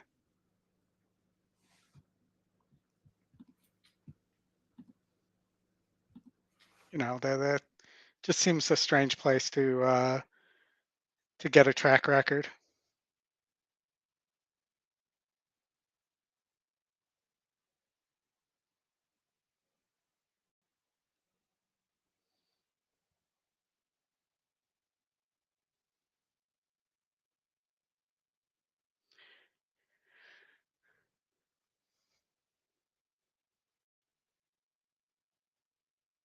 Yeah, Chris, Andy hit the early pick 5 at Del Mar, but got disqualified out of a much bigger payday.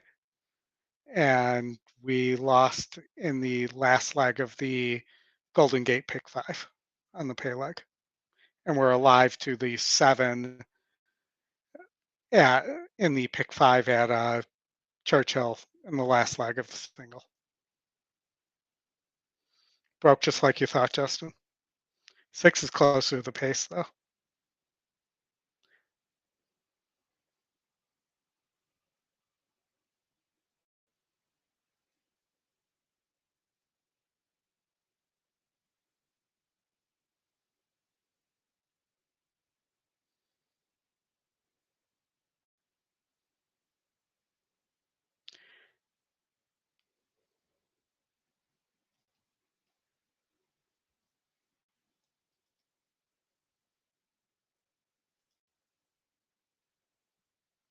Justin, you might be on mute now.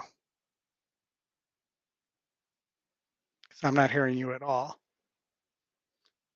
Can everybody hear me? Are you hearing Justin?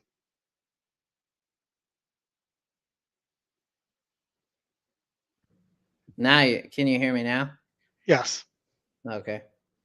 Yeah, I'm not sure what there's something going on with my mic or whatnot today.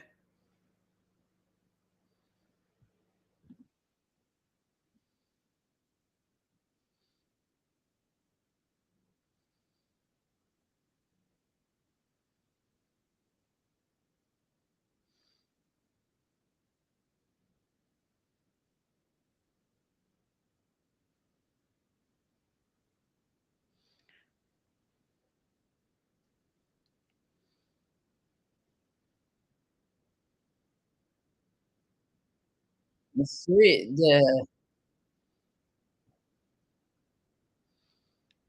6 is going to go right by the 4 right now. It looks like. yeah.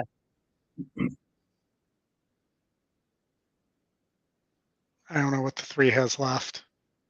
I don't really know what the 3 was doing there. That was interesting. I mean, he's gonna send now. He was waiting. So we'll have to see if the 3.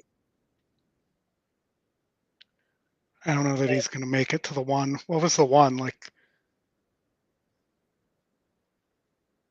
Yeah, the 1's gonna win. Definitely was an upset.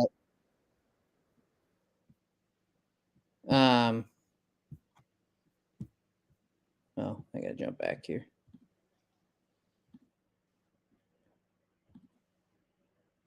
The 1 was a price, I think, wasn't he?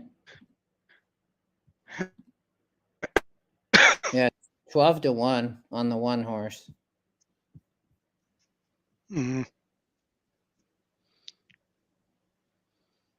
Tilt malfunction.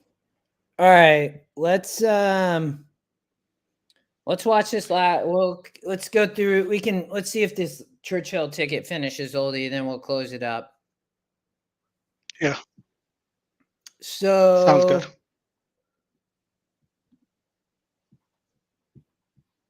You are live to what, the 7 in the last? Tiny payday.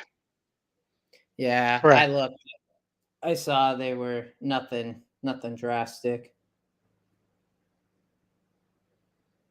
I played the pick 4 for $1 to the 257. nothing crazy either. The 5 would pay the best. Win a little bit of money back, distribute some money to those 3 viewers. Hopefully, if one of those horses wins. Yeah. I thought that the 2 could maybe Well, the 5 was the EquinEdge long shot first time starter. I thought that was the most interesting. Had a good work pattern working every week. I think the 7 is for sure. I could see why you singled there. I mean, a massive win percent at 57%.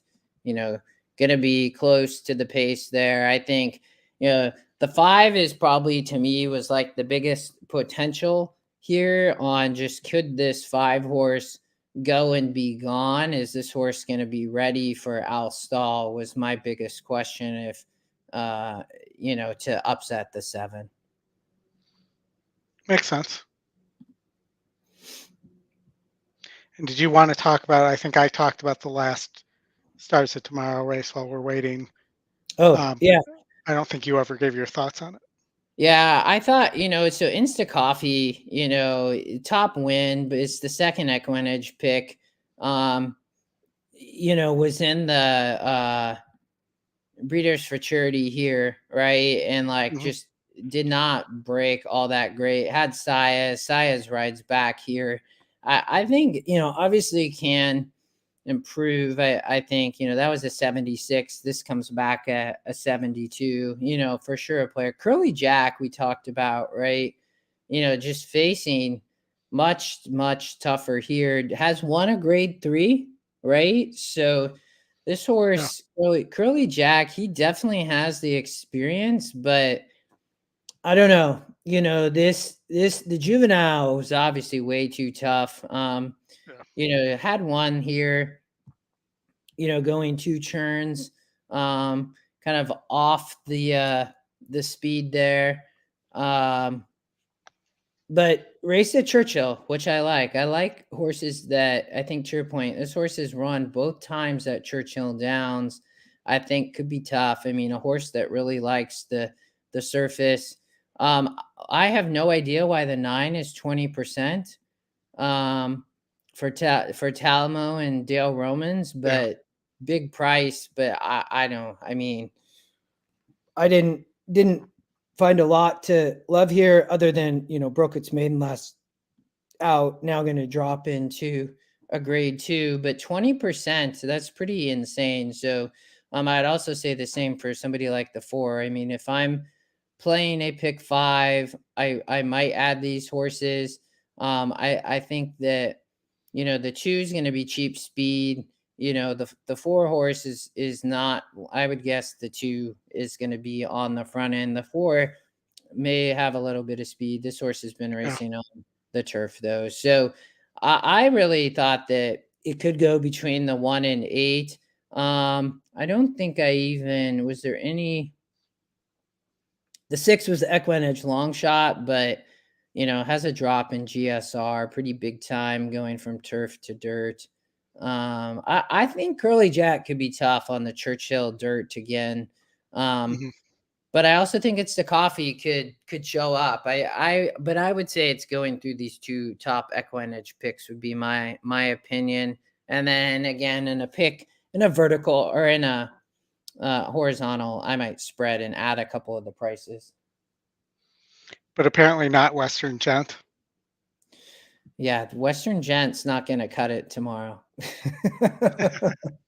You want to tell Dwayne Lucas he shouldn't be running that horse? Oh, I don't know what's going on. I'm like, what? Like, why? What's the purpose here? I don't understand. I mean, connections, I guess, right? I mean, no, he owns part of the horse. It's his horse. I don't know, man. Like, I mean, this horse looks like it has no shot, in my opinion. I don't know. I mean, maybe there's a workout report saying this horse is working like a monster. Doesn't look like it, but yeah, I don't know. That's a tough one.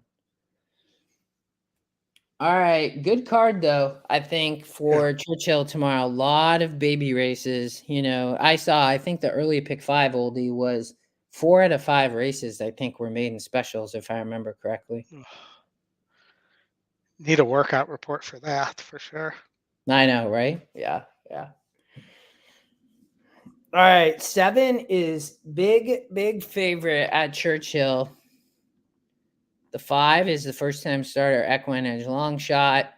Maybe if maybe this horse is ready to go, though. I mean, work pattern doesn't look like anything special, but I don't necessarily know Al Stahl, so I wouldn't comment too much on that. But this horse is working every 7-ish days, which I like to see. Looks to be working just fine, in my opinion. But Shady Road's the big favorite here. You're singled here, obviously. Big win percent of 57% for George Arnold. 3 to 5. Second time dirt, I believe. Yeah, the 3 to 5 seems a little insane, but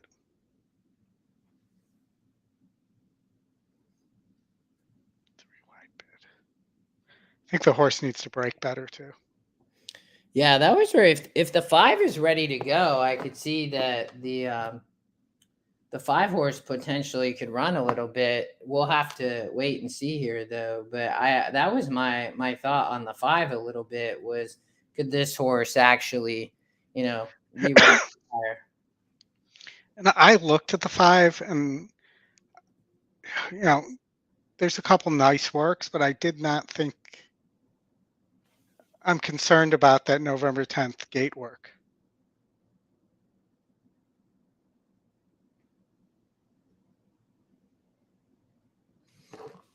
Which seems like he walked out of the gate. Yeah, I don't like. I think some trainers, it's whatever they were trying to accomplish there, from the gate. Maybe it was just getting comfortable, but I guess we'll see. They're about to go. Good luck. You're single to the 7. All righty, let's get it done. 7 broke way better this time. Yeah. 4 went to the lead. 5 and 7 both broke well. Yeah. The 4 is done. Yeah. I don't know what happened there. Hope it's not a serious breakdown.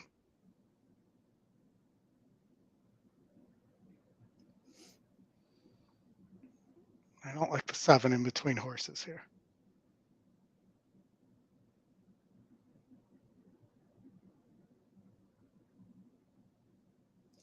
They're both look to have a lot of horse, though. There's the 2. 7's tugging. He wants to go. Yeah, he's there. I don't think anybody's going to. I would be surprised if anybody else wins here. But the 9 is coming. 9's coming. 9's coming hard.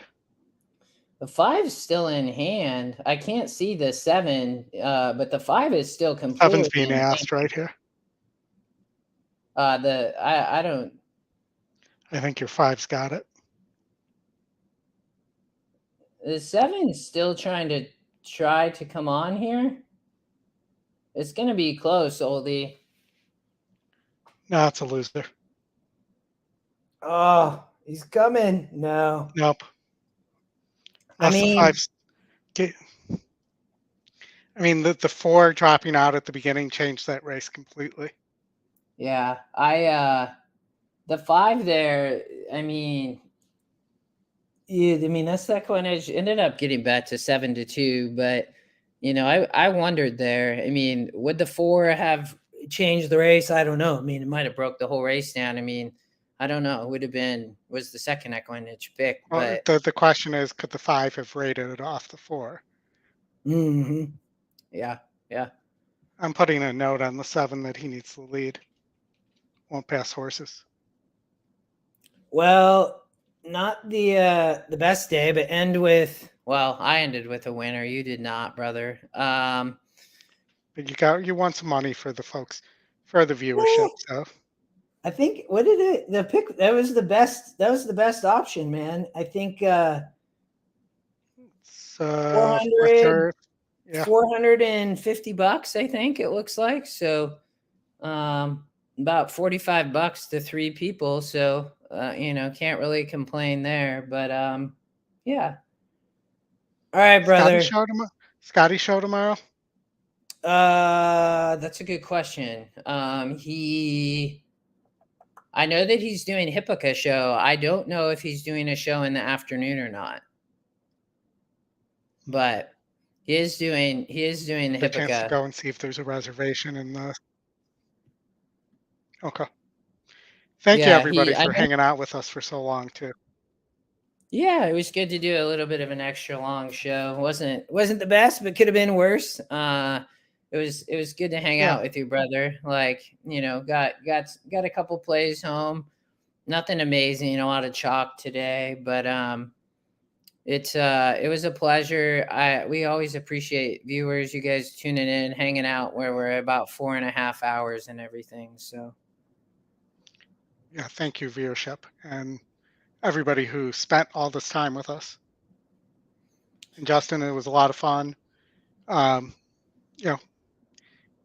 It took 3 to the pay leg, so can't ask for more than that. So thank you, and again, thank you for the extended show. It was a lot of fun. Yeah, brother. All right, all. We will. Thanks, James, Doug, Scott, Chris, Lexi, everybody. We appreciate you all. Oh, one more thing before we turn it off. Don't forget to hit the like button.